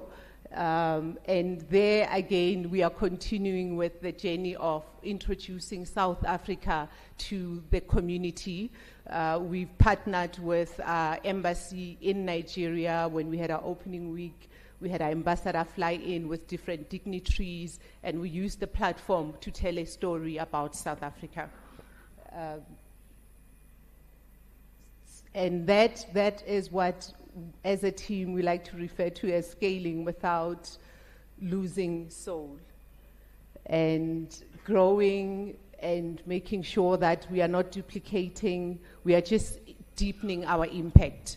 If you look at Africa, even the way we eat, there's so many similarities. There's some cuisine or what is identified as proudly South African that may have similarities to West African cuisine. I mean, a specific example is amagwinya, and in Nigeria you call those puff-puffs. So there is, as you exchange stories, you find that there's a lot of similarities. So we want to stay rooted in our cultural storytelling, obviously as we scale, creating community ties, obviously expansion, and honor locals. When it comes to African cuisine, there is definitely an opportunity for us to reimagine, because culture evolves. However, as we reimagine, we focus on not losing their tradition and not losing what we identify with as our own. When I do work as a chef on a menu, I definitely look at elevating dishes. I mean, these are some of the examples of what would put on the plate. I like the jollof arancini. Arancini is Italian. So we play with that Italian technique, and we serve that with ushatini, which is the same as the Nigerian atadindin. And we introduce some of our Cape Malay flavors, and obviously played with couscous. And my favorite is the sorghum porridge. Sorghum is packed with nutrition. And it's very important that when we think about elevating or coming up with dishes, we still are intentional about making sure that we are giving out meals that are nutritionally based. So sustainability, when we look at the story of sustainability in Africa, sustainability is rooted in our culinary heritage. We've continue to eat from nose to tail when it comes to a butchery. We source locally. I grew up at home with a vegetable garden outside. The world is now terming farm to table organic food. But for us as Africans, if you say what is organic, I mean, what we eat has always been organic. And with my restaurants, we partner with local women-led businesses, farmers in South Africa, and as well as in Abuja. And in South Africa, we've used ceramicists, local ceramicists, to put together our own plating that is uniquely available to us, as well as available to sale. When we look at the opportunities and the challenges that we have, what stands out is the limited global visibility. There is hope with the work that has been done. However, there is a need for us to take the center stage and tell our own stories. In the past, African food was termed rustic and unappealing in terms of presentation, because those stories were not told by us. But African food is very authentic, it's very honest, and the same way as your Italians would serve you pasta in the most honest way. We need to be at the center stage also and speaking with pride about our food, and obviously through visibility. We need investment. There is underinvestment in African culinary innovations. There's a lot of work that is happening, I'm sure, as we continue to deliberate in the next coming days. We'll exchange ideas, but there's a need for investment. And of course, I did mention addressing the misconception about our food. Opportunities, definitely a growing appetite for authentic stories globally, diaspora engagement and cross-border collaborations, and obviously a second or third generation of African storytellers or African chefs from the diasporas are now standing up. I mean, a good example, I have a sister, also a colleague, we were sharing, she's in London, Nigerian origin, and she started a beautiful community celebrating African food, Africa Week in London. So initiatives like that are a good start. However, there is a need to do more. My 2 recommendations when it comes to elevating African gastronomy, definitely we need a network, an exchange with diaspora and chefs in Africa. When we were talking with DG earlier, and we were mentioning when you Google and try and find the best chefs in Tanzania, most of them are outside of the continent. So there is a need to build up from within so we can collaborate cross borders and do pop-ups and tell those beautiful stories. Invest in African culinary tourism infrastructure. This one I'm particularly passionate about. It would be, it's a great dream, but in the future, just going into the big districts in Dubai or in New York and have options when it comes to culinary African cuisine. Right now, yes, there's work that's been done, but it's limited.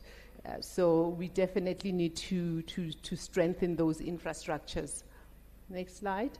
So my final message is to say that as chefs, we are not just participating. We would like to be involved and invited to participate as innovators because the work we do is important. The world is definitely ready. They're ready for our flavors, they're ready for our stories, and they are ready for our leadership. And yes, let us reclaim our space at the global table with pride, tell our own stories and archive so we have a story to share with the generation that's coming. I thank you.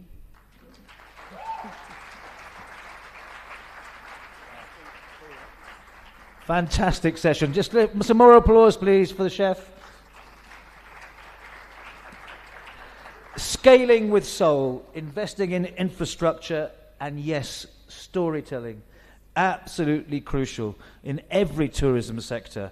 It is the most effective tool to capture people's imaginations and whet their appetites. So please stay on stage, chef. Take a seat, in fact, because we're going to invite back Mr. Jose Maria Aizega, the Director General of the Basque Culinary Center, to follow up a little bit on how African gastronomy is gaining global recognition and about the opportunities and challenges ahead. Thank you.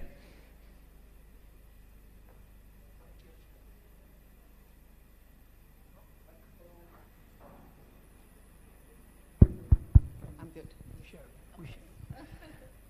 Thank you so much. Congratulations for the talk. Really interesting, really. We don't have very much time, but I'm going to do the journalist now. So I have, some questions to understand your work, because at the Basque Culinary Center we have been from the very beginning promoters of the wide understanding of gastronomy and how gastronomy is a big community, but at the same time the chefs have a key role in this community and in this value chain, because you are able to connect producers with customers. So many interesting connections and transformative connections. So the work you do, I think it's a good example of a chef making a difference. But I'm curious about your career. I mean, from fashion to gastronomy, when and how came your call to gastronomy? Well, I've been cooking for as long as I could remember. As an African, for us, it's one of our chores. And growing up in Soweto, we don't have help.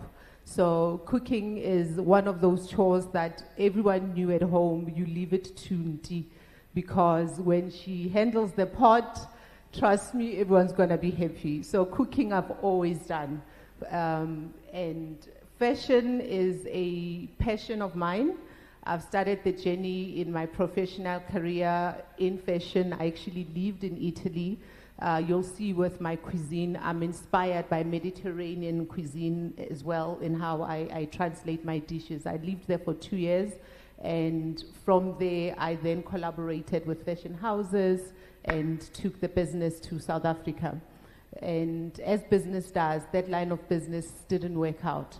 So when there was a need for me to start over, I then looked at what's the next thing that I really love doing, that I could do that doesn't feel like work. Because we're all clear work is something that's going to happen for the long time. So food was the next best thing for me. And 2014, I did a short course. I went to LA, did a short course there, and then went to culinary school to train professionally. Fantastic. I don't know if this connection with fashion has, is the reason, because I was reading about your style, no, and it's written there in internet that you promote modern African style. So I would say, how do you see this journey from traditional dishes, traditional recipes, traditional food to modern world? I mean, how has it been I would say your work to promote this modern African? So I have a cookbook that is titled My Modern African Kitchen, and with the cookbook, my objective was to archiving. I'm very passionate about that. Just archive our recipes, however, evolve as culture evolves. So I come up with recipes that celebrate who we are. Food is identity. I'm a girl that grew up in the township, and I identify a lot with what I grew up eating. However, I notice and I recognize there is a shift. So with my dishes on the cookbook, I try and either elevate by presentation or elevate by technique. However, very cognizant of the fact that one should not lose the essence of what makes the dishes a sense of pride, what we pride ourselves with. And also, as you have, you know media very well, you practice media, and when you promote this modern African view, who are your followers and what do they tell you? What is the feedback from your followers? The feedback is inclusivity, because when you look at African cuisine, the traditional sense of it, you find, especially with the new generation, some of them, they don't know or they haven't tried, or, we've mentioned masonja, the worm, chicken feet. So when you modernize, you are including. And I see that a lot of young people are now identifying, and they're also attaching themselves with pride. And of course, you make it easy for anyone that is not part of your community to try. But the essence is to not lose what the food represents and the stories they tell about who we are. But it really is inclusivity. I've seen some videos that you have in YouTube, and you were promoting, I would say, I understood that talking to the new generations, a new style of cooking, traditional recipes, no? Young people, probably they don't have or they don't want to spend so much time in slow cooking processes, and you are like promoting other ways, no? Maintaining the essence of traditional recipes, but adapting to modern way of life, we could say? I mean, patience is something that we struggle with as a generation. Everything is instant. So obviously with traditional cuisine, most of it encourages low and slow method of cooking. However, you find ways. I come from a country that's very developed. In South Africa, we have leading supermarkets that will give you instant. So because the whole idea is let's all participate and try the food.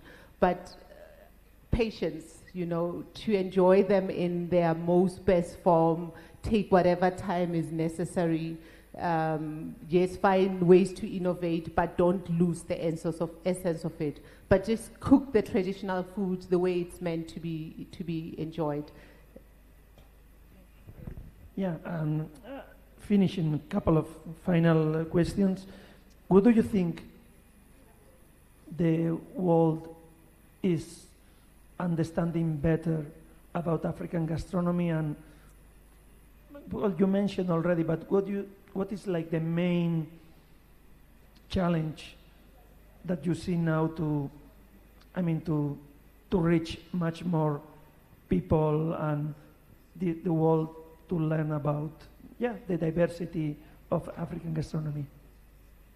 I think with African cuisine, we need to be ambassadors ourselves, because the challenge has always been people speaking on our behalf. We're not telling our own stories. So we need to take ownership to storytelling. I mean, I'm obviously on platforms like YouTube, and when I'm there, you'll see a 92-year-old Nonna from Italy making ravioli. For me, I look forward to a time where there's auntie making jollof, someone making maheu, you know, content that is readily available from us, by us. Because African food is seen as not the best globally because we were not speaking on our behalf. I mean, the techniques that is being used in fine dining, it's African technique. When you talk about sustainability, what the world is recognizing as sustainability, it's what we've always known, and it's what we've always practiced as Africans. So I feel like if we could just push ourselves to a place where there is more information, there's more access to information, we are archiving our information to help with that perception about African food. African food is not rustic. African food is packed with nutrition. African spices are healing. You know, we can use them to preserve. So there is so much when it comes to African cuisine. We just need to make sure that we tell our own stories, yes, including education, where in Africa, when you are training as a chef, you are not being trained with the curriculum in the continent, or focusing on ingredients in the continent in the curriculum, rather. So we need to be very intentional about owning these stories and making them our own. So you are calling chefs to take action, no? To use social media, to be intentional, and to communicate, no, what they do in a very precise and attractive way. I'm calling chefs. I'm also calling official departments. I'm calling departments of tourism. I'm saying recognize us. We are working with you. Pull us in. Let us be involved from strategy. Let us be involved in driving these narratives. There's so much value in collaborating. The chefs are already doing it. And it was, if you look back, years back when I started, slightly disheartening because it didn't feel like there was support. But platforms like this, they give hope because something is being done, we are moving the needle, and with time we'll get there. But it's a collaborative effort, and we are saying, pull in the chefs, bring us to the center, African chefs especially. Fantastic. Well, with this final remark, we finish this conversation. Thank you so much. Thank you. Thank you, Jose. Loving the trainers, by the way. Very cool. That will be de rigueur from now on. And Chef, loving your outfit too, and I love your passionate and articulate advocacy for African gastronomy. Okay, listen, I bow my head to you. You have been incredibly patient and respectful. But now is the time for lunch and an opportunity for you to enjoy some delicious local Tanzanian cuisine. On your way to your respective lunch venues, and I'll tell you about that in a second, you'll have the chance to enjoy a live show cooking session with 2 top Tanzanian chefs and a chef who's travelled all the way from Zimbabwe. Now then, for lunch, I've got to announce this. For the red lanyard, delegates will be ushered to the grill by our chief usher, and if perhaps they can come up, the chief usher. If you have a blue, green, or white lanyard, please follow the ushers that will also come up shortly. Foreign delegates, can you please kindly confirm the Arusha National Park excursion on the 25th, that's this Friday, by registering at the registration desks in the lobby, and you can do that as you step out. Okay, enjoy your lunch. See you back here at 3:45. Well done, everybody.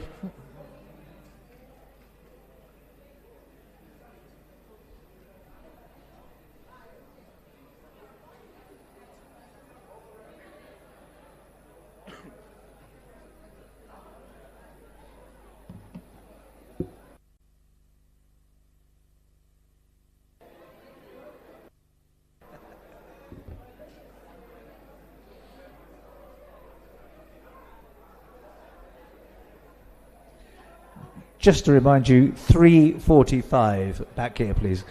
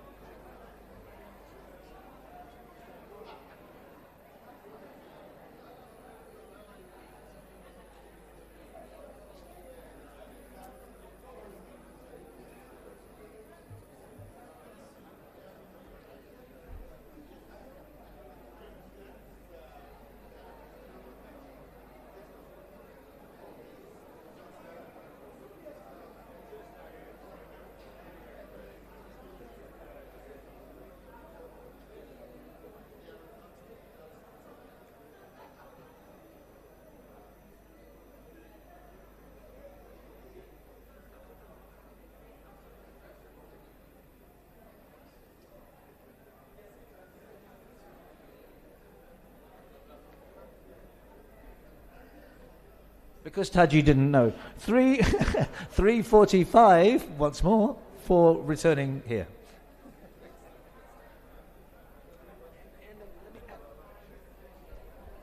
Ladies and gentlemen, you'll receive a coupon at the door, and our ushers will escort you towards your lunch area. You'll receive a coupon at the door as you step out, and the ushers will see you out.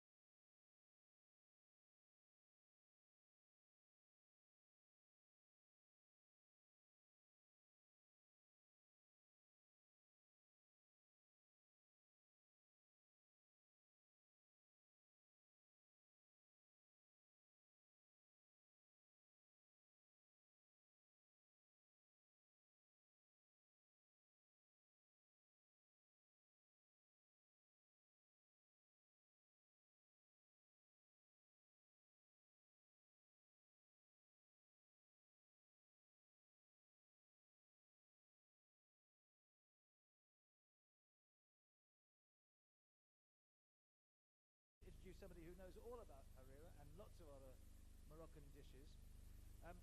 Chef Miriam Atari is a remarkable talent who beautifully blends the rich traditions of Moroccan cuisine with inventive techniques. She started studying economics and marketing in Canada, but her true passion was always in the kitchen. She comes from a family of food lovers, and her adventures with food have taken her around the world, working with chefs like Pierre Gagnier in Dubai and Heston Blumenthal at the Fat Duck in the UK, to exploring kitchens in South Africa, in Singapore, and more. Then she brought her expertise back to Morocco, where she's committed to shaping the future of Moroccan gastronomy. So let's sit back and enjoy as Chef Miriam Atari takes us through a session that bridges tradition and innovation in Moroccan cuisine.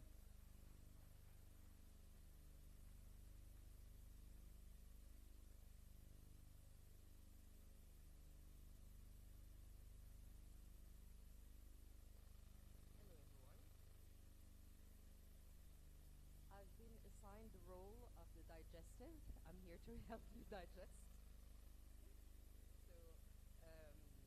Thanks first for inviting me here. It's a real pleasure to find myself here in Tanzania. So I'm Miriam Atari. I'm a consulting chef from Morocco, and after many years working in different continents, have decided 13 years ago to join my colleagues in my beloved country to shape the future of Moroccan gastronomy, or I hope the best that I can. So let's get into the topic.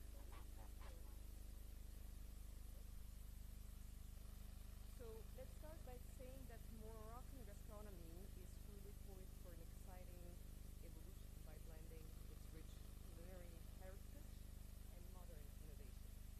So traditionally,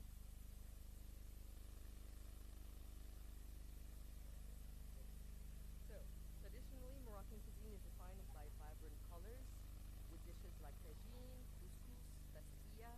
It's rooted in a mix of Amazigh, Arab, Andalusian, and Mediterranean influences. We have spices such as, you probably know, saffron, cumin, and ras el hanout, alongside ingredients like preserved lemons, olives, and dates. And all of this creates a very distinctive taste. Can you hear me? No? Yeah, okay. So here are some examples of all the different markets that we have. Very colorful, as you like see. So meals are often communal. I think I have never seen a Moroccan eating alone, with all honesty. And so hospitality is at really the heart of our culture, and we do have strong cultural rituals, like the ceremonial tea that you can see there. So looking forward, several trends are shaping the future of Moroccan gastronomy, and I'm here to share them with you and maybe inspire some of the countries and exchange to be able, as a whole continent, to go all towards the same goal. So the first one is being sustainability and local sources. So chefs are increasingly prioritizing organic, locally sourced ingredients. We have an example of Les Domaines that is doing an amazing job back home. We revive heirloom grains and indigenous herbs. So we do even store seed banks with drought-resistant varieties. You have an example of one of the banks that we use for the seeds. And we also have urban farming and permaculture that are gaining traction and that basically align with global sustainability trends. But we also preserve, again, as always, our agricultural heritage. This is very important for us because, I mean, a lot of our economy is based on our agriculture and what we export.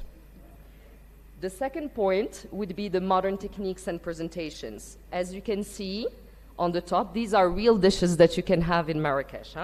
Young chefs are experimenting with molecular gastronomy, sous vide, deconstructed dishes, reimagining classics like harira in foams, tagines with avant-garde plating. But you're going to ask me why and how, because, you know, we're known for tagine and couscous, but maybe people don't know that we're known for this as well, like for the more modern part. Basically, what's happening is that the new generations of young chefs are trained in top-of-the-range facilities, giving them access to whatever is best out there. So the examples in these two, the first one is UM6P, which is one of the best universities. I encourage you to go see their website and what they're doing. It's just stellar. And also OFPPT, that is also the office that is responsible for training our young chefs. The third point would be global influence. Why global influence? Because it goes both ways for us, I think, in Morocco. So Morocco's diaspora and tourism are fostering cross-cultural exchanges. So chefs are integrating elements, for example, from Japanese cuisine, Latin America, Nordic cuisine. Think miso-infused tagine or couscous with fermented vegetables. We do that in the modern part of our kitchens.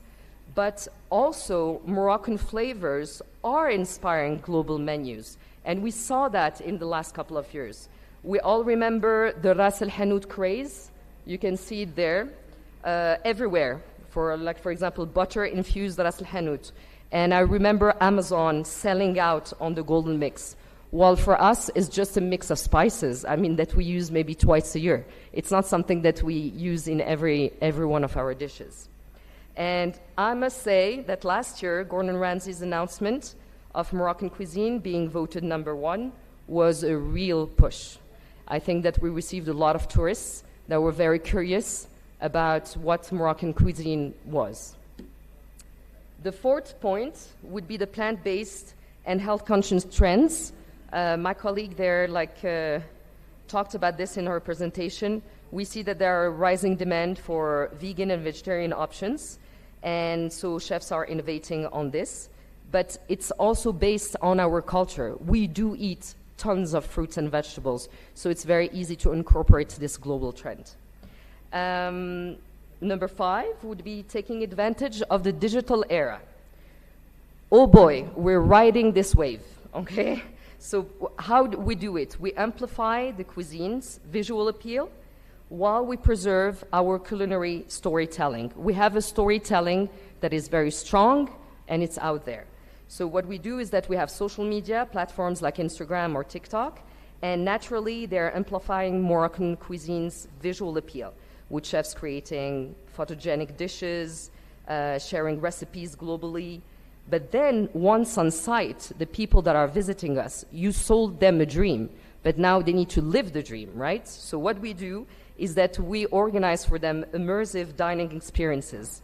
And you have example here with desert pop-up restaurants that we're going to set up in the middle of the desert. You have riads that are very old, like houses, that offer cooking classes. And so we're drawing tourists, but preserving culinary storytelling. Again, it's the same storytelling over and over. And the last point would be preservation of heritage. That is really hard because there is a very big effort to document oral recipes and protect traditional practices. Like you have an example here, clay pot cooking or argan oil production, which is now a UNESCO recognized process. And so we ensure the authenticity endures. And we also, not only that, to preserve heritage, what we do is that we invest heavily into festivals, like, for example, Tastemakers of Morocco, in order to celebrate this legacy and showcase the innovation. But all of this, it's not all rosy. We do have challenges, obviously. And these are the challenges that I just want to take some time to explain to you. We need to balance between tradition and innovation, and this is very, very hard because we can modernize dishes with global techniques or fusion, but we risk to dilute at some point authentic flavors. And that is a questioning that we have every day as chefs, like back home. And what do we do? Do we alienate traditionalists, or do we please younger and international audiences? So what do we do? Do we meet in the middle? I think that Morocco understood that it's okay to have a two-tier system where the old and the new, and we don't really need to really meet up in the middle. The two worlds can exist and coexist. The second would be the economic pressures of small-scale farmers and businesses. Let's not forget that it's 2025, and many traditional ingredients like saffron, heirloom grains, come from small farms facing rising costs, climate variability, and also competition from industrial agriculture. So it's threatening a little bit the supply chain for authentic cuisine, because if you want authentic cuisine, you need authentic ingredients. The third point would be sustainability and resource scarcity. Morocco faced at some point, now this year it's better, water scarcity and soil degradation. So it's a challenge for us. We have key ingredients like olives, argan oil, almonds, and they're really critical to our iconic dishes. And if there is a problem with one of them, we wouldn't know how to cook if you take out this. And we actually had problems with a fungus with the olive trees, and the prices skyrocketed, for example. So we need to get ready for this kind of problems. And the number 4 would be globalization. Obviously, we have the influx of fast food and Western culinary trends, and it can overshadow local cuisine, especially in urban areas. I showed you, I put a picture actually right there, if you can see, like the third one. This is Jamefna. This is one of the places in Marrakesh that is really well known, but you end up having like a place selling tacos, you know, which is weird in Morocco, but this happens as well. And the last point will be to preserve culinary heritage. So we have many traditional recipes. As I was telling you, they're oral because they're made by dedes, that they're like women that cook, and they're not written. But UNESCO is doing an amazing work towards this, so we're really advancing on that front. So basically, to address all these challenges, what do we need? We require investment in sustainable agriculture, because no good product, no good food, okay? The second would be culinary education, very important. Moroccan government is heavily investing into this. Cultural preservation. Our culture is the most precious thing that we have. We cannot dilute it. And also we need to have a strategic promotion of Morocco and its unique gastronomic identity. And this is what we're doing. You can see on social media that we're very present and very aggressive, and that's a good thing, you know. So to conclude, basically, we are thriving, with all honesty. New chefs are gaining international acclaim with our flag flying high. We participate in things like Les Bocuse d'Or for the last couple of years, which is really, really big. The number of tourists are rising exponentially, as you can see. 1995, we started with 2.6 million, and then our king, Mohammed VI, had a vision for 2010 to have 10 million, and we did it. And then it went going up. And you know what? I think I've got overzealous about the two last ones. Actually, the last one, sorry. 2025 is supposed to be 4 million for the first quarter. So this first quarter is already 4 million, so we're going flying high. And for 2030, as you know, we're hosting the FIFA World Cup. And so we're planning to have 26 million of tourists. And so all of these tourists need to eat, okay? So we're really trying to do the best we can. That's why we have the government that is implementing a lot of initiatives to bolster tourism and gastronomy, because we can only recognize the fact that it's very significant for our economy. It's a very, very important part for us. So the government aids are pouring left and right, proving a real and deep implication. We have the Moroccan Agency for Tourism Development, SMIT. I have one colleague of mine that is there, that is doing an amazing job to facilitate access to funding. We have also a plan that is the Tourism Strategic Roadmap between 2023 to 2026, which we're going to be hosting. It's a very aggressive plan that is really helping the coastal areas affected by climate change, investment in ecotourism, which is very important for us now, policy reforms, and so on. And just to give you an example, in investment support in 2024, the Ministry of Tourism launched $72 million of support program just for 1,700 tourism enterprises. So it gives you an idea of the implications and what we're putting as an effort for all of this. So all in all, the future lies in honoring ancestral knowledge. I think it's the case for all of Africa, but at the same time embracing the global trends, not going against it. Obviously, we need to go with the flow and go with it. And we're hoping that we're going to make the Moroccan gastronomy a dynamic force in the world and in the African stage.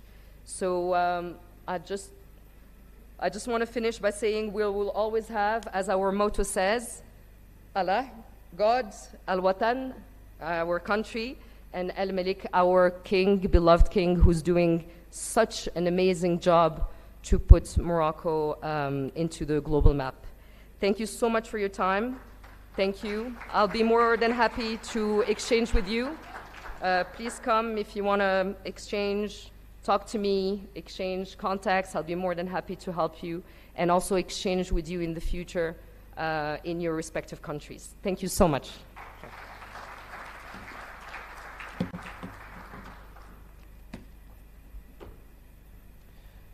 Thank you so much, Chef Miriam. An inspiring, instructive session and a great template, I think, for the whole continent. Just to quickly sum up what I got from that, Miriam stressed the importance of sustainability and local sourcing, of food presentation, of fusion and incorporating global influences as well as influencing other cuisines. She talked about plant-based foods. I'm very keen on that. And yet again, storytelling is what NT was talking about earlier. Storytelling is crucial, and you can use digital tech to create immersive experiences whilst preserving heritage, and you can showcase as well at festivals. I think it was good that Miriam pointed out the issues. Tradition and innovation is hard to balance. There are issues with supporting small businesses and with resource scarcity, and there's always the danger of homogenization. But on the whole, an amazing success story, because Moroccan gastronomy is definitely on the map and an established part of the tourist trail. Just to let you know, to catch up on time so we can all get back to the hotel and the international guests can get to their network drinks on time, we're not going to have a coffee break. So basically over the next half hour or so, just nip outside, get yourself a coffee, come back in. It's better than just having a whole half hour, then it's really hard to get you back in again. So we'll do that. Now, let's move forward. Let's look at how collaboration amongst all stakeholders in the gastronomy and tourism sectors can create the necessary ecosystems for all players to thrive together. Now, this should be a win-win situation, but only if partnerships are forged, local stakeholders work together, and local communities feel empowered. To tell us more about this, I'm delighted to invite Sandra Cabal back again on stage. She's the Director of Market Intelligence, Policies and Competitiveness at UN Tourism. Sandra, take it over.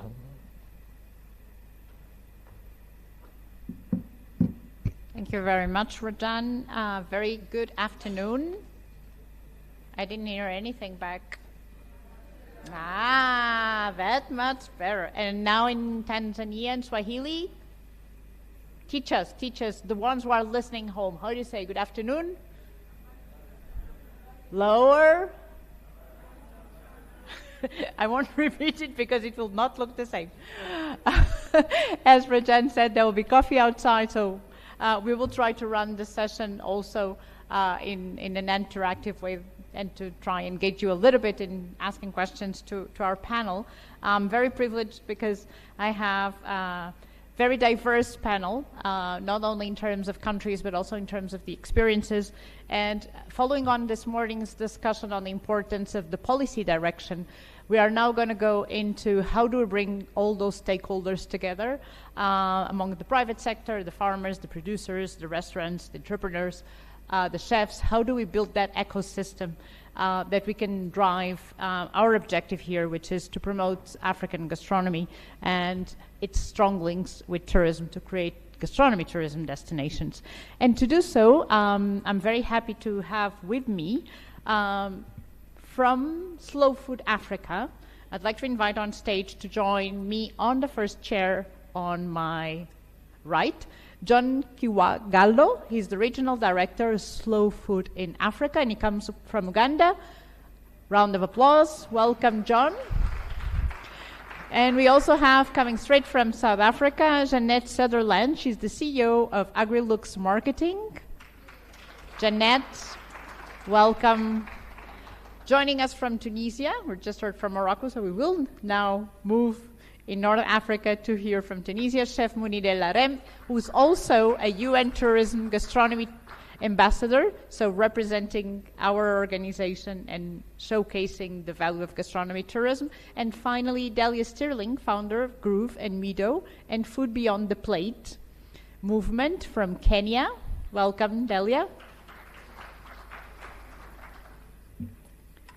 And with the last speaker, now back from Morocco, our colleague from the organization that was actually just mentioned with Miriam, who is doing a great job, and she will tell us all about that in terms of supporting SMEs on the ground to talk to us what they are doing in terms of financial challenges, as we saw before. So I'm going to move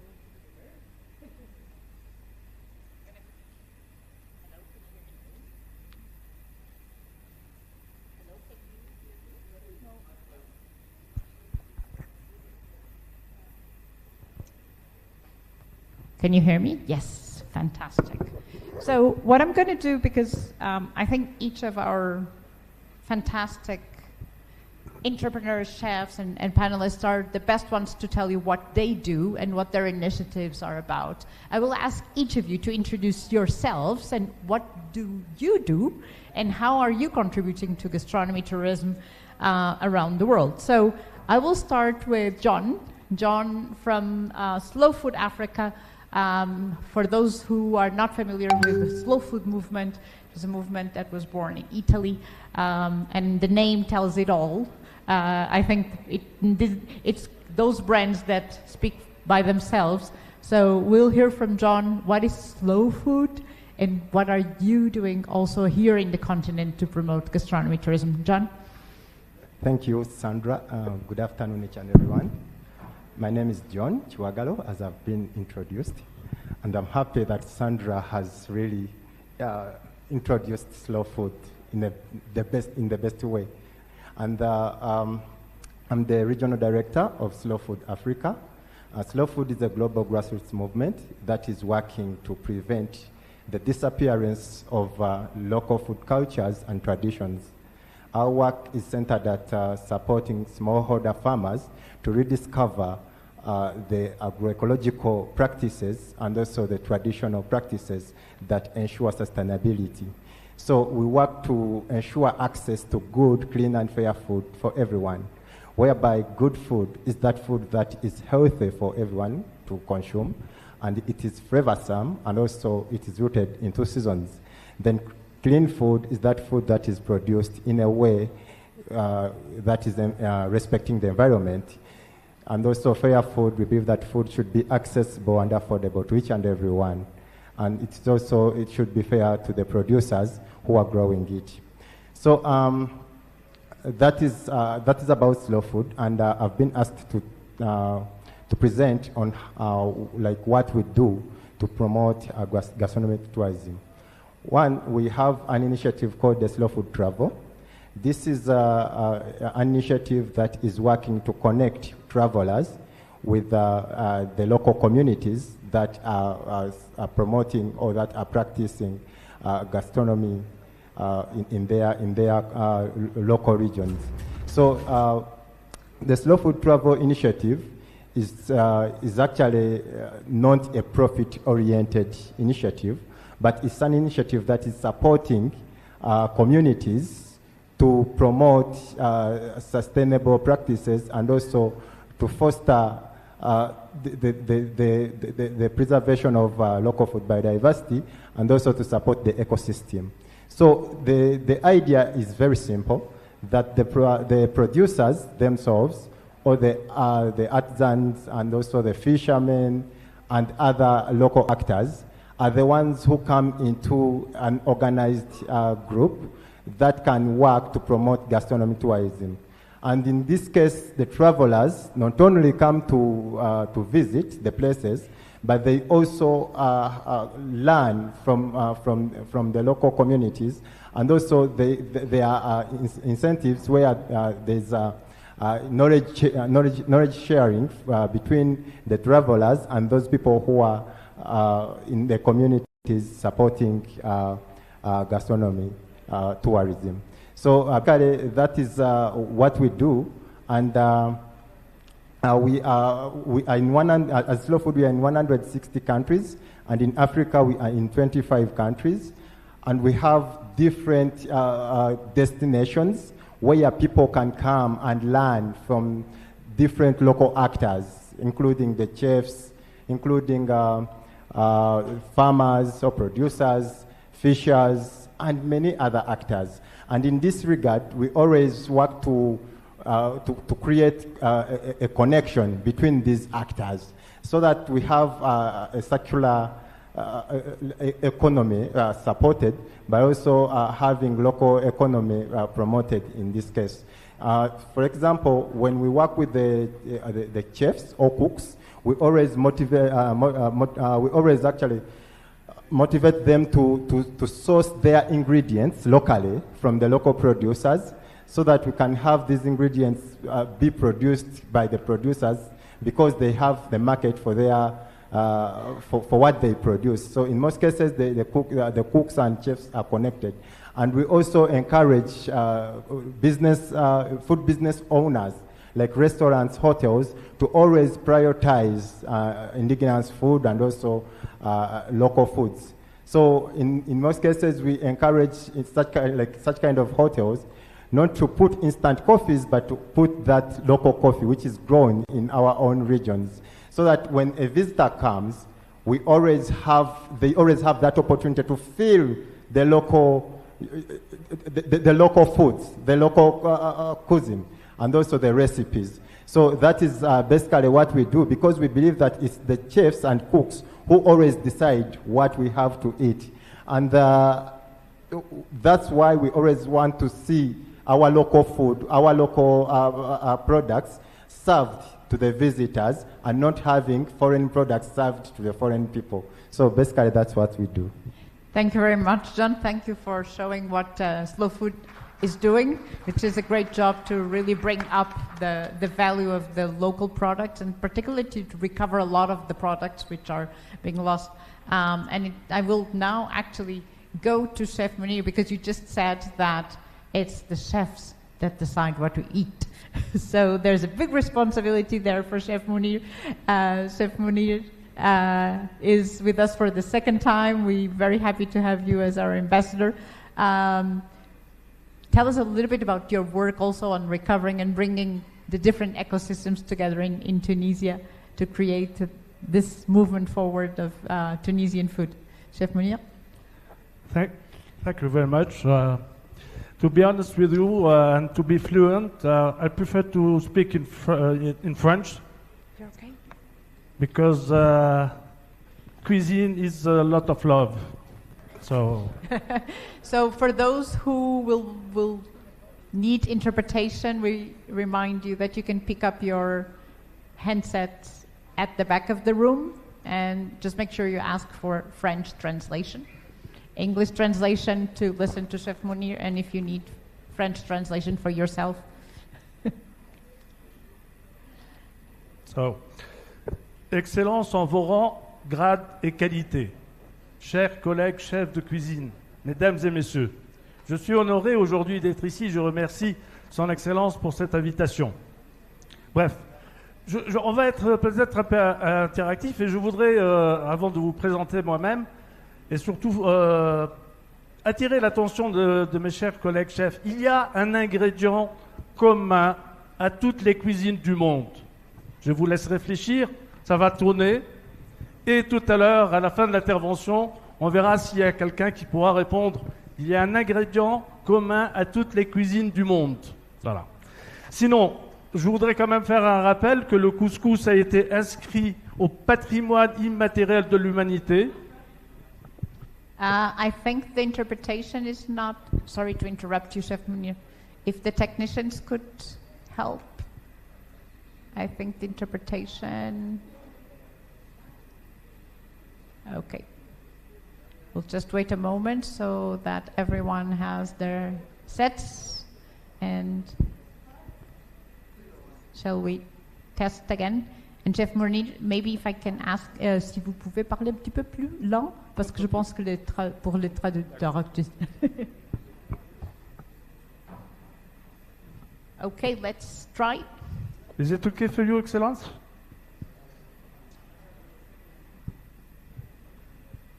Ça va, la traduction maintenant? Parfait. Parfait. On va aller très vite.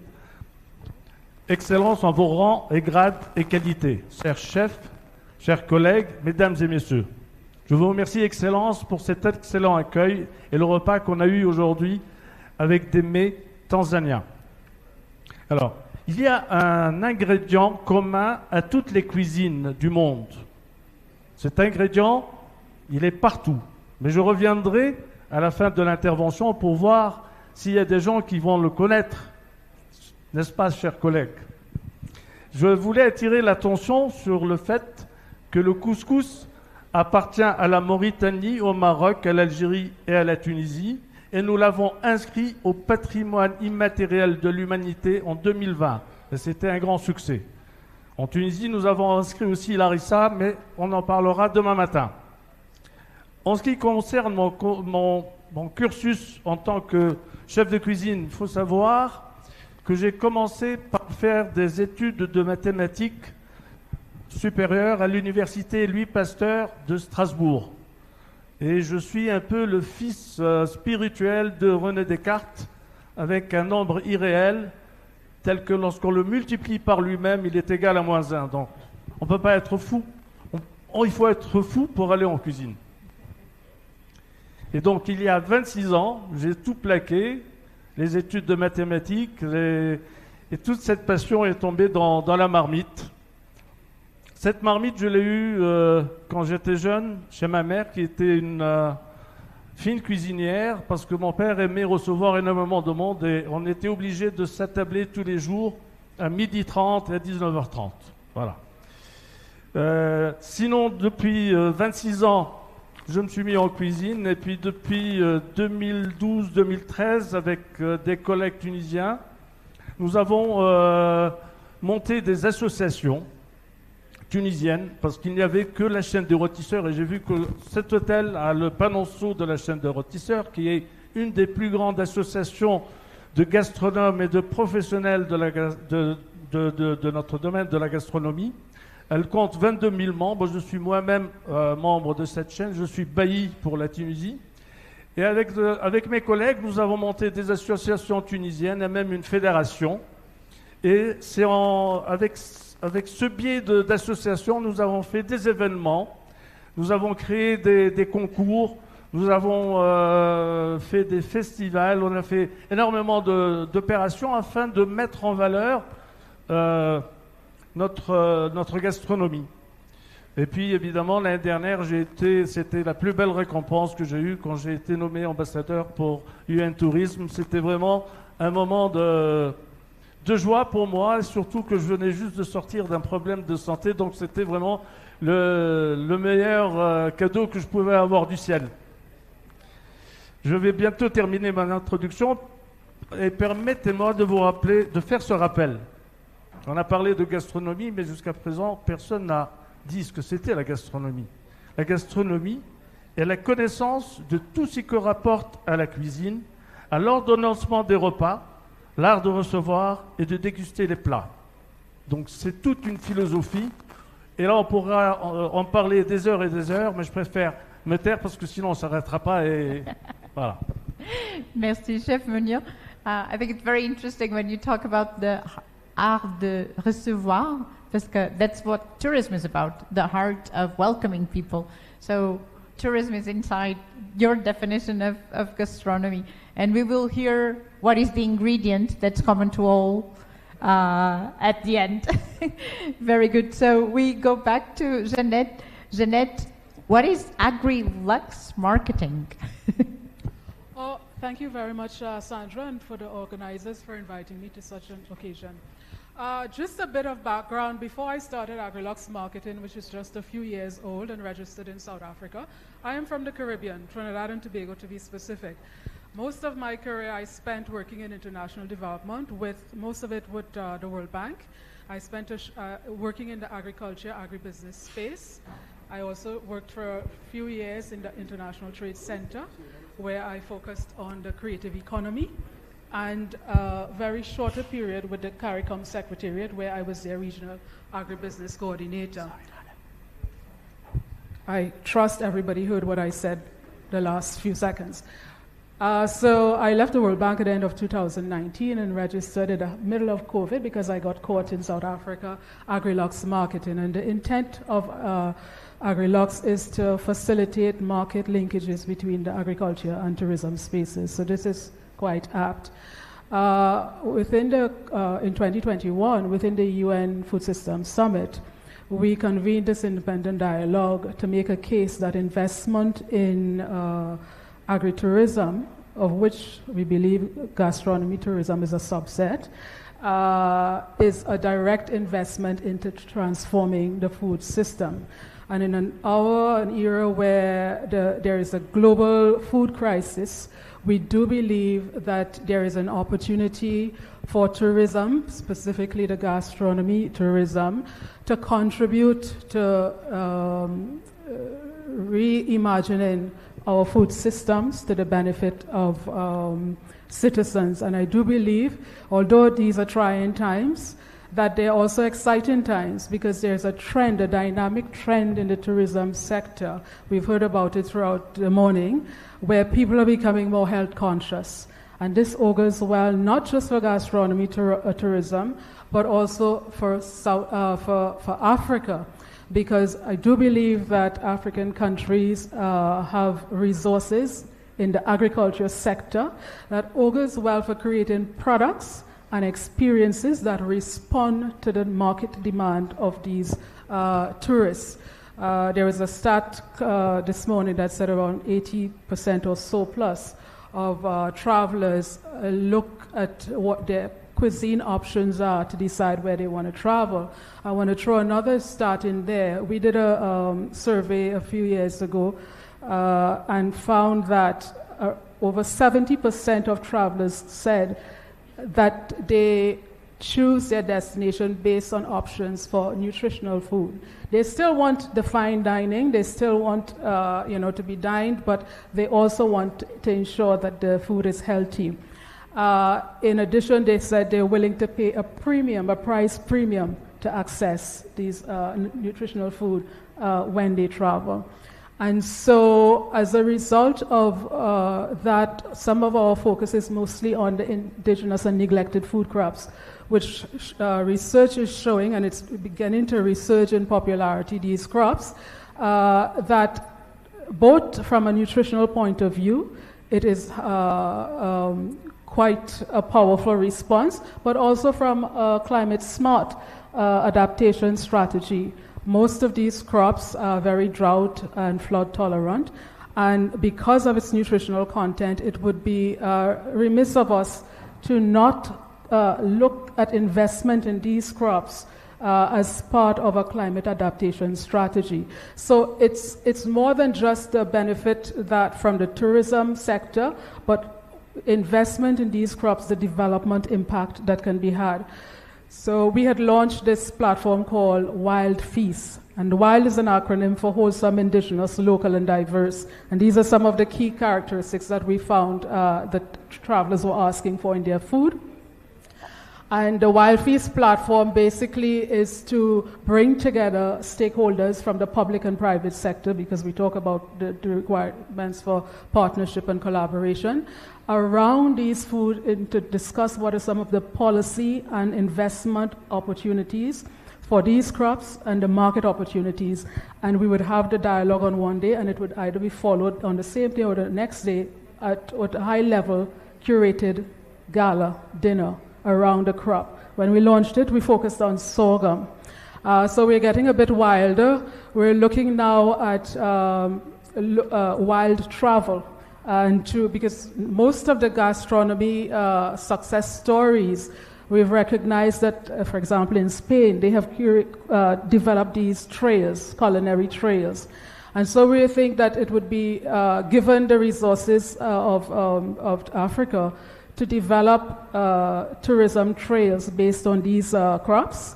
And given that the Caribbean is seen as the 6th region of Africa, we thought of developing these wild route between Africa and the Caribbean. And I have been trying to get a sense of the type of appetite that there is for it, including asking your head whether or not we can have such forum for the Caribbean, because you're already doing it in Africa. And as you know, Sandra, you're participating in our seminar on May 8th, which we are going to use to raise awareness of the opportunities of these crops and for the possibility of establishing this type of route. I don't know, I'm going to be a bit of an opportunist here. To those of you who may wish to join virtually, let me know. I'm happy to share the information so that you can participate and be part of this very wild experience. Thank you. I think that's, one very important point, especially here in Africa, is to recover those resilient crops. So I think we'll learn a lot on the 8th. I'll go on my left side now. And Delia, tell us all about Grove and Meadow and Food Beyond the Plate movement. Thanks, Sandra. Thank you, everyone, for having me. I'm Delia, and it's really good to be here because I'm a food processor. And today I think I'm probably the only one in the room. We've talked about chefs. But how does all this food get to our hotels, and who's making them, and what are they doing to those crops along the way? And I'm a very passionate food processor. So I'm a mid-sized dairy processor in Kenya, but my passion and my new baby is Grove and Meadow. And that's trying to craft and stimulate demand for these foods, underutilized and overlooked foods that are here. They're immensely powerful, amazing ingredients, and they're so overlooked by the hotel industry.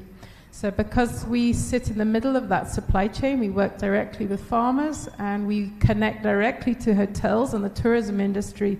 We really want to be that catalyst for change, where we can craft and get these foods onto the hotels' menus. And part of that is creating value for the hotels. We're a bit lazy, in East Africa we are, because we rely on our lovely big animals that we can see here. And so tourists have come for a long time to see our animals in our ecosystem, but we've, I think, let tourists down a little bit on the food front. Sometimes we encourage traditional foods, but it's not really done in the right context, and I think we're a little confused anyway in Kenya on how we present our traditional foods. So Food Beyond the Plate movement is just that. We try to encourage everybody to come to our Living Food campus. It's about 40 minutes outside of Nairobi, and we're there crafting foods and showing people how foods are made from these ingredients so that you can reconnect back with how to use these foods. So we have our farmer communities come and also be encouraged to learn how to use ingredients that they you know, maybe they knew from their grandmother or they've forgotten about it. And we get wonderful stories of from seeing them reawaken with their connection back to traditional foods. We went along with chefs to say, please no more imported quinoa and couscous, which are imported to us in Kenya. We have our very own millet and sorghums, and we don't need your quinoa and couscous. Please go to Morocco and Tunisia and enjoy those, but let's try to be proud of what we have within our regions. So that's a little bit about what I do.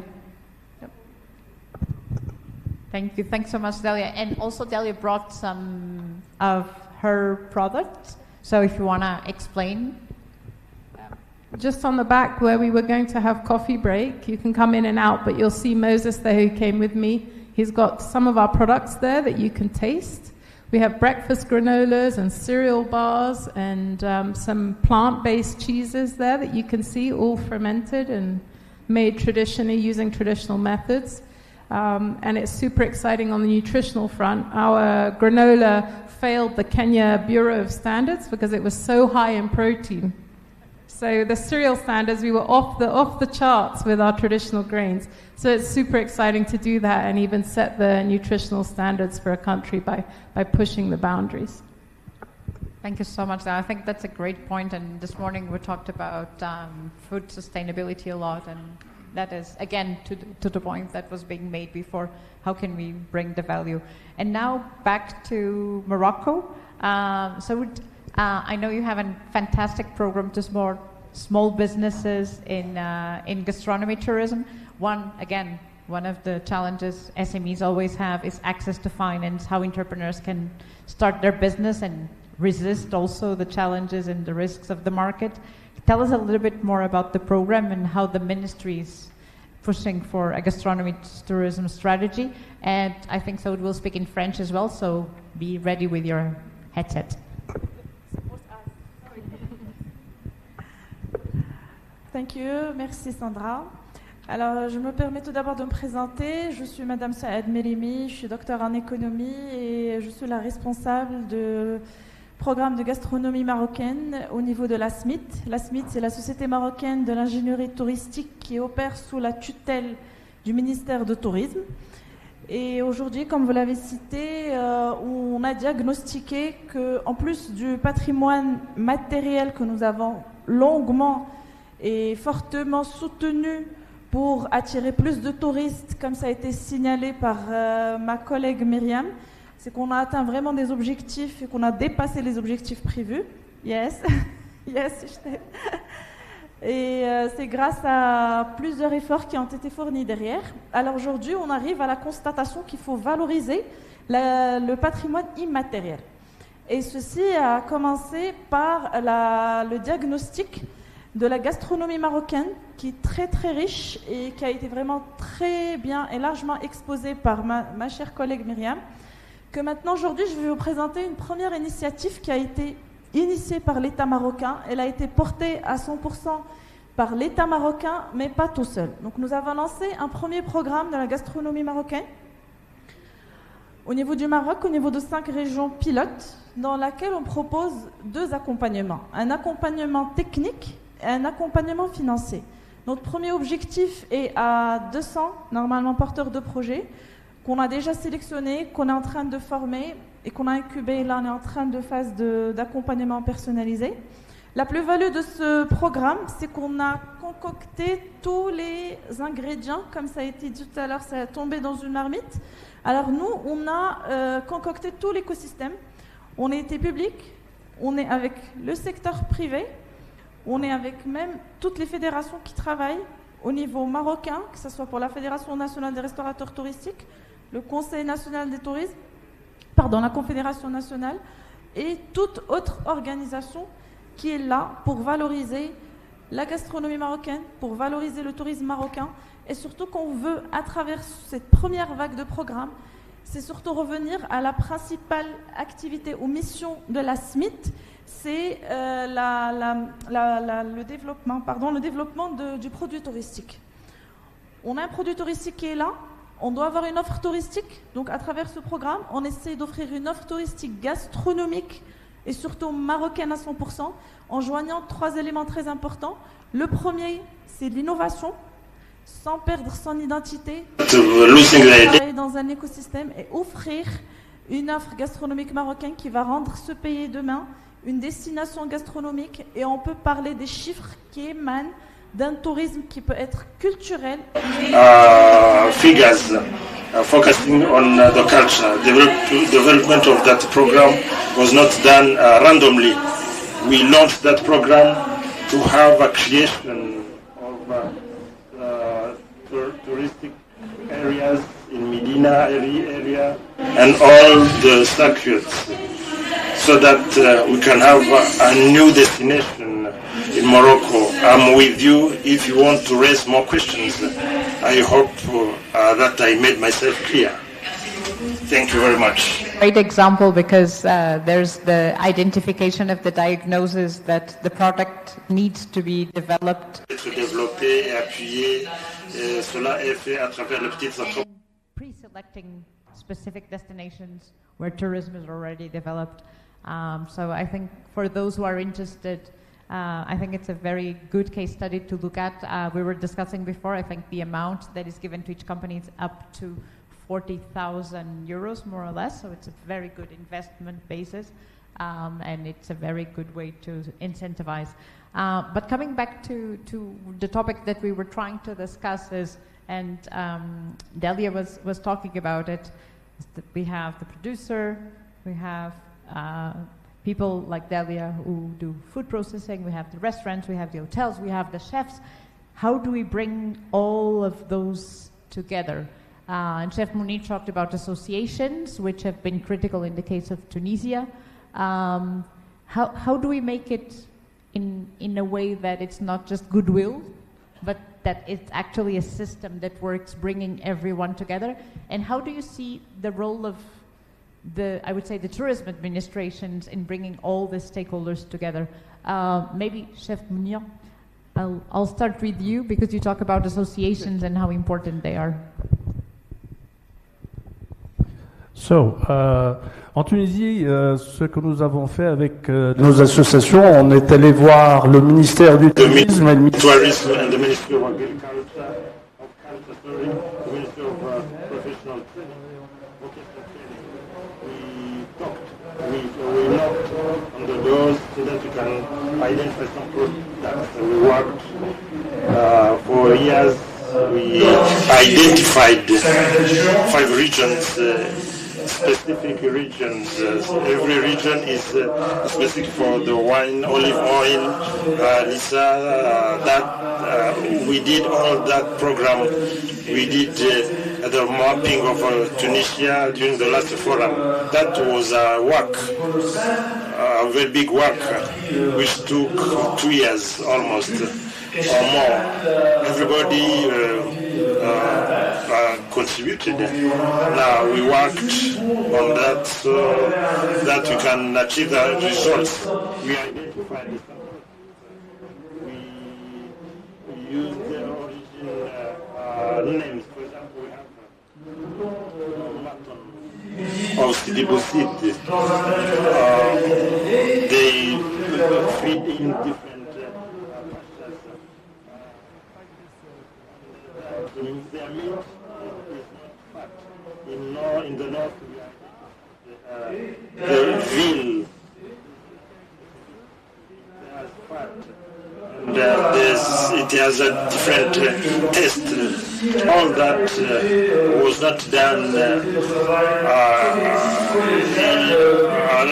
We didn't do it alone. We worked with other.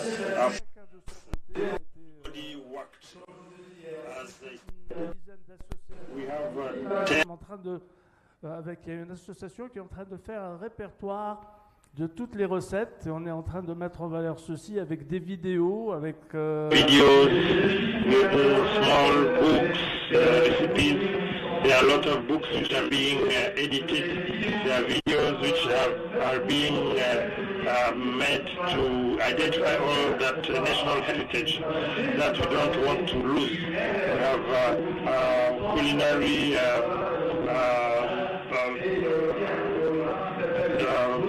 pathway ways. We have different programs. Our destination, where we look at Tunisia, we identified different institutions which have their specificities.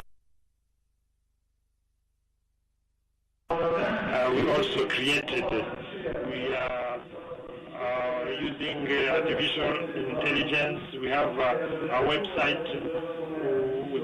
When we are in Tunisia or in the north, south, we have different programs which needed a lot of work. I think that the Restaurant Federation, Gastronomy Federation, they worked together. We have not finished. We are still working. At the end of the day, it touches what even His Excellency the Vice Prime mentioned this morning, of making the mapping of all the products and all the traditional knowledge, and it can only be done if everyone's engaged. So either under the associations knocking on the door of the public sector, or having the public sector leading, as we are seeing many of our countries in terms of tourism. I think this is really the key, that everyone sits at the table and that has one objective and a common project, because sometimes there's a lot of work in working together, but like you had an objective, you wanted to create the roots. So a common project really is often, working together, the bonds get stronger. David, you were talking about how do we get this kind of products from the producers through you and to others to the hotels. How do we do that? What is not allowing us to do that?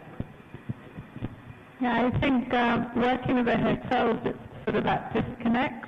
So the hotels looks at food costs, and then it looks at the experience that it's supplying the customers. So how do we get the hotels to care that the food is not just a food on the plate, that it's a missed opportunity of storytelling?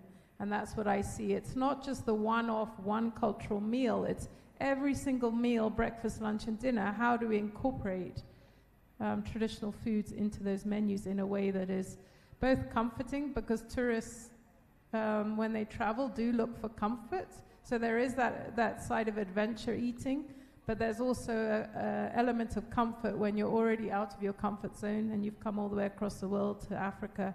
You don't want everything to be too far away from what you're used to. I think what I found is looking also, the hotels are very sustainably rated, and they all have a sustainable rating. How do we tie through governments, through the UN, how do we create policy where those sustainable ratings are much more, have thought about the food chain? Because when you look at them, they're all about carbon footprint. Helicopter rides are offset, but very little on food print. And the true cost of food is missing in those sustainable ratings. So if we could try to align food and food supply chain with other ratings that the tourism industry is already part of, I think that's an easy way to start. And also awareness. So that's what we do with our Food Beyond the Plate. Once I have chefs come and I can show them that you can make a sorghum risotto and you don't need Italian arborio rice, they're like, oh, I had no idea. This is great, let me do it. So it's also that awareness step. I think very much we're still at that awareness phase, especially in Kenya, on what the potential is and how we can showcase that. Thank you, Daniel. We take note, and we're going to bring it to the online platforms and to those responsible for ratings. I think it's a great idea. We'll have a presentation tomorrow on food waste, so don't miss it. And I think there's a very good opportunity to also organize in a way that, as you were saying, often there's also small producers, so reaching the hotels, there's a disconnect. And I think this is where the administrations and the ministries can really do a difference, as in the case of Morocco, that you bring everyone together. I am conscious of time. Whoever wants to grab a coffee, they're in the back. I know we still have much to learn the rest of the afternoon, but I will just would like to ask each of you one recommendation for our agenda for gastronomy tourism in Africa, and after that I will ask Chef Munir what is the ingredient that is common to all food. We'll start with you. One recommendation. Alors l'Afrique, c'est toute une histoire. Donc ce qu'il faut se dire et se mettre en tête, qu'il faut travailler tous pour avoir le même objectif, c'est de faire valoir cette histoire, la faire nourrir sans perdre son identité, mais chercher à l'innovation.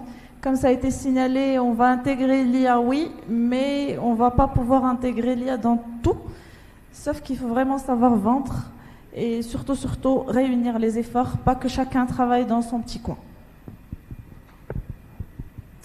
I think for us, especially in Kenya, agritourism is the easiest way to start. Let's start with the low-hanging fruit, excuse my pun. But tourists already know us for our exports, our cashews, our mangoes, our moringa superfoods. So that's an easy way to start with encouraging tourists who are coming to see how we grow our foods. And so that's, I think, is easy way to start. Thank you. Excellent.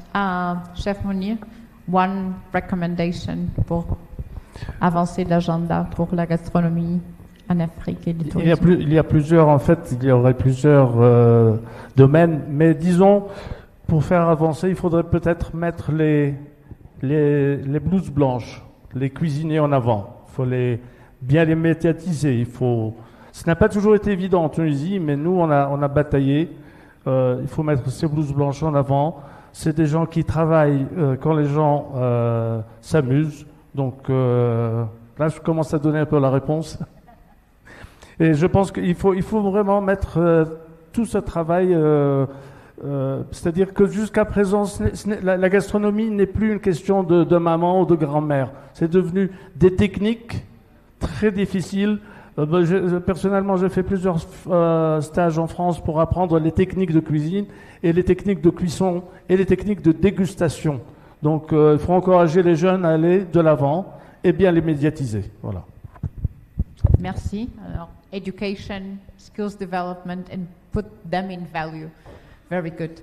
Okay, mine is centered on the issue of coordination, which is fundamental. In fact, it's not a lack of finances that is plaguing the sector. It's a lack of coordination amongst the many stakeholders that are required to pull this together. And this is a great platform, Sandra.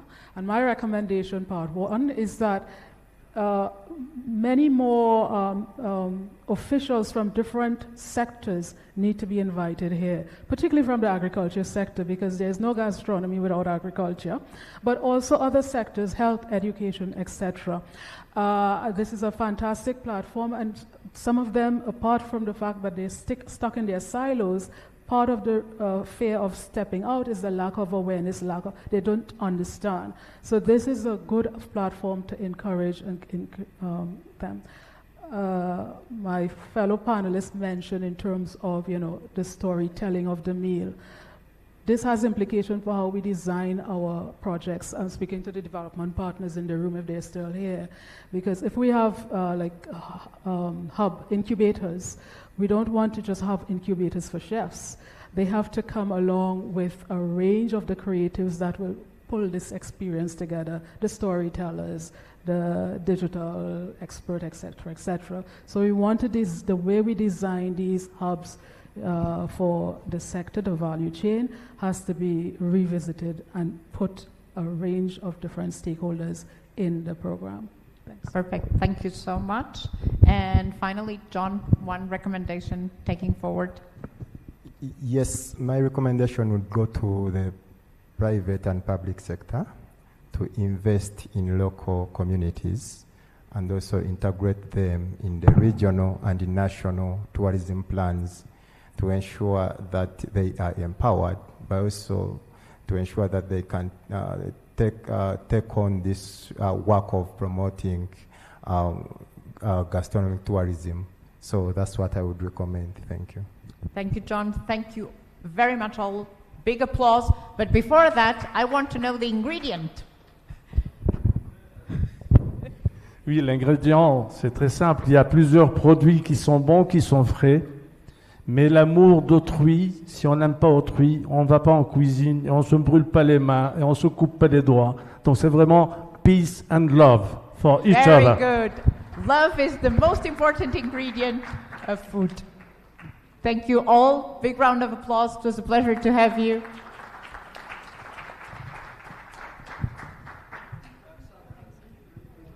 Yes, I think we're going to take a group photo, so if my fellow panelists would like to join me.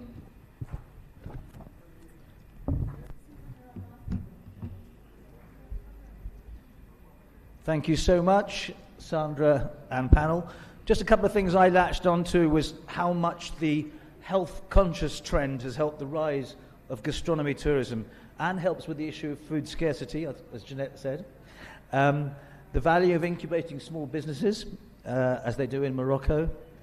And we heard from the passionate food processor who connects directly with farmers and hotels.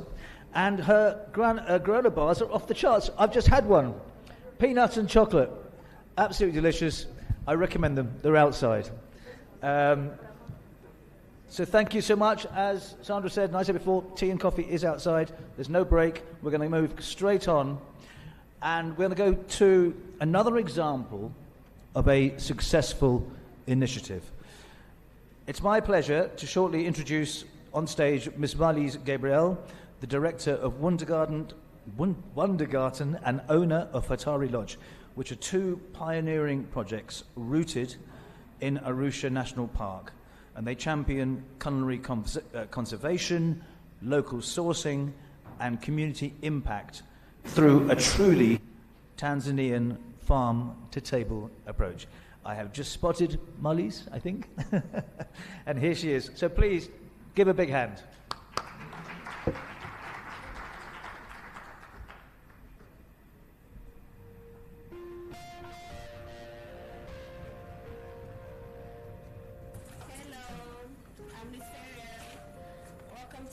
Wonder Garden, please join us. Wonder Garden, a humble beginning in a lodge kitchen, embarked on a journey in search of a local substitute for almonds. Today, it has blossomed into an independent entity, a company, and a brand in its own right. Our journey began with kweme, a local substitute. It is also called the oyster nut, a sacred ingredient from Tanzania. Referred by the Tanzanian people for its unique properties and historical significance, this resilient plant embodies numerous benefits. It symbolizes Wonder Garden's mission to integrate the wisdom of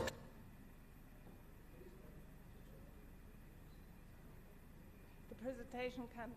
traditional food with modern wellness. To multiply the local multi-cropping model, agroforestry, building healthy soils, and supporting diverse diets. In our factories, kweme is meticulously dried and processed into various products, such as kwemella, our naturally made Nutella, and a cooking oil, to name a few. This garden-to-table process, where guests can enjoy breakfasts. We start again.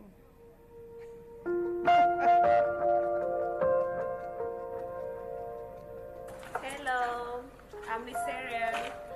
Welcome to the Wonder Garden. Please join us. Wonder Garden, a humble beginning in a lodge kitchen, embarked on a journey in search of a local substitute for almonds. Today, it has blossomed into an independent entity, a company, and a brand in its own right. Our journey began with kweme, a local substitute. It is also called the oyster nut, a sacred ingredient from Tanzania. Referred by the Tanzanian people for its unique properties and historical significance, this resilient plant embodies numerous benefits. It symbolizes Wonder Garden's mission to integrate the wisdom of traditional food with modern wellness, to multiply the local multi-cropping model, agroforestry, building healthy soils, and supporting diverse diets. In our factories, kweme is meticulously dried and processed into various products, such as kwemella, our naturally made Nutella, and a cooking oil, to name a few. This garden-to-table process, where guests can enjoy breakfasts in the gardens, exemplifies our support for individual farming and community empowerment. Our operations are structured into sectors encompassing training, wholesale trade, retail, and partnerships with brands that align with Wonder Garden's values. Our immediate partners include Hatari Lodge, Shumata Camp, Sokusafi, Heritage Foods, the African People's Cooking School, and the highlight event of the year, the Kili Fair. Kili Fair is a celebration and marketplace for local tourism. This year, the event allowed Wonder Garden to showcase our commitment to healthy and sustainable eating for local hospitality. We shared our range of about 200 sugar-free and gluten-free food products from over 90 local underutilized ingredients, while educating visitors on a new way of looking at food and a reconnection with their forgotten foods. Wonder Garden serves as a transformative educational bridge, linking the garden to the kitchen and the kitchen to the community. Join us in celebrating Wonder Garden's growth and transformation, where nature and our community grow together.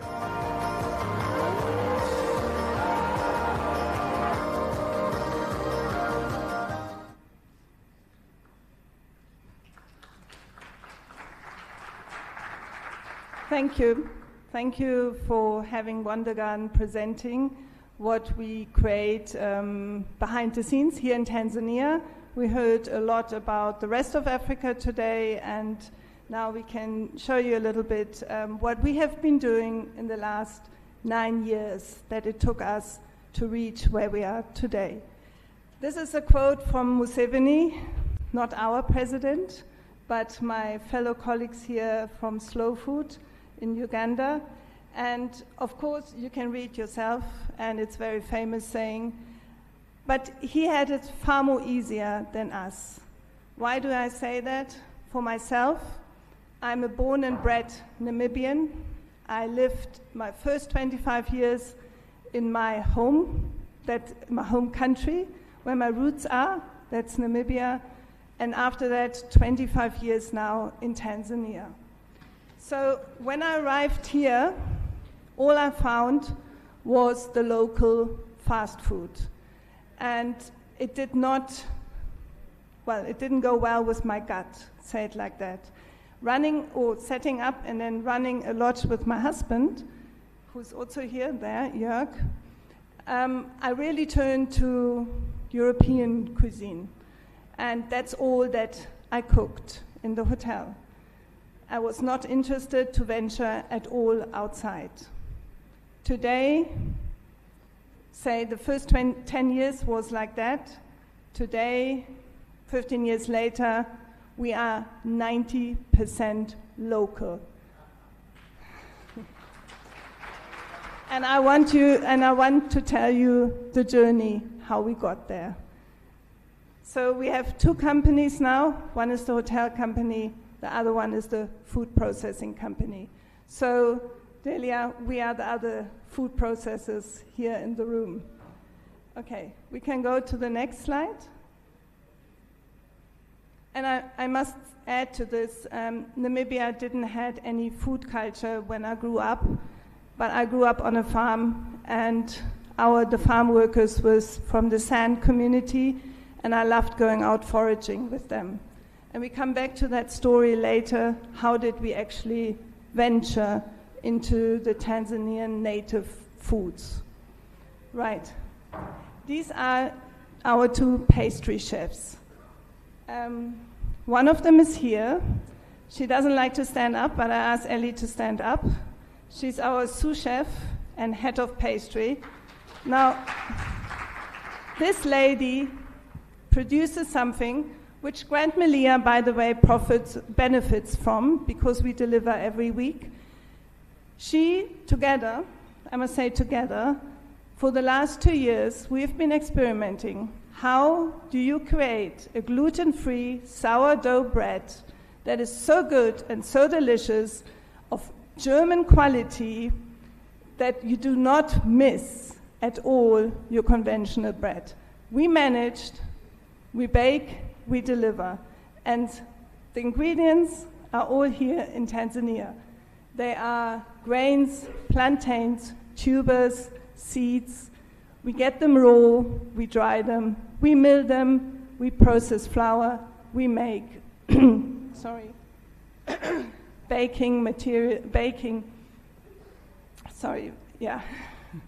we bake with them, and it's not only bread, it is also chapati, gluten-free, it is also pizza, gluten-free, samosas, and mandazis. So everything that is actually a name to Tanzanian heritage cuisine, we convert it, we make it healthy.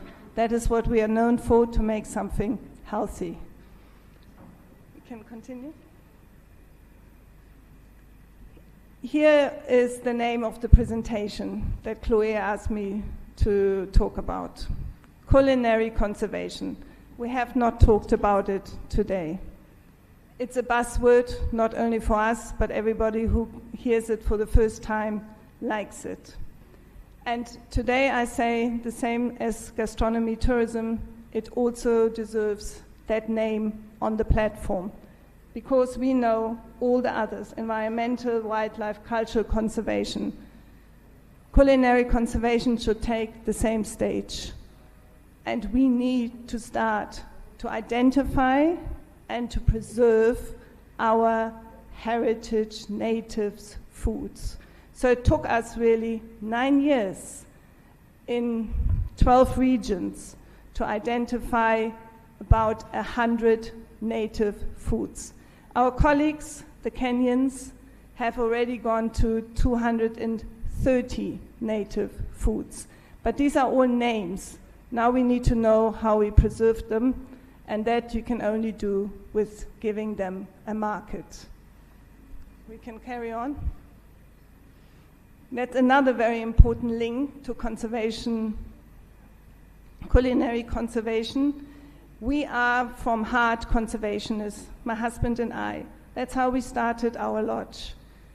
We did that in order to safeguard elephants. In this country, for the last 25 years, we didn't have it easy to save the lives of elephants.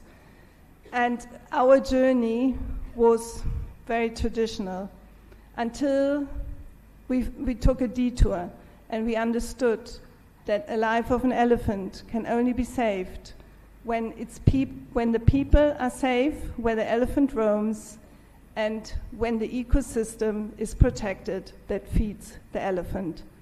And that was our journey, and the door opened to culinary conservation, starting now, what you heard already in the video, with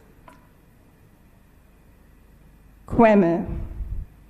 Now, kweme is really a Tanzanian indigenous seed. Yes, you get it in Uganda, but it is native to Tanzania. And it used to be everywhere, coming from the mountain ranges, the Eastern Arc, Kilimanjaro, Mount Meru, but also the whole of Zanzibar had kweme, cultivated kweme, or kweme is a wild creeper. It was growing there. Zanzibar lost all its kweme. Today we find a lot of kweme still in the Para Mountains and Kilimanjaro, as well as Mount Meru, but also down at Morogoro. However, kweme was always seen as a poor man's food. That is, in general, the stigma that we need to overcome. And that is something this forum has not yet discussed today. The reason also why our true native foods are not in circulation have to do with the stigma, starting from the colonial days. The names some foods were given to make it minor, and then, of course, fast food came in, globalization took over, and it was fancy and nice to eat the Western man's food. Yes. Okay, I don't know, can you quickly go back to kweme? The last one there I think is important. So Wondergarden has created its own Nutella. We call it Kwemela. The base is kweme paste and cocoa from Mbeya. It's a pure, true Tanzanian food product, which our kids love. And we promote it like that because it is far more healthier than Nutella. Now, creme was the change of direction in our life. As you heard in the video, we needed a substitute to almonds. And then the head chef, he's here. Johnny, quickly stand up. I will come back to you later. Is from Pare. And the Pares, they still use creme today as their staple foods. So me, remembering foraging in Namibia, that there's always something out there, asking head chef, what do you use? You know, what is like a seed, like a nut? What tastes like that? There must be something in this country. I was not giving up, and he came and said, yes, there's creme. My father grows it. Let me bring it. So he brought it, and that was 12 years ago, I think. Our conversion didn't happen immediately because we still went on with European imported foods. It took another 2 years until we understood how creme grows. And that brought us to the next slide. Very important, and this is what you should have visited, the Chaga Home Gardens. Actually, when you go on Google now, you find, I think, 100 pages researched on these gardens. They're called Chaga Home Gardens because the research was done on Kilimanjaro, but the Chaga Home Gardens are actually on every single mountain slope in East Africa. They stand for multi-cropping gardens. And when we ventured into them, it was a door of Eden that opened up for us. And there was all this food that came about, and of which we never knew, didn't want to test. And then suddenly it was presented in such an enormous, beautiful way that we became very curious, and we started with our journey. I need to say that a Chaga home garden, a true Chaga home garden, grows in 6 layers. So you have your wild forest trees, and then you have your lianes growing on them, creepers. One of them is the creme, but we also have the ndu, an air potato, which we use, and we have chayote, the local cucumber that we use. And I have to mention, we do not use the conventional potato at all in our kitchen. It's out. We do not use the conventional cucumber at all in our kitchen. We do not use the conventional aubergine. We use ngogwe. We use the small cherry tomatoes that is being seen as wheat. We use only local rice. Later on the conclusion I can go to those, what is really proper rice in this country. And for potatoes, we use all the various yams that we find, from kiazi to ndu, sweet potatoes, and it goes on. So yes, we celebrate completely only native foods. As I said, 90% of it. And did somebody fall? Oh. And we have it all. In this country, we have it all. Our olives are gunda berries from the coast, also wild. But we can carry on. I mean, did you want to quickly go back? Did you want to see the data here?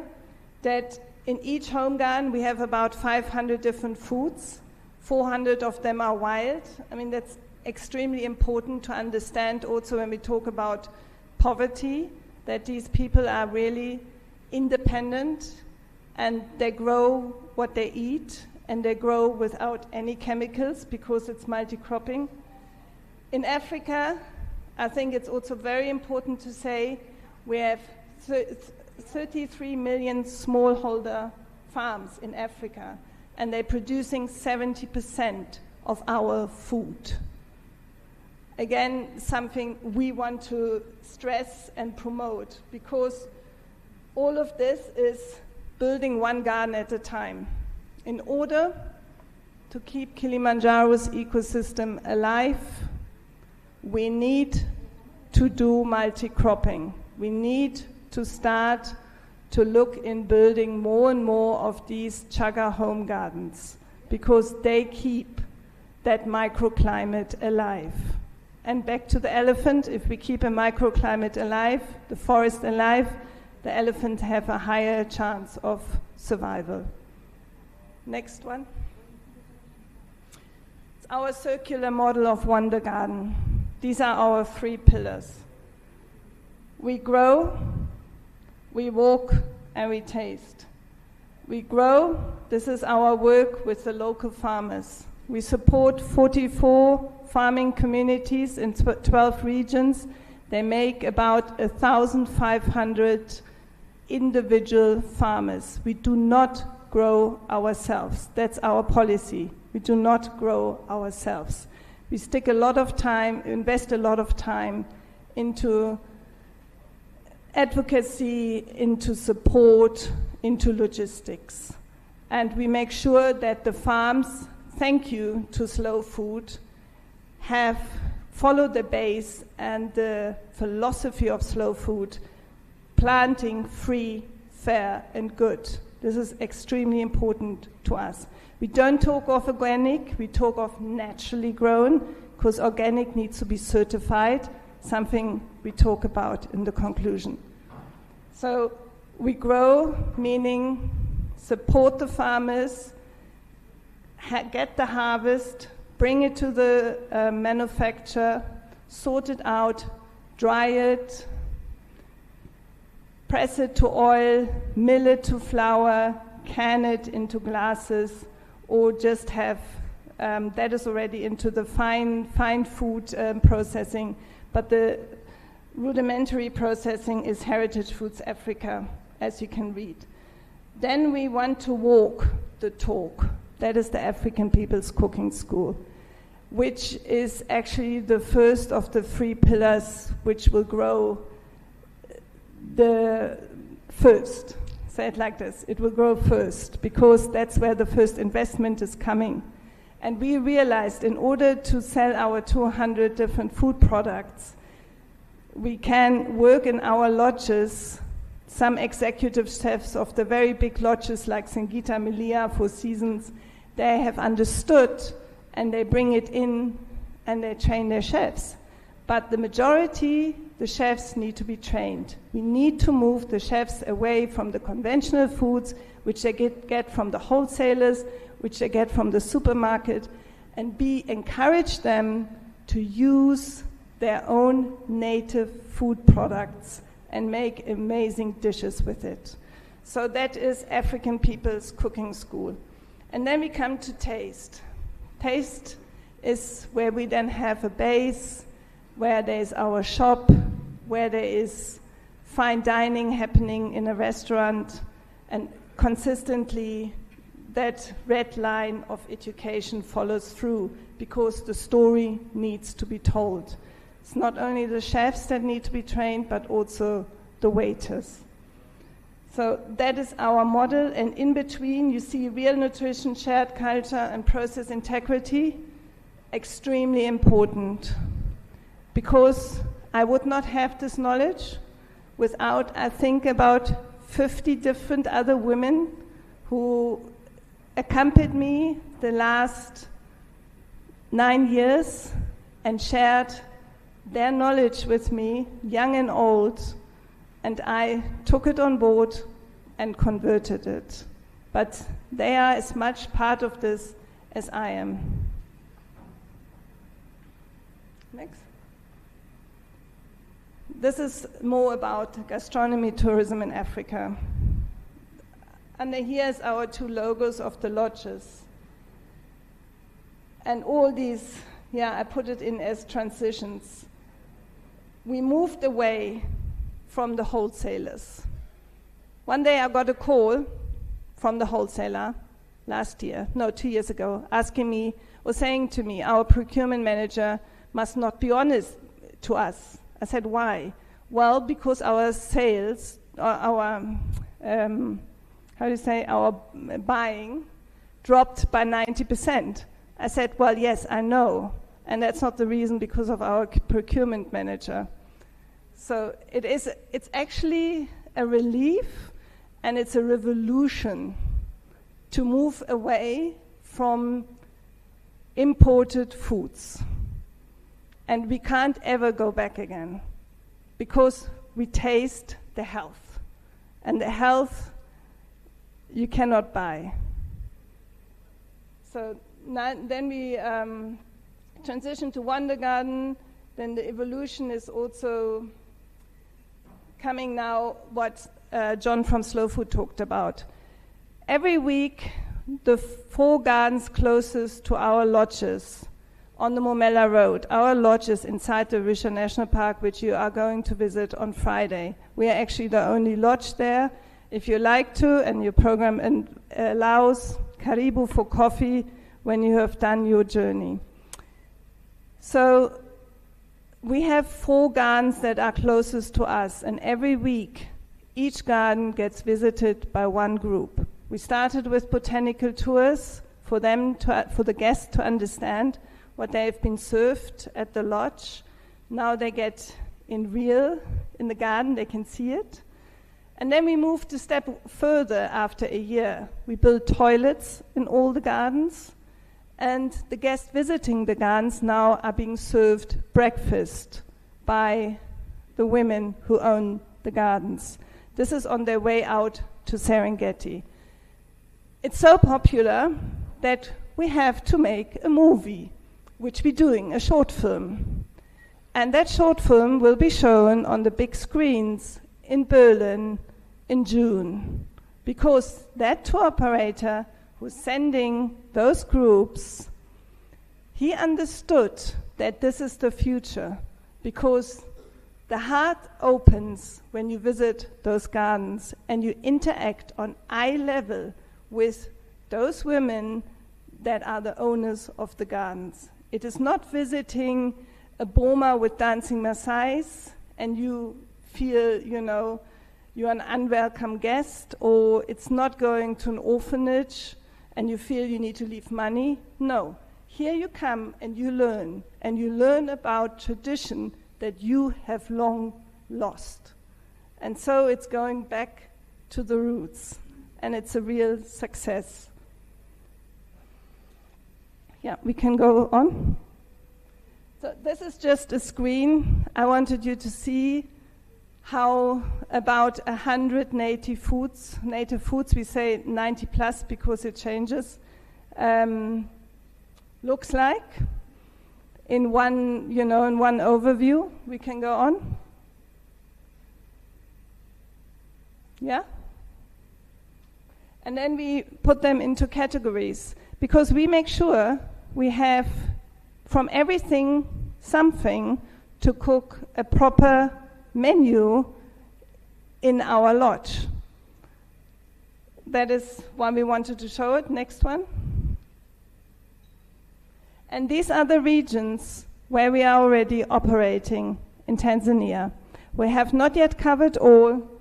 I would always say it is a little bit more than 30%, so we still have a long way to go, because every single region in this country has their own native foods, and we would like to discover them.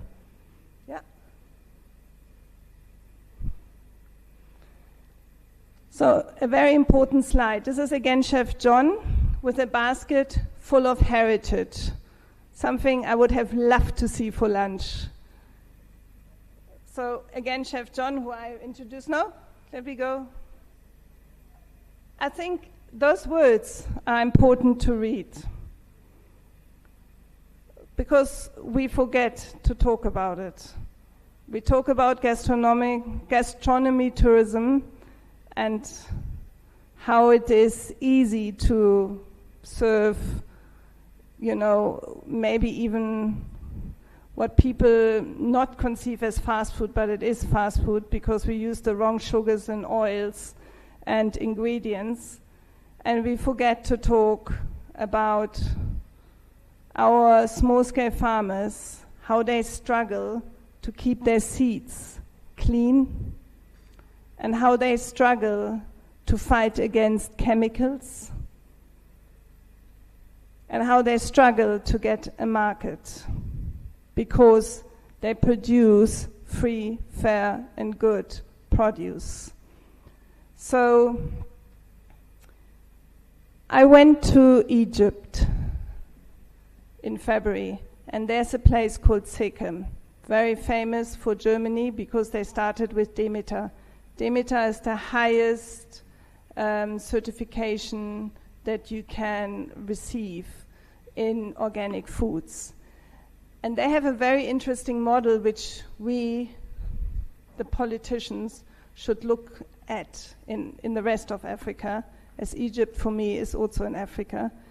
And it is that they managed that the conventional farmer gets the same amount as the organic farmer, and they do it with carbon credits. I don't know yet how they do it, but it's possible. Certification must also be possible.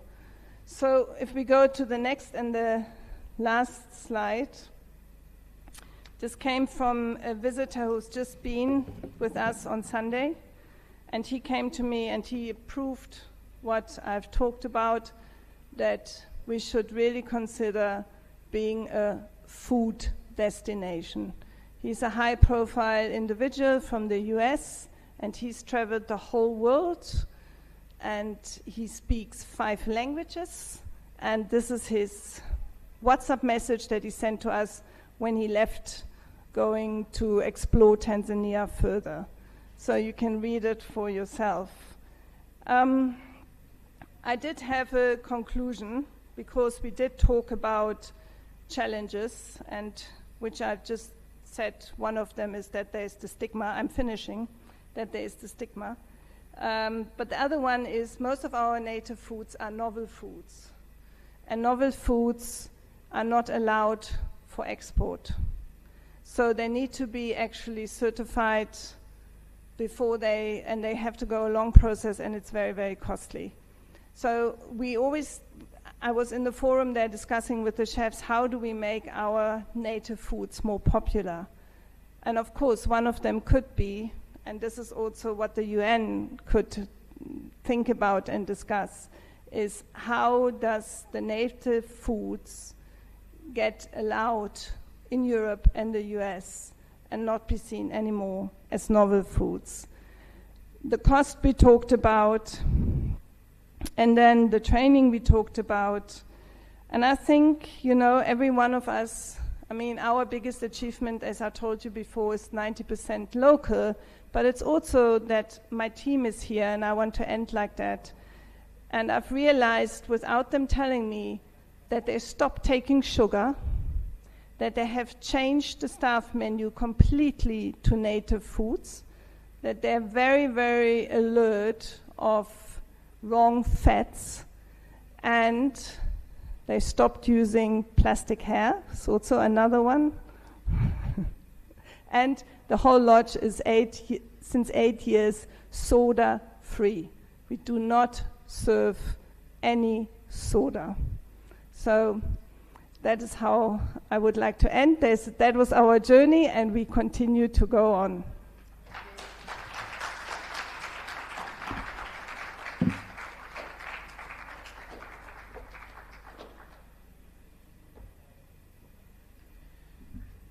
Thank you, Marlies. Some fantastic insights there. A real journey through your experiences and the lessons that we can still learn today, and particularly how we need to protect small farmers. I think that's a really vital lesson, so thank you. Right, we need to zoom on. This is the last panel of the day. Just to reassure you before we get there that the buses that brought you here will be taking you back to your hotels straight after this last panel, and they will also take you to the drinks at the Arusha Coffee Lodge, just to calm any nerves that you might have about that. So let's shift our focus now to a crucial element in promoting our culinary delights around the world. And that crucial element is branding, because branding is one of the key pillars of UN Tourism's agenda for Africa, and it plays an essential role in promoting African gastronomy. By harnessing the power of branding, we can position African cuisine and its rich diversity as a world-class attraction, driving both tourism and economic growth across the continent. And to guide us through this discussion, we are pleased to have with us Lynn Brown, who is a BBC travel journalist. Now, you might think, because I'm a BBC travel broadcaster, that Lynn and I know each other, but we don't, because Lynn has come all the way from New York to make this presentation. That's a long journey. Please put your hands together for Lynn Brown, who will introduce the panel.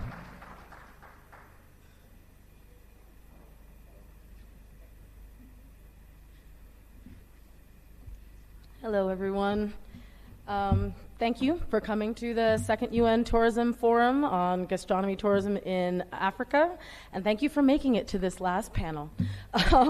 As Raj mentioned, we're going to be talking about branding Africa through its gastronomy, and one of the things that I wanted to mention before I bring up the panelists is just when we talk about branding, a lot of what we're talking about is storytelling. What are the stories that we are telling about African food? How do we shape those stories to just better represent the diversity of the continent, the diversity of the ingredients, and the diversity of cultures that go into African food? And so to kind of answer those questions, I've got my four panelists who I'm going to call up one by one. I'm going to start with Helen McKenty-Carlisle, who is the co-founder and elected president of the African Marketing Confederation, which is a Pan-African body of marketing professionals that's spearheading the ongoing development of industry standards. Our next panelist is Yasmin Fofana, who is a celebrated speaker, culinary entrepreneur, and marketing communications professional, as well as the founder of Afro Foodie, which is Côte d'Ivoire's first food blog. Côte d'Ivoire. Yes. I also have Kwake Donko, who is the Chief Executive Officer of Africa Tourism Partners, who's a leading Pan-African advisory firm recognized by the UN Tourism for its contributions to tourism development across the continent.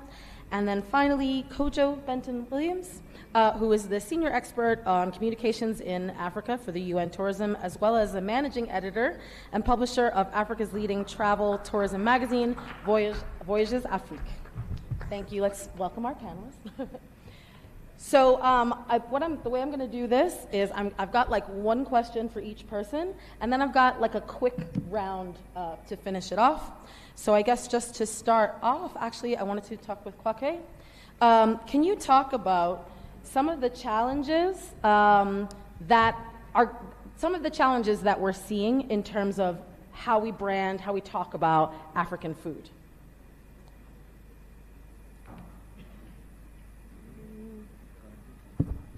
Hello. Right. Thank you, Lynn, and good afternoon to all of you. Right. I believe that charity begins at home. Mm-hmm.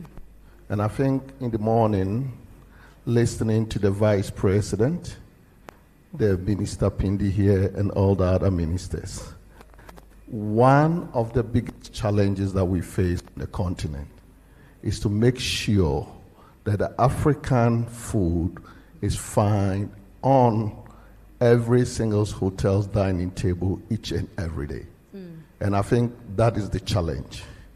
And the challenge is the appreciation, lack of appreciation of the fact that the food is a critical identifier of a destination brand.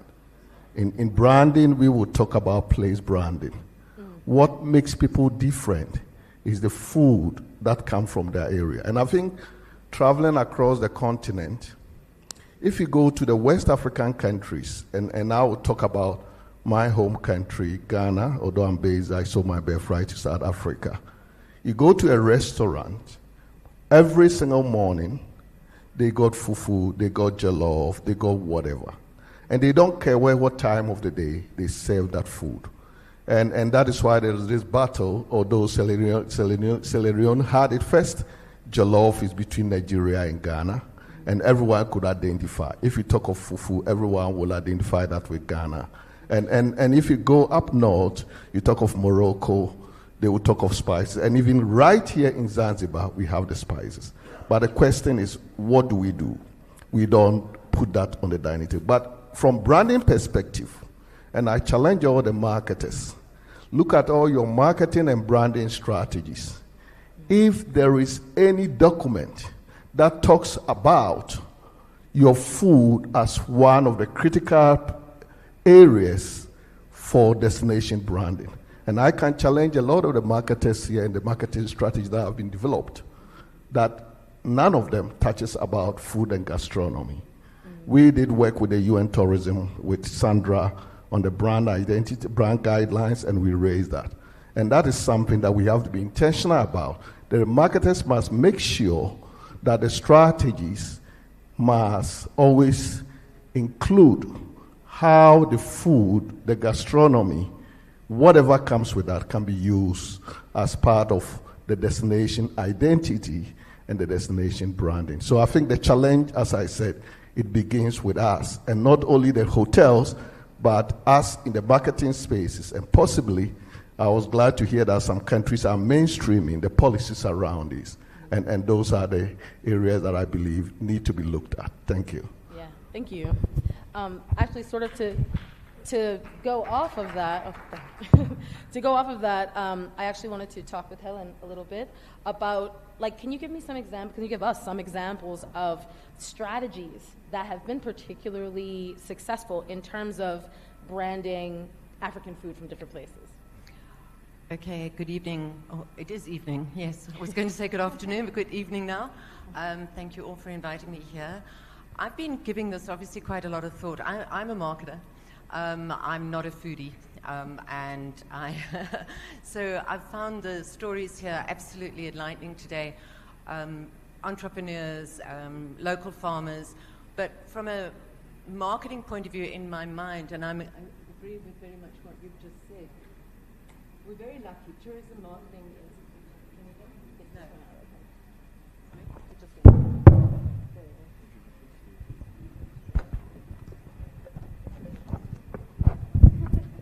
Thank you.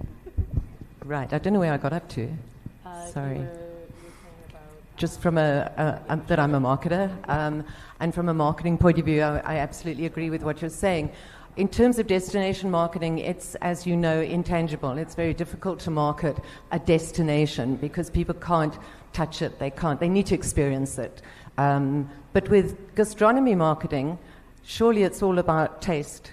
So I absolutely agree, and I was chatting just the other evening, in terms of, in the hotels, for example, instead of a bowl of fruit, just have a little plate of local cuisine. So people can say, I like that, I want some more of it. I was looking at ordering something at the hotel. It was quite an expensive meal.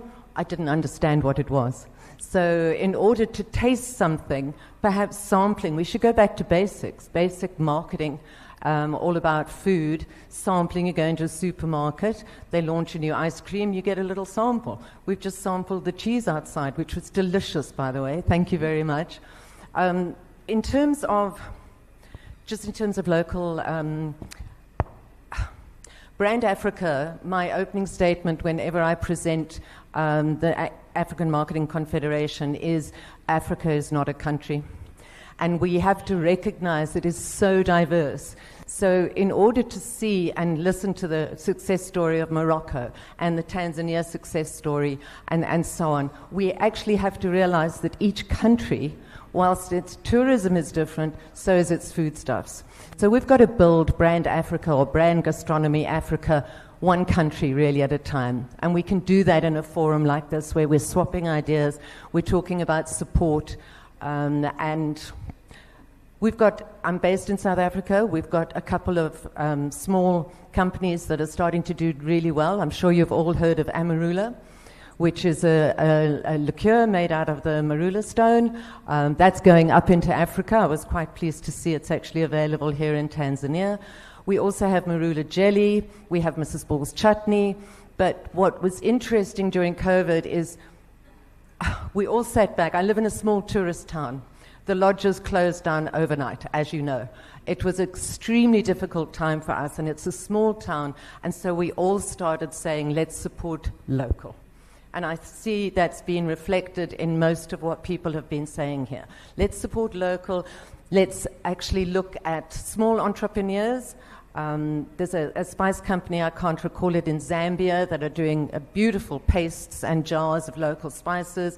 There's a young chap in Ethiopia that is using local peanuts to make his own peanut butter. And it's through these initiatives and some of the ones that we've heard about today that I think we're going to grow brand Africa through gastronomy. Thank you. My next question actually is for Yasmin here.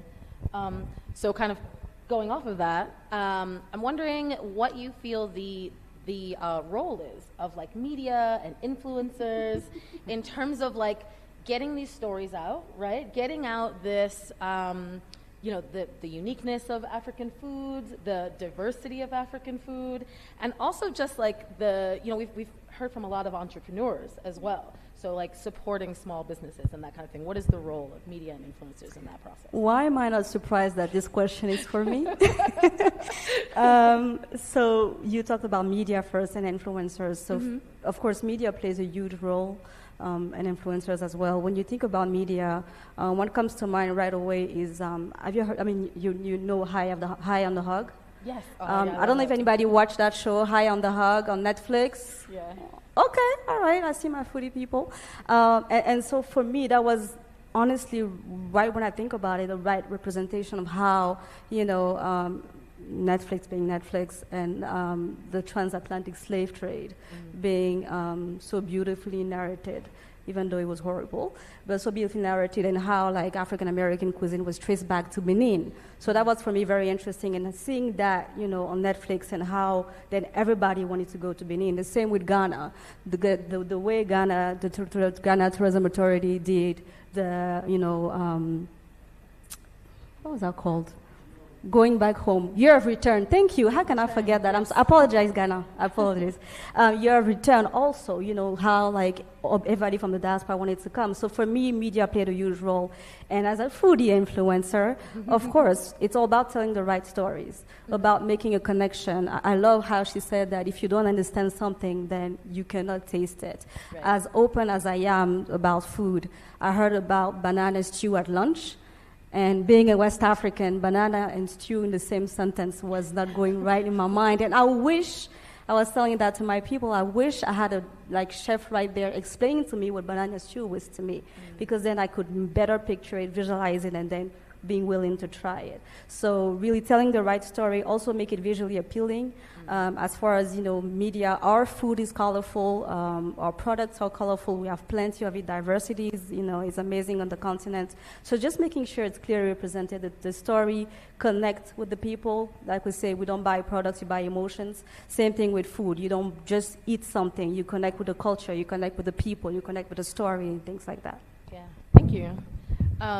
Kojo, I have a question for you.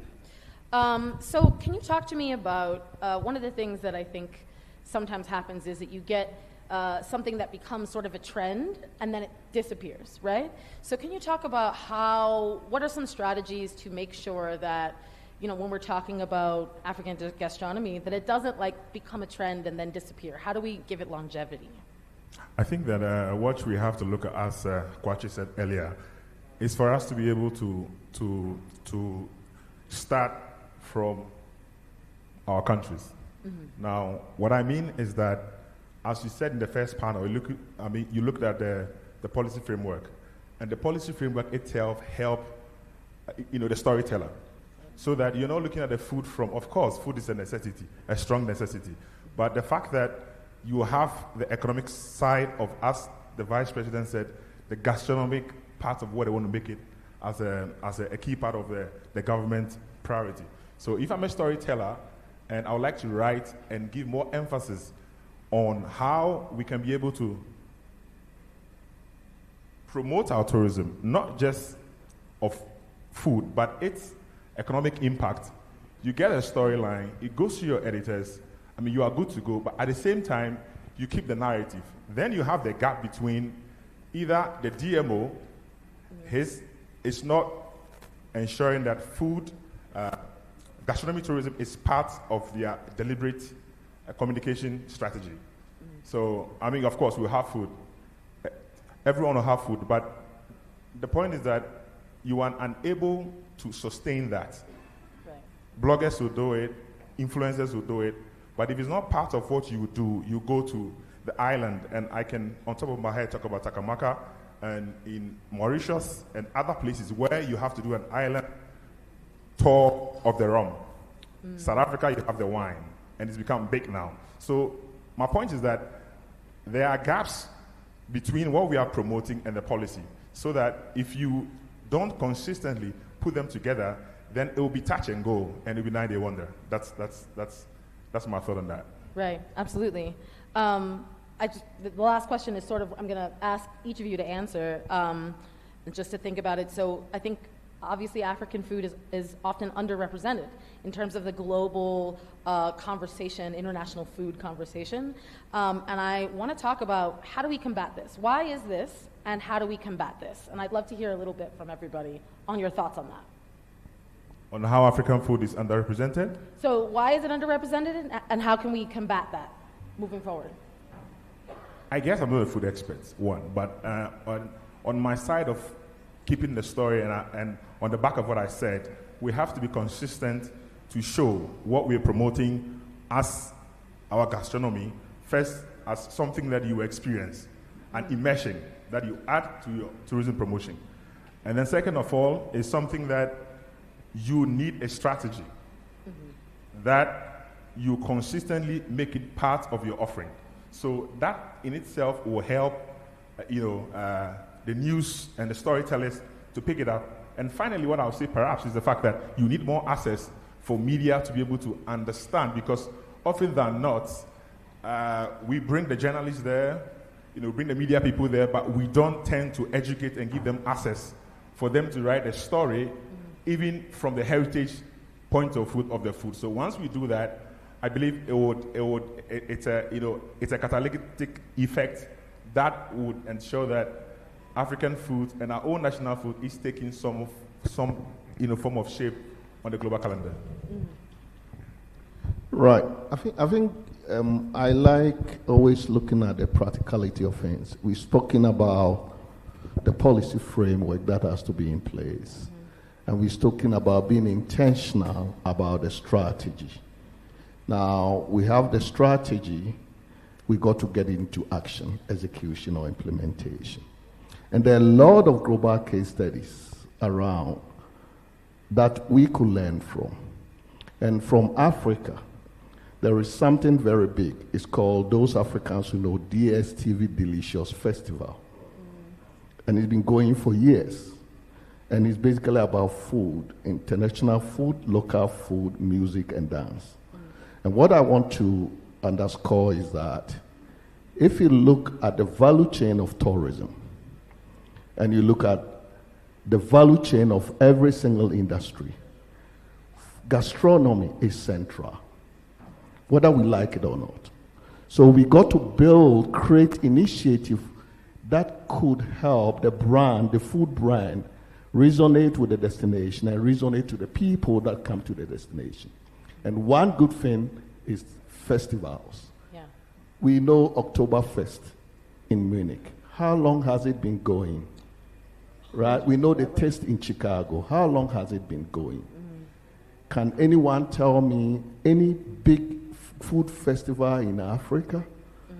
Not much. So countries can use that to defend themselves and to underscore the identifier that I spoke about initially. So in Tanzania, for instance, and for this not to end, I see ministers sitting there, I see a lot of executives sitting out there. Can we start investigating, mapping up from here the next action, because this summit is going to go somewhere else, but how do we leave behind as a legacy? And my challenge is, can we look into having the annual Tanzania Food Festival. Whatever name we call it is something else. But it got to be with specific niche that you can't find anywhere, and bringing all the other, I could call it the product, the core product as a marketer, with the products around that will build that particular. And that could go on years and years and years. I was involved in what they call site here many years back, concept development. And you could start from there, which is what brings in the tour operators, the hosted buyers. They are the guys that will be used as the channels to build it up. And it's been done in so many parts of the world. You go to Bali, there is what, Ubula or something festival. And you can talk, we can talk and talk and talk. So each of the countries could then take advantage of creating their own festival that is unique to their own identity and good on. Then one advantage that possibly we've not leveraged, if you look at the Africa Continental Free Trade Area, which is coming, and no one has mentioned it, there is one key component that we are looking at, which talks about trade in services and trade in goods. To build this up, Ghana, for instance, has got an agreement with Kenya, making sure that the Kenya coffee gets to Ghana, right? How do we take what each country has around the gastronomy space and make sure that we are able to, through bilateral or whatever agreement, have relationship with our distant? And in this case, we'll be building, because this is the biggest market. I heard one of the presenters talking about exporting in Europe. I go back to my first point. Charity begins at home. We got the biggest market in Africa. How do we use that to scale the food enterprises and the full brand identities that we have here to make sure that what we are talking about here doesn't end up in this room, but we are able to execute to the benefit of all. Thank you. Okay. Thank you. First part of the question was why, right? So yeah, why do you think it's underrepresented, and how do we combat that? Okay, well, the reason is simple, is a misconception about the continent and the wrong narrative that has been told years on since forever. And the fact that we're having conversation like this are, a good point. And I love the fact that Mr. Doncourt talked about festival, because I'm going to do a little self-promotion here. The reason why I started Abidjan Restaurant Week was really for that. The fact that, New York can have a restaurant week, Paris can have a restaurant week, London can have a restaurant week, so can Abidjan, which is the economic capital of my country. And so for me, it was really important to put us on the map on the international stage, because we do have all type of cuisine, we do have the amazing products, but what are we doing, festival-wise? And for me, doing that as also, we're into food, but food and drinks, also co-founding the Abidjan Cocktail Week was also the same thing. So same narrative, having annual events that bring people together, not only tourists, but also the locals, so they can also own those stories, own their places, and be proud of, what we're doing back home. So yeah, I just wanted to add that. Yes, thank you. Thank you, yes, and if I could just emphasize that, I think it's misrepresented because the rest of the world doesn't really understand Africa. 2 years ago, I was invited to talk at the World Marketing Forum hosted by the Asia Marketing Federation in Bangkok, Thailand. I presented, as I told you, a bit about Africa. It's not a country, it's diverse, it's got so many different languages, etc. And rather humorously, at the end of my presentation, I asked if there were any questions, and one guy put up his hand and said, "Why didn't you bring a real African with you?" So again, I had to emphasize the diversity. I am a real African, I just don't look like it. So, and I think going back to what you just said as well is we have to change the dialogue. Every conference I have been to over the past 3 years has been saying there's so much interest in Africa, but there's such a fear. And if you have a look at the news reports, there's famines, there's wars, there's floods, there's poverty. And we need to start changing that, and we need to start telling the story that Africa is ready for the rest of the world. I've just signed collaborations with the Asia Marketing Federation and with the European Marketing Federation. There's so much interest in our continent.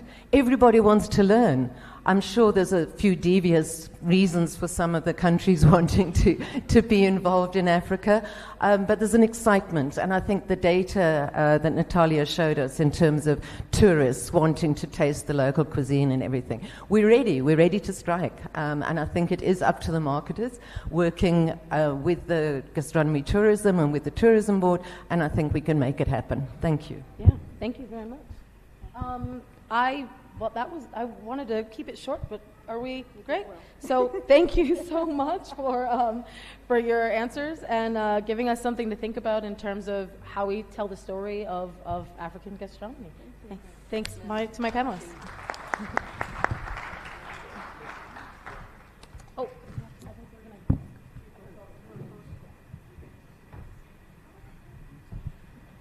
So while the panel take a photograph, I'd like to thank Lynn Brown and all of them for an engaging session with some invaluable ideas and suggestions to work on positioning African gastronomy, and a rallying call there for a big annual food festival in Africa, maybe first here in Tanzania, from Kwake.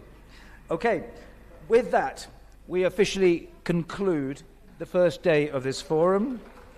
Thank you. I hope you've enjoyed today's discussions. It's because conversations like these are what shapes the future of gastronomy tourism in Africa. For our online participants, we'll be back at the same time tomorrow. For all international participants here with us, we invite you to the welcome cocktails at the Arusha Coffee Lodge this evening. As I mentioned before, the same buses that took you from your hotel are outside to take you back, and they will wait for you from 7 o'clock onwards to take you to the Coffee Lodge. Please leave your headphones even, on your chairs, because they want them back. And we look forward to seeing you for another fun-packed day tomorrow with more inspiring and engaging conversations. Enjoy your evening. Thanks a lot.